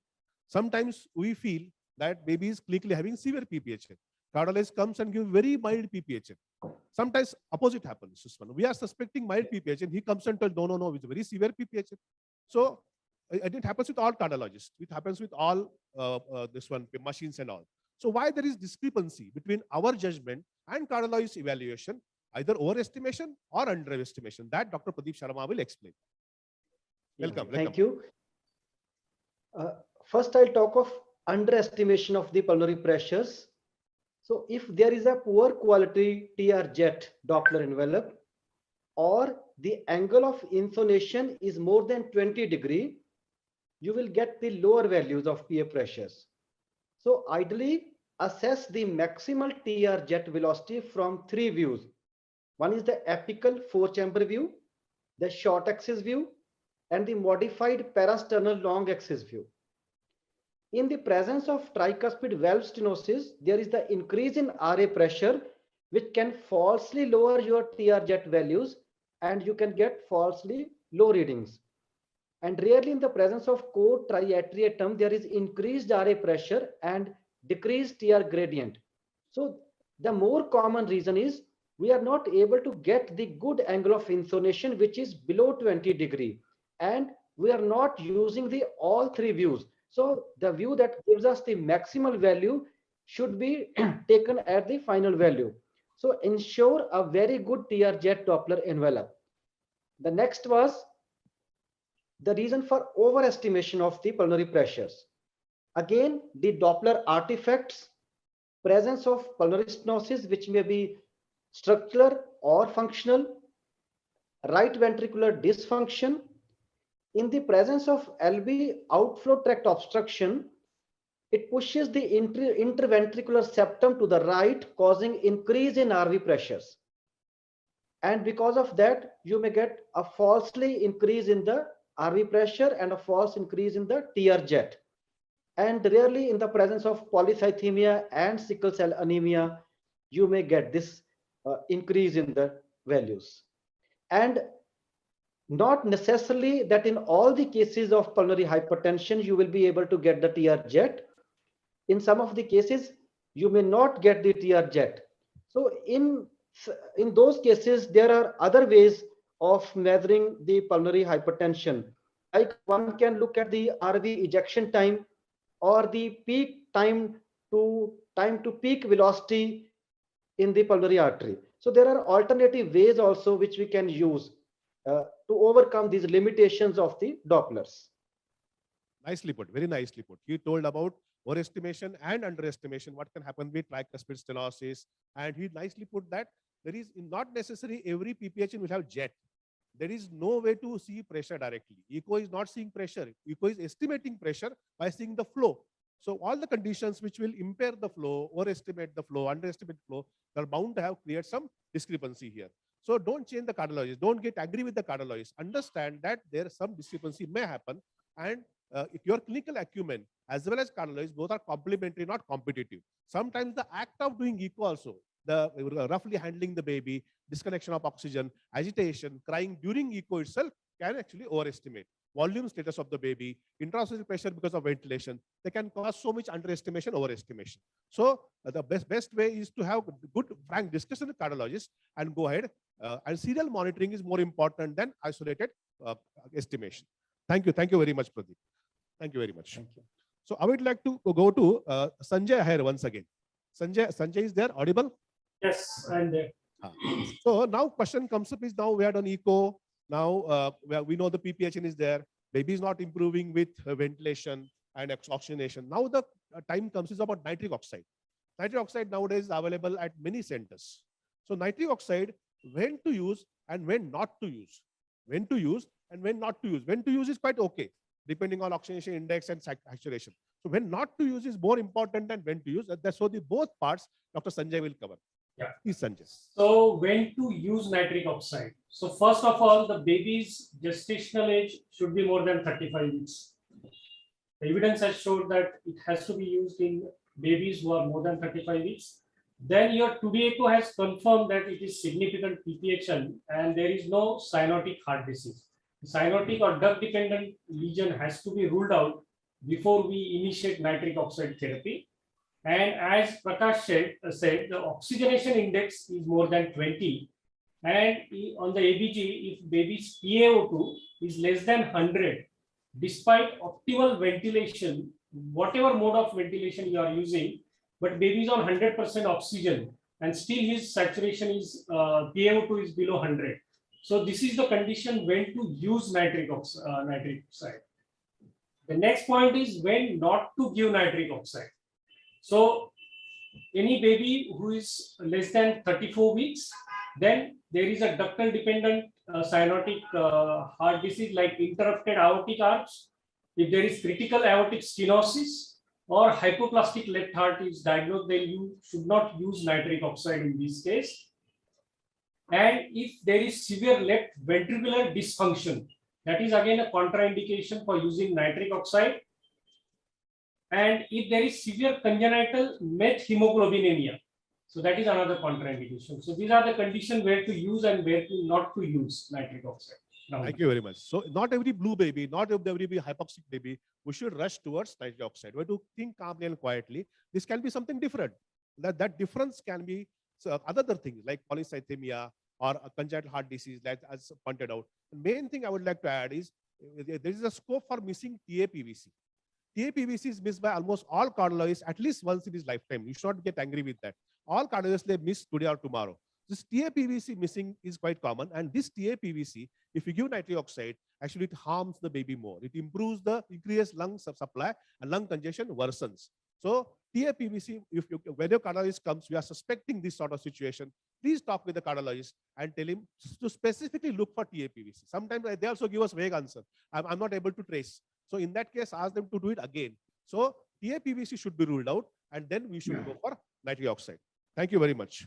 So now we'd like to put some controversy here because Sanjay told that prematurity is a contraindication of, he didn't say contraindication, but it should be used with caution because the evidence says that prematurity and nitric oxide don't go hand. There's no great difference. So I would like to ask Dr. Amanpreet. Dr. Amanpreet is there? Yes, sir. Yeah. So I want your take on nitric oxide used in preterm. Nitric oxide used in preterm. What is your take on that? Whether to use, when to use, how to use preterm? So it is a very good question and a very common question which our PGs also ask. INO is being used in term and near term, and it is FDA approved also, and it has shown great improvement in oxygenation index also. But in preterm neonates, so the preterm neonates, actually the pathophysiology is different. So in prematurity, the major risk factors for early PPHN. So what I said is late PPHN is a different, altogether a different disease, which I will not discuss. So I will be only telling you about the early PPHN part. So the risk factors for that are PPROM, that is premature rupture of membranes leading to severe oligo and lung hypoplasia. And the other important things are like common things in prematurity like RDS and leading to hypoxic respiratory failure and pulmonary hypertension in preterm neonates. So these are some subset of preterm neonates where the off-label use of INO has been used in the past and it is being used in the present also. So it has shown some improvement and oxygen index improved after that. And so some AHA guidelines also share that in these subset of neonates, like preterm neonates with RDS and suffering from PPROM and severe and oligohydramnios with lung hypoplasia. In that case, you can use a trial of INO for decreasing the oxygenation index. And the other important thing which we should remember is that INO will not act in severe prematurity. So there was a study, retrospective study by Kumar et al. And it has this study has shown that preterm babies less than 29 weeks of gestation and less than 1200 gram had poor response to INO. And the babies with severe sepsis also had a poor response to INO. So in these conditions, INO should be avoided. In Thank you very preterm much. babies. That's very good. One thing we take home message is the cutoff of whether to use or not based on maturity is shifting towards left. And there are certain situations in prematurity that we can actually use NO with caution. As he pointed out, hypoplastic lungs, oligohydramnios, hypoplasia. In that case, that NO can actually work wonders because pulmonary vasoconstriction can be there. But in majority of PPH in preterm, the problem is not in resistance, it is a flow to lungs. It is more flow to lungs. So always rule out whether right to left or left to right shunt. If the baby is having left to right shunt, and if you are giving NO, it is going to worsen. Baby is going for pulmonary hemorrhage. But right to left shunt, in case of hypoplasia or prolonged actually leaking PV, severe amnionitis, pneumonitis, there is some role. The use of NO in preterm baby. Thanks a lot. Our next panelist is Dr. Venkatesh. Dr. Venkatesh is there? Dr. Venkatesh, am I audible? Yes, yes, yes. Yeah. For you, this one we have actually we want to know use of sedation, because we know sedation. Some people use liberally, some people use cautiously. Sedation choice also problem, because after sedation sometimes overdosing happens, hypotension happens, bradycardia happens. Every hospital has got its own different policy of sedation choice. So I would like to know how to choose sedation and how to monitor sedation.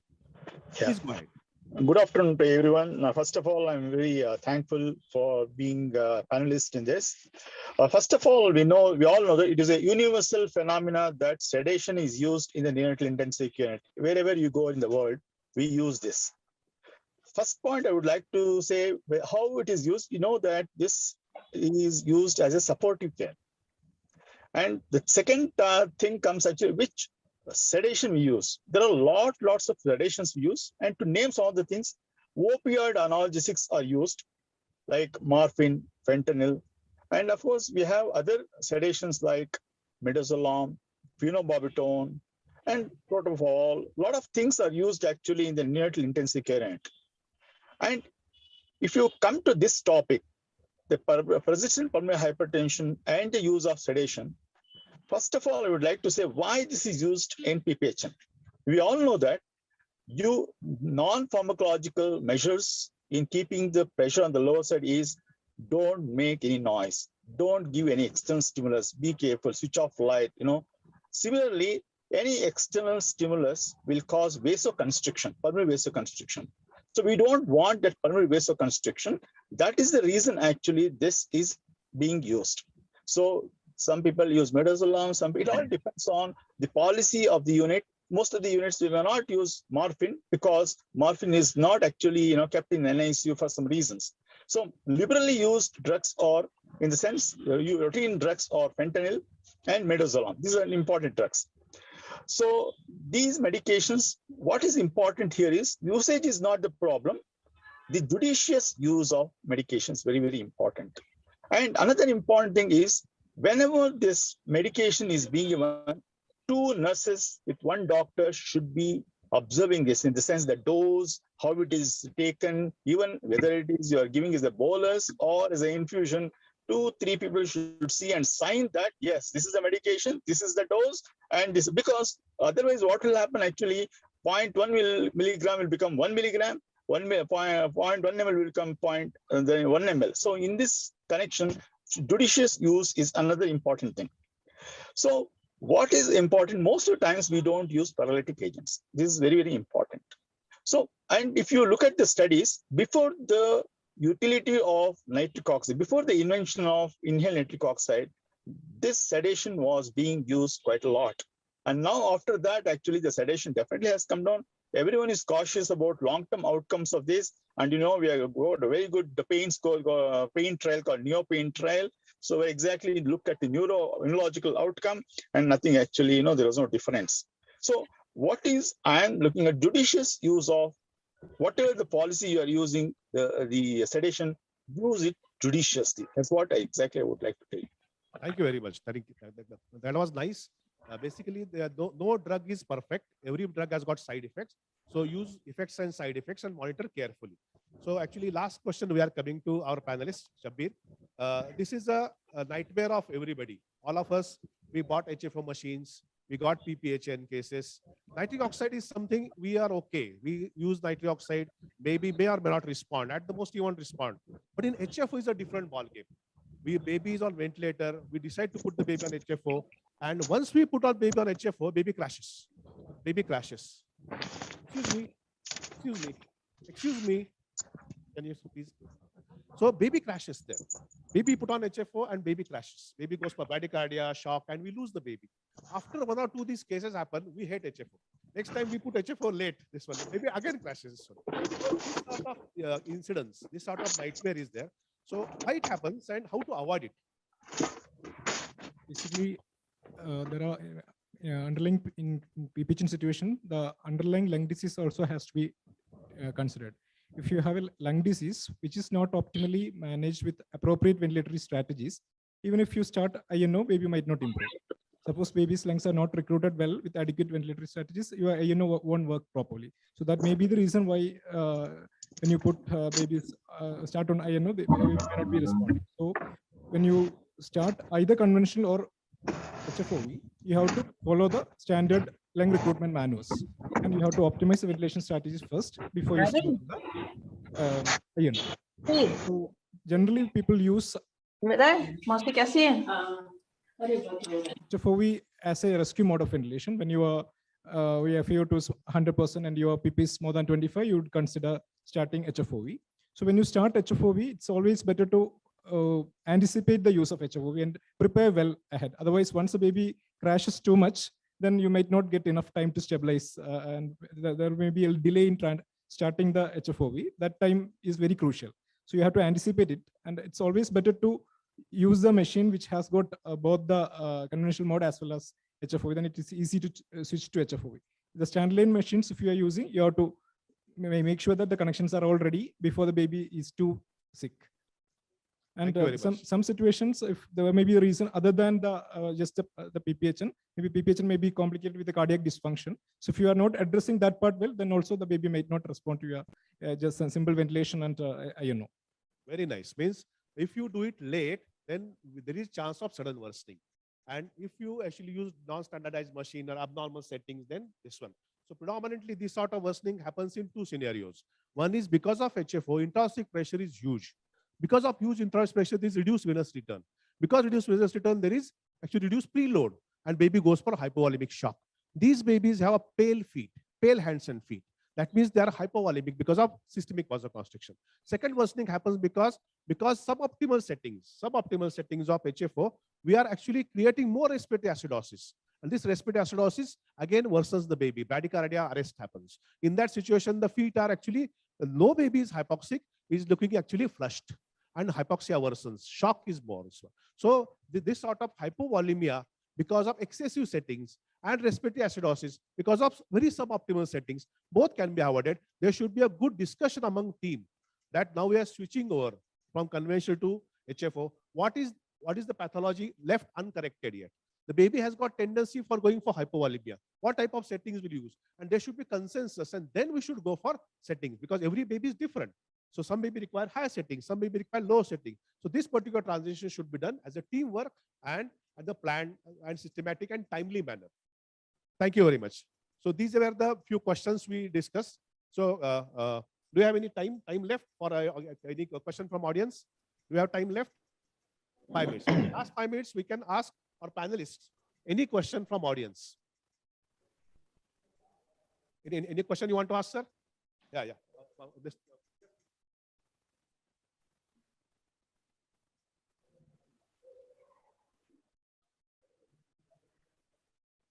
So my question is, what are the likely HFO settings in patients of pulmonary hypertension? Yeah, if you are using the rescue mode, as you are shifting baby from conventional to the HFOV, you can always look at the maximum MAP you have used in conventional. usually generally we tend to start a map which is too higher than the last conventional ventilator setting map. So if you had used 10 map, you have to start from 12. Then you can see whether the baby's FiO2 requirement is coming down. You can gradually increase the map by 2 centimeters till the FiO2 requirement starts falling. So then once your map is reaching, if your FiO2 is reaching less than 30%, that means you have recruited the lungs well. So you may need to go map as high as 25 or even beyond that. And once you have your FiO2 starts falling, then you can start reducing the map. That's how you find out the opening pressure and the closing pressure. Then once you start reducing the map again, you will find that up to certain point, your FiO2 requirement starts again going high. So you have to ventilate the baby just above that point. So suppose if your baby's FiO2 requirement is going high, when you reduce the map from 25 to 16, you may have to go back to 18. That's how we find out the optimal map. Right. Hope that's clear. Nicely put, this one. I would like to add 2 P's here. 2 P. 1 P is patience. Many times when we shift the baby to conventional to HFO, usually saturation drops. You have to be patient and then it starts rising. If you keep on turning the knob continuously, you may end up giving much higher pressures. And second P to remember is peritubal leak. If peritubal leak is there, it is tolerated better by conventional, but HFO should not be peritubal leak. So always rule out peritubal leak while making the transition by putting your finger on the trachea and see the gush of air. If peritubal leak is there, then replace the ET with a bigger ET. So have patience and rule out peritubal leak. And as sir pointed out, go steadily one by one, see the map on conventional and add 2, and then sit besides the patient. Patient saturation is going to drop transiently, is going to rise and keep on increasing in small increments. Thanks a lot. Thanks a lot to the audience. Good evening, sir. Sir, Yeah. like there's so many like speakers here. So want to know a personal experience regarding oral or IV sildenafil, like which they more prefer. Yeah. So which panelist will take this one? I think Prakash can answer. Prakash, Dr. Prakash. So Prakash, this one, the problem is sildenafil. Yeah. So, there are a lot of, nowadays we get IV sildenafil. You can use either one of them, either oral or IV sildenafil. And especially if the child is not yet started feeds, probably can think of using IV sildenafil because oral absorption takes longer time and the efficacy of oral is still debatable. The most important thing about before starting sildenafil is to make sure that the systemic pressures are good. So you don't want to start sildenafil and have land up in hypotension and then you start to have right to left shunt. So you need to make sure that the blood pressures are good, the systemic blood pressures are good, the PA pressures are kind of subsystemic, and then in order to titrate, and if you don't have a unit where you don't have nitric oxide, that is the time where most of us we start sildenafil. If you have nitric oxide, you can start nitric oxide, and that would probably take care of the reversibility of pulmonary hypertension. Thank you very much. Means easy to remember is a patient who is in shock, was in shock, or can go in shock. Avoid sildenafil. Sildenafil is a double-edged weapon. Sildenafil can lead to hypotension, but sildenafil helps up to a certain extent also. So patient who is in shock, was in shock, or can go in shock, avoid sildenafil. Sir, if the baby is like we have maintained the systemic pressures and like which would still be prefer? What I feel IV sildenafil causes more hypotension than oral. Like Yes, what I have experienced. Yes. Can Prakash answer? Yeah, that is right. Oral and IV. Yeah, so if you have a provision of using IV, you can use IV. There's nothing wrong in using IV. But as Rahul said, that if it is in shock, don't. What is importance of starting sildenafil is a question you need to ask yourself, because is the baby really requires sildenafil is the question mark. If your systemic pressures are good and if you allow the time for the baby to settle down, the pulmonary pressures will eventually come down. So you don't need to start sildenafil unless until you have issues. You're it against the wall. You have used maximum ventilatory settings. You have used nitric oxide, and then you're still struggling with the pulmonary hypertension. That is the time where you will probably think of. Or in some of the babies where you probably have to come out of nitric oxide, and then you would have started sildenafil. Then you can probably titrate the sildenafil dosage based on the requirement and probably wean it off over the next couple of days. Thank you very much. So the sildenafil is not gone out. But the day of sildenafil has changed. It is no longer first few days. It is actually at the end of 1 week to facilitate weaning from nitric oxide.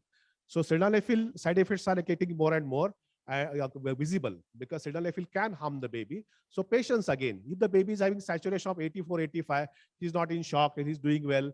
As he pointed out, pre-ductal saturation acceptable, PO2 acceptable. Don't run behind the saturations. Don't try to push saturation above 90. With time, this pulmonary hypertension will come down and baby will come out. Thanks a lot, audience. Thanks for this patient hearing. Thank you, organizers. It was a nice panelists. I will thank all the panelists. Thank you very much. Bye. Thank you. Thank you, sir. Rahul. Thank you. Thank you, sir. Next, we'll be moving on to the panel discussion on neonatal COVID and MISN. We invite our moderator, Dr. Dhiren Thakur, who will be joining us virtually.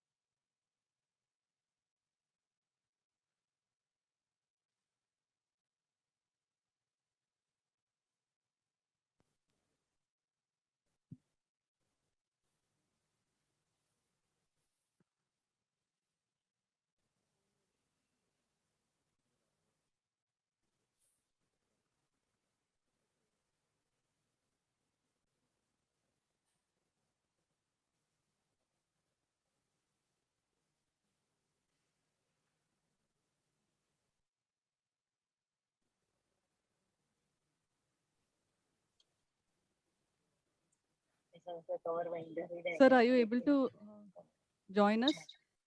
Yes, I am there. Can I share my own screen if that's possible? Sure, sir, sure. White Creta ले लिया मैंने, अच्छा number दिया है इसका, पवन driver आएगा white Creta.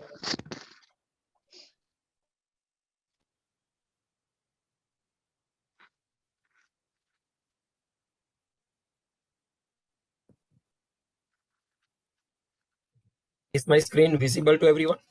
Yes, sir. Yes, sir, visible. Okay. I'm not sure all the 6 panelists are already here. Can we check once, please? We are here, Dr. Dhiren. Shall we start? Yes, we are here. Okay. A very good afternoon to the chairpersons, panelists, and everyone attending this panel. At the outset, I would like to thank the organizing team of NeoCon 2021 for giving me opportunity to be a part of this grand event. I welcome my panelists, and without wasting much time, let's get started on today's topic. So we'll be talking about neonatal COVID infection and MISN. Now, we all know that the second wave of COVID has caused a massive disruption in the healthcare system, and the incidence of COVID-19 in pregnant women is similar to that of the general population. But compared to the first wave, the number of pregnant women getting affected with COVID in the second wave has been higher. And as we understand that the maternal COVID infection directly affects not only her health, but also the fetus inside as well as the newborn infant. So talking about the neonatal COVID-19, vertical infection or what we call intrauterine infection from COVID-19 positive mothers is one of the ways a newborn can get infected by COVID. My question to Dr. Jagdish would be that if you can tell us that what is the incidence of vertical transmission? Good afternoon, everyone. So actually there is a very, this is a very difficult question to answer because different literatures tells about different stories. So, but overall what the reviews tell, the incidence can vary from 0.5 to 14%. So even one literature from Kerala, I got that they have shown it is almost 16 to 18%. But whatever the COVID registry of NNF that has shown, so they have taken almost 1711 patients and the intramural positivity rate was 10%. So I think the range will be around 0.5 to 13%, and average as per the NNF criteria, if you can summarize, that will be 10%. That's very true. So basically the incidence is very low. Then what are the other ways a newborn can get infected? Dr. Binesh, if you can tell us about. Yeah, the other one already you explained that intrauterine infection, that is a vertical transmission.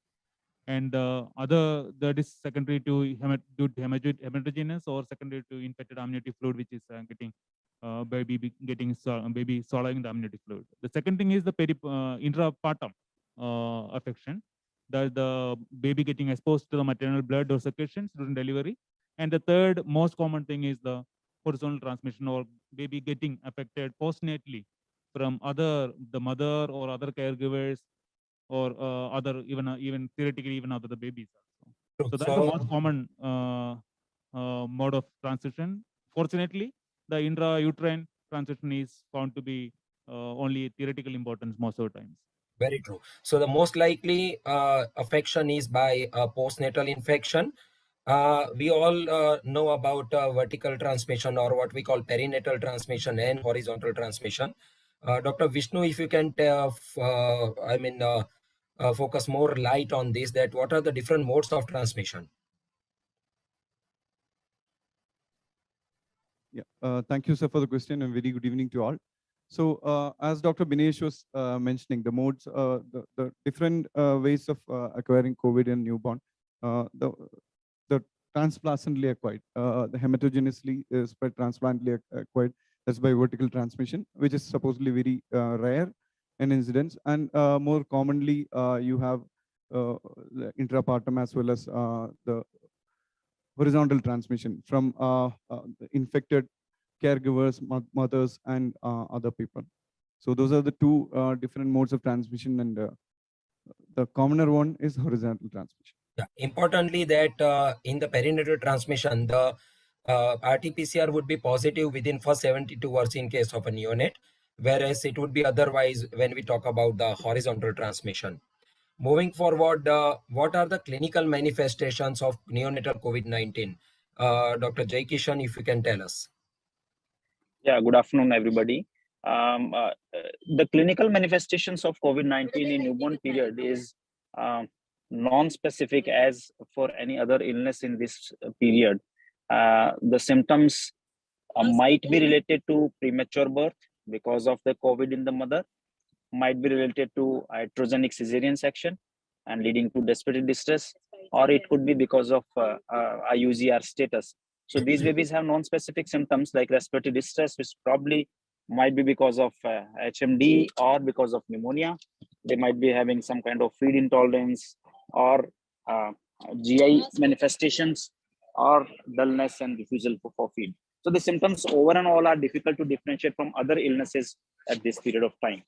Yeah, but we must recognize that in most of the neonatal COVID-19 cases, the infants may be asymptomatic, and only at about 10 to 15% cases where there is severe infection, varied symptoms may appear, as Dr. Jai Kishan rightly said.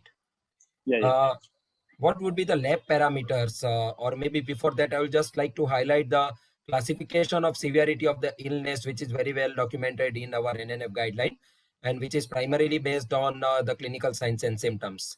Just for the clinical approach. My question to Dr. Purva is that what would be the lab parameters like in case of neonatal COVID-19? Thank you, Dr. Dhiren, for the question, and good evening to all. For asymptomatic or milder kind of babies who are having COVID-19 positive, there may not be any specific lab parameters which will be different from the other infections, but we just have to look for the severity of the infection. And how do we define the severity? This mostly it is symptomatically the baby can have severe respiratory distress, or the baby may be in shock. So such babies can have high CRP levels. They can have leukocytosis also, and there will be lots of other elevated parameters like serum ferritin or D dimers. But all these, what exactly is that the level of the cutoff of these is not very clear in the newborns. Yet we have to be looking for them, and also we have to look for the chest X-ray for ground glass opacities. And also we have, Yes, please go ahead. yes. And we, all these parameters may have varied values, and we have to, like, for the treatment point of view, we have to be very careful regarding the management. Like only a D dimer which is raised, it is not to be treated, but we have to treat the baby as a whole. So basically, what the message is that the lab parameters may be very non-specific in the sense that they can be elevated or found positive in many other common perinatal conditions, and we all have to be very, very careful in interpreting them. Coming to the treatment, if Dr. Jaisal can tell us that how do we approach the treatment part in such babies? Can you please unmute yourself? Thank you. Good evening, everyone. It's a viral infection. So treatment is very much supportive unless we see basically any kind of the complication which requires intervention. So most of the time we are just monitoring like how we monitor all the other, babies with any kind of the respiratory viral infection. So you watch for the vitals, apneas, feeding tolerance, sugars appropriate for, situation, and support and offer the supportive care only if, there is a problem. The other thing is that, NNF guideline does say give vitamin C, vitamin D3, A to Z, and omega fatty acids. Now, see, we do give that with potential benefit and no harm for the temporary period, but overall treatment is purely supportive. Very well said. This is just for the reference, an operational flow chart given in the NNF guideline for the neonatal care, which basically takes into account the COVID status of the newborn child, whether it's a confirmed COVID positive or suspected, and whether the child is sick or premature, less than 34 weeks of gestation. And based on that, where the child needs to be cared for is decided, whether in the postnatal COVID ward or SNC or NICU. But as rightly said, the treatment is mainly supportive, and in very severe cases, things like systemic steroids may be required. Okay, moving on to the next part of our talk, we'll be talking about multisystem inflammatory syndrome of the neonate, or what we call MISN. Now, basically, sorry, this is a relatively new topic, and not much literature is available on this. And the data also are only restricted to case reports. So a lot of things that what we are going to discuss today are either going to be speculative or experience based. And the audience must note that in the present scenario, the case definitions, investigations, and management in MISN are all extrapolated from the pediatric literature. So MISN is a rare effect of maternal COVID-19. If I can ask Dr. Jagdish that what would be the pathophysiology behind MISN? So regarding the multisystem inflammatory syndrome of the neonates, it is mostly because of the antibody-mediated immune enhancement. So if the mother is suffering from COVID-19, so there is production of antibodies in the mother that passes to the placenta and cross to the baby. So in the baby, it have a hyper-exaggerated immune response, and they produce lot of cytokines. So these cytokines can affect the multiple systems, and the symptoms develop. So when it affects the CNS, so there will be encephalopathy, seizures. If affects the heart, then there will be conduction blocks, myocardial dysfunction, RV dysfunction. Then if it affects the endothelium, there will be thrombosis. It affects the kidney, causing the oliguria. Then it affects skin, causing the skin vasculitis and skin ulcers. So it affects particularly because of the antibodies and the hyperimmune response because of these antibodies. And another literature they told it may act as some autoantibody phenomenon can happen similar to neonatal lupus they have seen. So MISN, the blocks, the conduction blocks or QT prolongation, what has been seen in MISN, so that may be because of the autoantibody response similar as if it is just like a neonatal lupus syndrome. So the exact pathophysiology is not known as said, and primarily it is thought to be transfer of the maternal IgG antibodies across the placenta. More important is the timing of presentation. It all depends on the maternal COVID infection status. At times the mother may be asymptomatic, or the affection can happen in utero immediately after birth if the mother required COVID infection in early part of pregnancy, or the MISN can appear even at 2 to 3 weeks after birth if the mother got infected in the later part of pregnancy. And very rarely, just like MISC in children, the MISN can also occur after a neonatal COVID-19 infection. This is very well explained already by Dr. Jagdish, that it is a hyperimmune inflammatory response in the newborn, affecting practically all the body systems. Okay, so what are the diagnostic criteria to label a neonate as having MISN? Dr. Vishnu, if you can answer this, please. I guess the original diagnostic criteria is proposed by WHO, and for newborn purpose we can modify it. The original diagnostic criteria for MISC that include actually one is the age group of 0 to 19 years and the fever for 3 or more days, and then multi-system involvement. Out of the 5, at least 2 we need to have. One is the mucocutaneous involvement, like the rash or congenital congestion or mucosal congestion. The other thing is the GI involvement. The other thing is the coagulopathy, and other thing is the cardiac involvement and hypotension or shock. Out of these 5, at least 2 you need. And then you should have a lab parameters of inflammation that is very high. And we should definitely rule out the other obvious causes like infections, blood culture positive infection, or streptococcal infections. And then you should have a evidence of COVID infection, either antibody, antigen, or RT-PCR or antigen, or even an antibody report.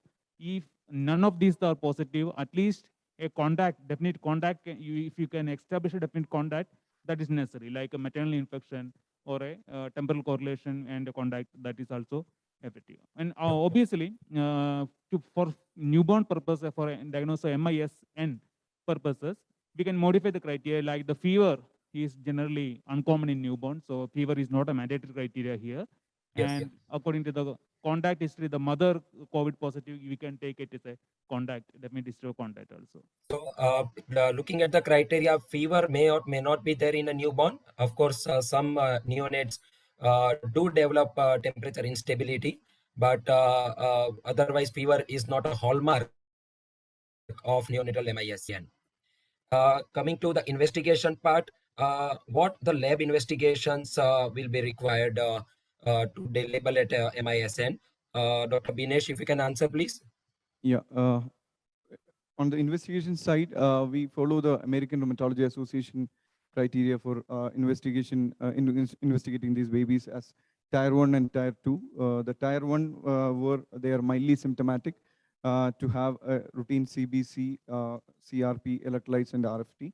Tier 2 for moderately and severely symptomatic babies with extended investigations like liver function tests, LDH, renal function tests, urine analysis, coagulation parameters also, PTA, PTT, and D-dimer, and also the ferritin levels. Also, these babies, wherever we suspect a MISN, should be undergoing testing for COVID testing also with RT-PCR and serology tests also. Sure. So this is very well documented in our NNF guidelines. Basically, Tier 1 investigations are kind of screening evaluation. And if the positive Tier 1 screen is identified based on the criteria mentioned, like positive CRP or a raised ESR, along with presence of at least one of the other parameters, then Tier 2 investigations need to be carried out, which are kind of complete evaluation. Coming to the treatment part, my question to Dr. Jaikishan is that what would be the treatment approach in babies with MISN who present with shock or life-threatening disease? Yeah, so the babies who present with the MISN and shock are the most critical ones. And to start with the supportive treatment should be started. So if they require ventilation, the ventilation should be offered to them, targeting a PaO2 between 50 to 70 and CO2 between 40 to 50, and normal pH and normal lactate. The blood pressure should be maintained with probably 1 or 2 fluid boluses, and if required, inotropes. And obviously, if there is evidence of distributive shock, then vasopressors. And as we discussed, that the symptomatology is completely indifferentiable from the bacterial infections, and thus antibiotic coverage should be given. Now, coming to the specific treatment of MISN with shock, I think this is the group which is which qualifies for IVIG. So immunoglobulins are mainstay of treatment. IVIG should be given at a dose of 2 grams per kg. And if the baby is having a volume overload, obviously it can be divided between 2 to 3 doses also. If a baby is having increased inflammatory markers and symptomatology despite IVIG, a corticosteroid should also be added. Initially, methylprednisolone can be started, and then later on can be, once 3 to 5 days later on, if the baby responds well and goes into decrevescence, then it should be switched over to prednisolone. The third mainstay of treatment, I'm sorry. Yeah, please go ahead. The third arm of treatment is anticoagulants or aspirin and LMWH. So if a baby is having MISN, low dose aspirin 3 to 5 mg per kg. And I'm explaining these treatment modalities based on our experience in pediatric population. Obviously, there are no studies, well-designed studies in newborn population comparing IVIG versus steroid or aspirin versus LMWH. And if the baby presents with obviously coronary dilatation, aneurysm, or arrhythmia, then they are candidates for LMWH as well. So the mainstay of treatment lies in supportive management and specific treatment, in which the 3 arms are steroids, IVIG, and anticoagulation. Yeah. And what would be how it would differ in a case with MISN who doesn't have an immediately life-threatening condition? Dr. Purva, if you can tell us. Yes. So if it is not a life-threatening condition or there is no shock, so I think the mainstay of treatment would be mainly supportive, and we would be like carefully monitoring the baby for appearance of any kind of shock or these babies do have some heart blocks or arrhythmia, so these babies needs careful watching, so that all these babies, if they if these things appear, then they could be treated. The point here is, if the baby doesn't have any life-threatening condition, then steroids or IVIG should not be given. They should be avoided. Also, we have to find out whether there is any other infection. So we have to rule out that. And I think most of us do this, that we, before making the diagnosis, we do send all the cultures and we do look for all the other infections which could be there. But one thing which is important, which has come up in various MISN case series, which was a recent case series by people in Maharashtra only, the doctors in Maharashtra have published. So they have around 20 patients who have there in their series, and they have seen rashes. The skin rashes are one of the prominent symptom of MISN in neonates. So we have to see whether these rashes do represent some kind of autoimmune infection, or they are a part of some topical infection also. So basically, when there is no immediate life-threatening situation, we should be thorough in ruling out any other possible reason for the child's presentation, and only after that a specific treatment just like steroid or IVIG should be considered. Important thing is that steroids, we should taper methylprednisolone to oral Dexone after 3 to 5 days, and the same should also be tapered and stopped after 3 to 5 weeks. What would be the approach in cases where the kids do not respond to the initial immunomodulation? Dr. Jaisal, if you can guide us. I think people have tried different things. There are some case reports of offering different medications, but none of them have been proved statistically significant or evidence based to assure us that that is going to work. So I think everyone has to focus on the selective case, judicious selection of the case, apply the basic treatment, and along with that the supportive care like proning, which we anyway do as a neonatologist, prone the babies, along with that the oxygen therapy, antibiotics and infection surveillance simultaneously. If these babies have evidence of the coronary dilatation, then systemic anticoagulation has some role, but otherwise even giving heparin is not necessary. One should not incline to react to every number you see in the lab, because slightly elevated D dimer, slightly low platelets does not indicate you to jump with your guns to start treating this baby. So all these medications should be reserved for genuine babies who are sicker and continue to progress and deteriorate. One should not have an inclination to actually do the spike protein in every baby born to COVID positive mother during the pregnancy. We have to refrain. We really don't have too much of the evidence to start a protocolized treatment in these babies. Sure. So we'll cover that part in the case series that will follow. But as she rightly mentioned that no alternative medicines have shown to be offering any additional help or benefit in kids who do not respond to the way of treatment by methylprednisolone or IVIG. Very rarely a repeat IVIG or using high dose steroid as is recommended in MISC in children like methylpred up to 10 to 30 mg per kg per day for 3 to 5 days has shown some improvement, but again the results are not very promising and one should be careful before introducing those dangerous medications.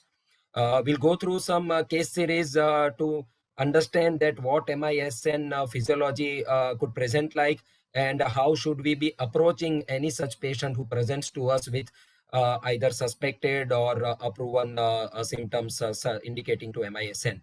So here is our first case, a 37 weeks baby girl with a weight of 2.8 kg, history of prom in mother for 72 hours. She presents with fever and tachypnea. And there is no definite history of COVID-19 in mother. The baby's labs showed a low WBC with lot of band cells, platelets were low, CRP was positive and TROP-T was high. My question to Dr. Jaisal would be that based on this background, what would be your initial suspicion in this case? I mean, for us, for all of us, first is always it is COVID, sepsis, and once we rule that out, then we think about everything else. So my first always initial, I am not sure why the TROP-T is even done in the first place. Why would we do TROP-T? Yeah, so this is just a real case scenario. Of course, this was not at our institute itself, so can't really answer that. But yes, this is the background the child presented with. And as you rightly said, that any of us would consider sepsis as a first possibility. And thinking so, the child got started on antibiotics. Moving forward, there was a rapid deterioration in the child's condition. She developed shock and hypoxic failure. Antibiotics were stepped up. Blood culture was negative at 48 hours. Further workup, including echo, showed low EF.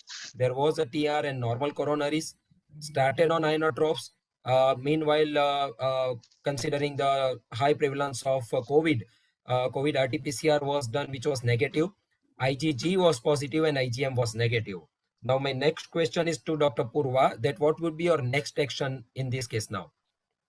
So this case now the baby has shown that the baby has gone into shock and also showing hypoxic failures, and we have IgG positive now for this baby. So maybe the mother must have been exposed and the mother remained asymptomatic and the COVID-2 RT-PCR was negative. That's why in the mother. So this could be an early MISC in the baby, early multisystem inflammatory syndrome.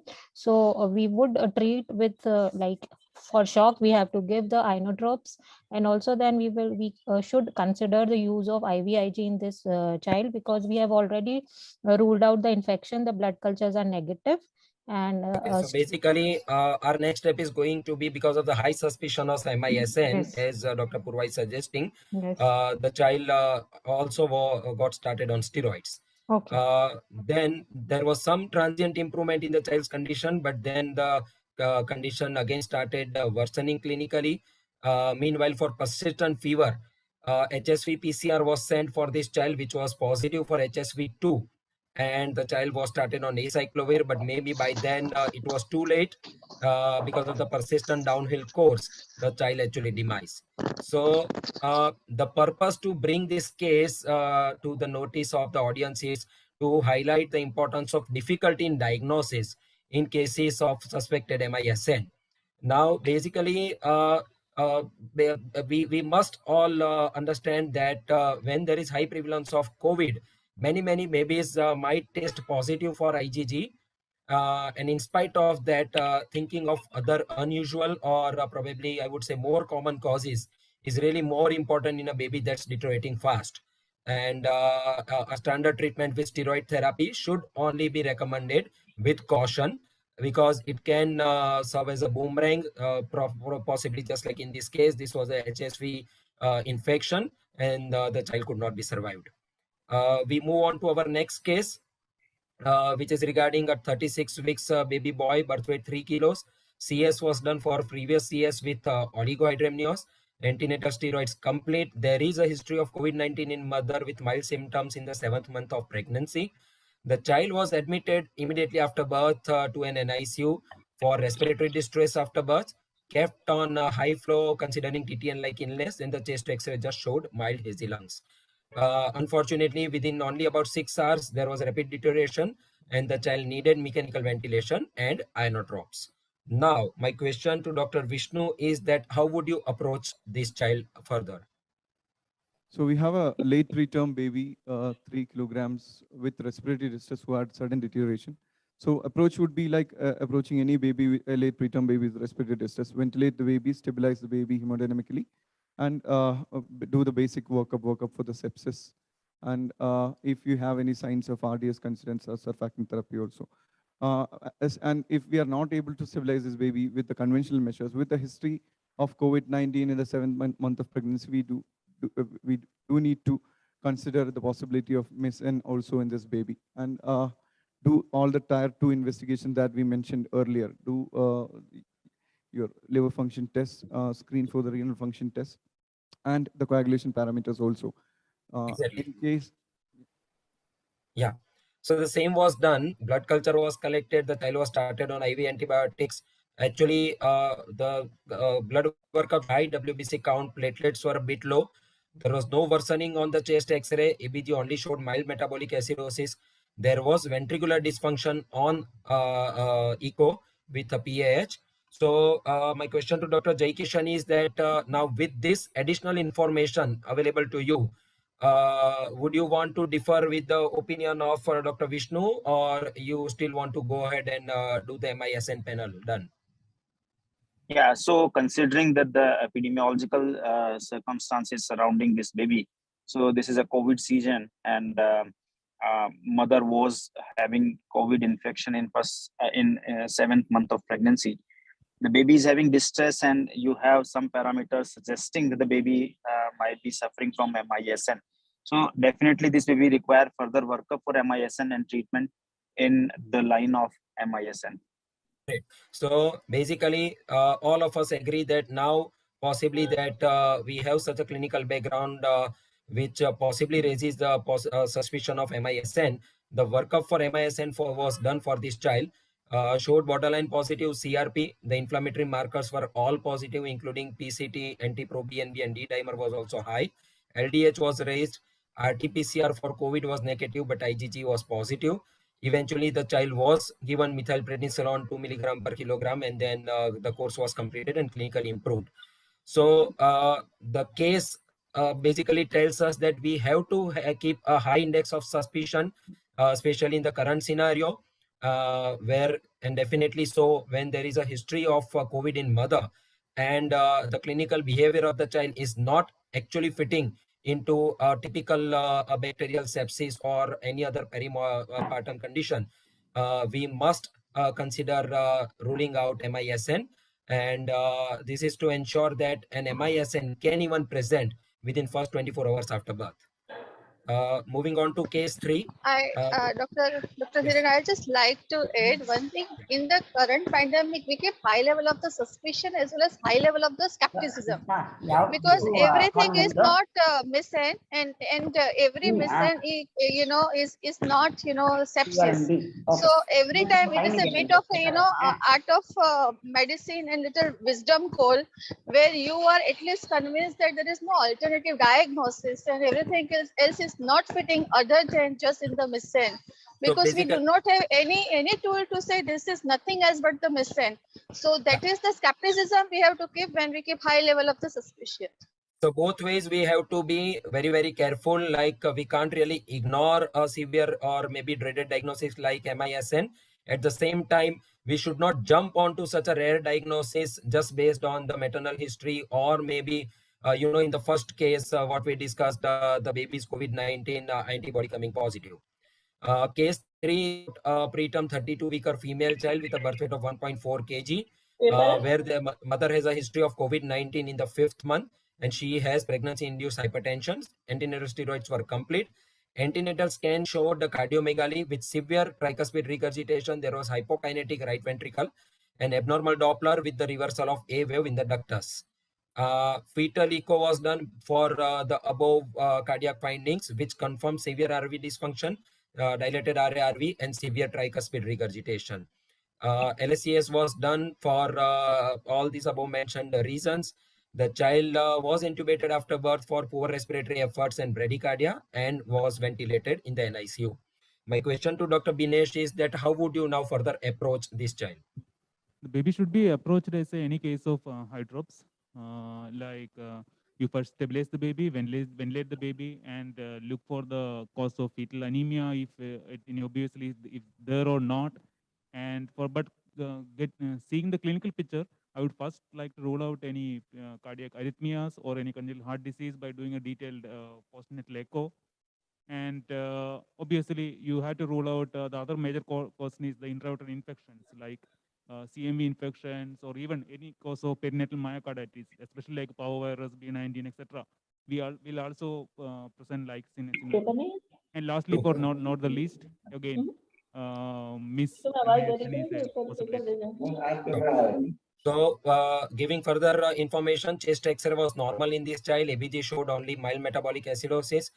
Postnatal echo showed these findings with notably dilated RARV. There was RVOT aneurysm with severe hypokinesia, and ejection fraction was only 20%. The child got started on dobutamine and milrinone. Blood culture was taken, IV antibiotics was started. And what would be next in the approach, according to Dr. Jagdish? Yeah, no, this baby already they have ruled out sepsis. Just benefit of doubt, they have given antibiotics because of the cardiac shock. They have started on dobutamine and milrinone.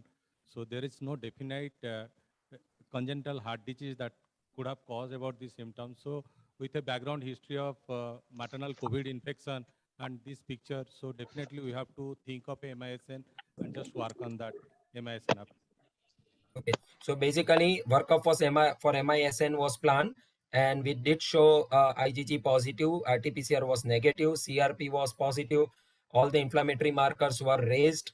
There was prolonged PT with raised INR, and the child received IVIG 2 doses of 1 gram per kilo each, and then clinically improved, was extubated on day 3, and inotrops could be weaned and stopped. So the caution is that the affection of the fetus can occur in utero, and maternal COVID can have intrauterine signs or maybe signs of affection in fetus, which later on should be considered as a possible MISN. But we need to make sure that other common congenital cardiac or non-cardiac problems which can give rise to such a clinical picture should be ruled out first before jumping onto a rare diagnosis like MISN. So the cases were only to ensure or maybe insist that again repeating the same thing, that a rare diagnosis of MISN should not be our first possibility even in a pandemic situation, but at the same time that we should have a high index of suspicion in a particular patient who is not fitting into any other typical perinatal or neonatal condition. Lastly, we'll talk about some practical aspects related to MISN. So my first question is to Dr. Jaisal, and these practical aspects are going to be of more interest to the audience because this is something that all of us would want to know about. So whether a maternal vaccination during pregnancy can lead to MISN? We don't know, but this is a kind of increasingly becoming a concept, because especially in the developed countries where they have vaccinated even the children about 12 years of the age, some data have been published from the Canada where even adolescents are pregnant, and a lot of vaccines had been given where every pregnant lady had actually received 1 dose of the vaccine What is the concern is basically, especially those people who have a tendency to develop autoimmune disease, giving such vaccine during the pregnancy can lead to the fetal adverse events. So concerns are there, but I think we still need few more months to know the robust data to consider, whether the vaccines are safe or not. And the second thing is that the vaccines which are being used in the Canada is not the one which we are giving here in India. So for now, again, there is a skepticism, but we are not sure, but it is a possibility. Yeah. So in the current scenario, we can only say that with the available vaccines in India, I mean, the risk to the mother getting infected with COVID-19 and the benefit of the vaccination has to be weighed 1-to-1, because we don't have mRNA vaccines available in India yet.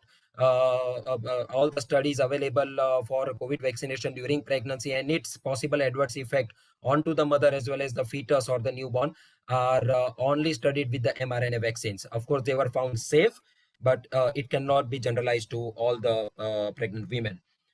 Next question to Dr. Purva is are there any predictors of MISN? I mean, is based on the maternal COVID status or maternal symptomatology or maternal serology, we can predict whether an offspring of such a mother would develop MISN?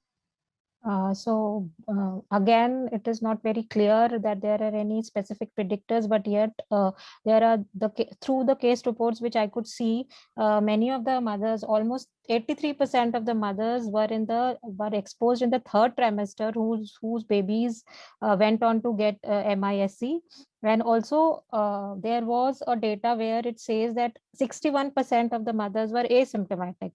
They had no symptoms when they developed when they had the COVID infection. So these are two things which I could find in the literature, but there is no as such, like we can say that these are the points which predict that the baby can go into MIS in the neonatal period.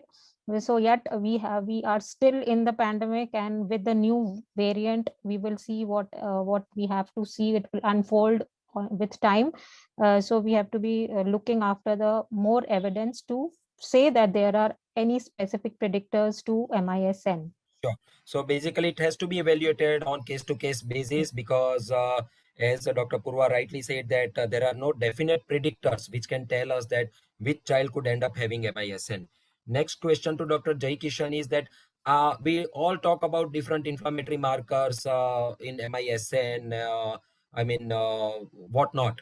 So basically, are there any definite cutoffs for different inflammatory markers in case of MISN?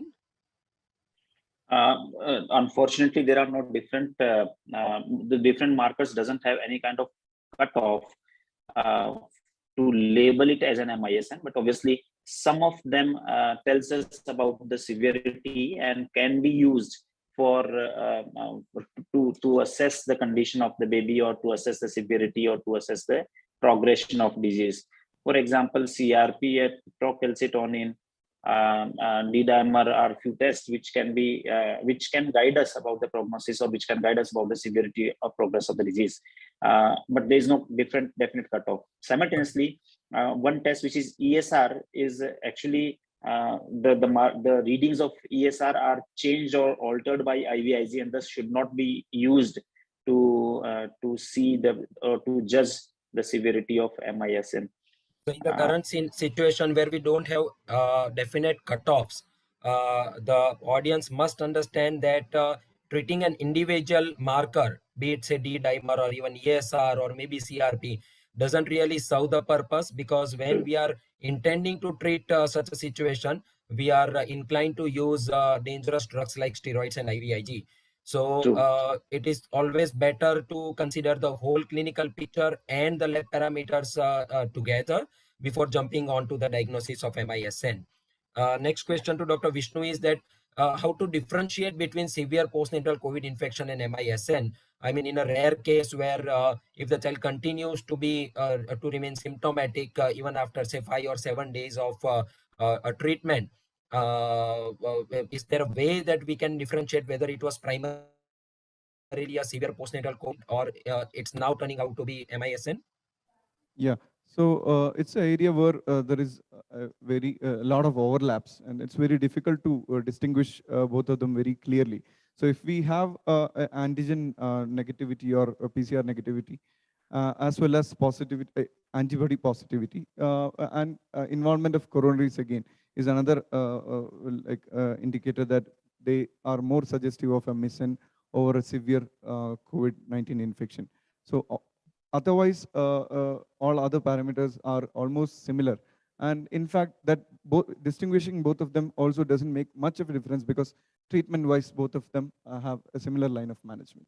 True. So maybe we can just roughly say that for a primary postnatal COVID-19 infection, we may at times find the respiratory problems here as more of the pronounced finding or presenting symptoms, whereas in MISN, the multi-system involvement, including the shock or maybe cardiac problems or any other system involvement, could be the striking feature, which can at times just tell us that whether this is primary infection or MISN. Again, as rightly said, it is all overlapping and there is no definite line of demarcation between the two. Next question to Dr. Binesh is that what to use in a particular case when we are suspecting, or maybe we have labeled a patient as having MISN, whether to use steroid or IVIG. And if we use steroid, that what could be the choice of steroid? Should it be methylprednisolone necessarily, or we can use dexamethasone? What is your say on this? Regarding the treatment, the dose have already been mentioned. The steroid and IVIG both are indicated, both are recommended either alone or in combination, depending on the clinical severity of the case. But mind you, all these recommendations are in fact an overlapping, extrapolated from our experience from the Kawasaki disease treatment.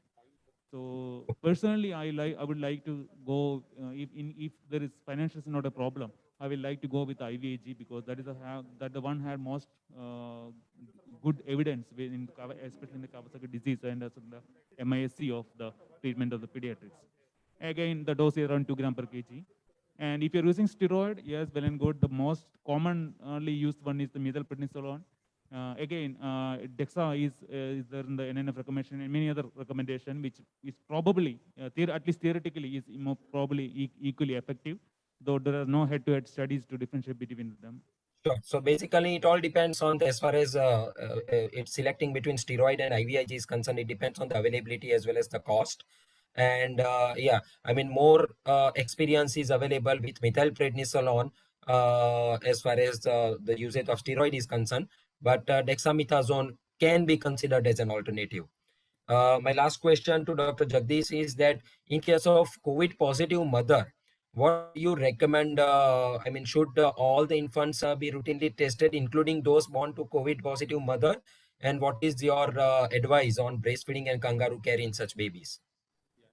So regarding the recommendation of routine testing of newborn, so ideally it should be yes, but in the resource poor settings, so we should restrict it to only to the babies who are symptomatic or to those babies who require NICU admissions. So routine testing is not needed. So even Yes. the CDC and some countries have guidelines that they are only going for the testing for the symptomatic babies. The next is for the breastfeeding. So definitely the answer is yes. So breastfeeding should be continued. In case the mother is not able to breastfeed the baby because of her sickness, then definitely go for the express breast milk. So the answer is yes for breastfeeding. Regarding kangaroo mother care, so there is no head-on comparison between non-initiation of KMC or KMC in COVID positive mother, but definitely KMC in very low birth weight babies has its own advantages and survival benefits. So for the COVID positive mother, what the NNF COVID registry has recommended that kangaroo mother should be continued for babies delivered to the COVID positive mother. Yes. So there is no reason for breastfeeding or kangaroo care to be withheld. Of course, if the mother is COVID positive, just to decrease or avoid the risk of transmitting the infection postnatally to the newborn infant, the routine precautions that are recommended should be taken. Now, before we end our session for today, I would request all the panelists to give a take-home message to the audience so that the topic is very well clear in their mind. And I request the panelists that if possible, the take-home message should not be repeated. Shall we start with Dr. Jaisal? Always suspect miscn or COVID infection, but treat the patient according to the clinical condition. Do not treat the numbers, but treat the clinical condition of severity of the patient. Okay, Dr. Purva. So my take-home message would be to keep the mother and the baby together, whether the mother is COVID positive, and let there be no separation, and continue breastfeeding and kangaroo care, because till date we have no evidence which says that the virus spreads by the breast milk. So please let the babies be with their mothers and breastfeed the babies and continue the kangaroo care. Great. Dr. Jai Kishan. Yeah, so though we are not over treating, but it should not as well miss be MISN should be suspected if the clinical course of neonatal sepsis is not going or behaving as it should be, and there's a history of COVID in the mother. So there's a high index of suspicion should always be there, and so that early treatment and appropriate treatment can alter the course or save the baby. Okay, thank you, Dr. Vishnu. In the current scenario, as Dr. Jackson was telling, when we do not have an answer with a sick baby, we should have a high index of suspicion about MISN in our newborns. Dr. Binesh.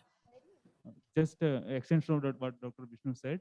Though we should have a high index of suspicion, but we should always remember that the common things are common, and still common infections and other common things are common. So we should always rule out those things first. Okay, Dr. Jagdish, lastly. So the parents of the COVID positive mother must be counseled that the illness is mild, so they should not be worried for that, and they should come for regular checkups, and the indication for delivery should be obstetrics or the fetal rather than insisting on a cesarean section because of the fear of COVID positive. Thank you. So that basically summarizes everything in a nutshell what we discussed today. Just to conclude, again, I emphasize that MISN is a very, very rare entity. Maternal history of COVID-19 may or may not be there because most of the times a mother is asymptomatic. Any multisystem inflammatory presentation with shock that cannot be explained by any other etiology should only be considered for MISN, not otherwise. The treatment is largely supportive, and only rare cases would need steroids or IVIG.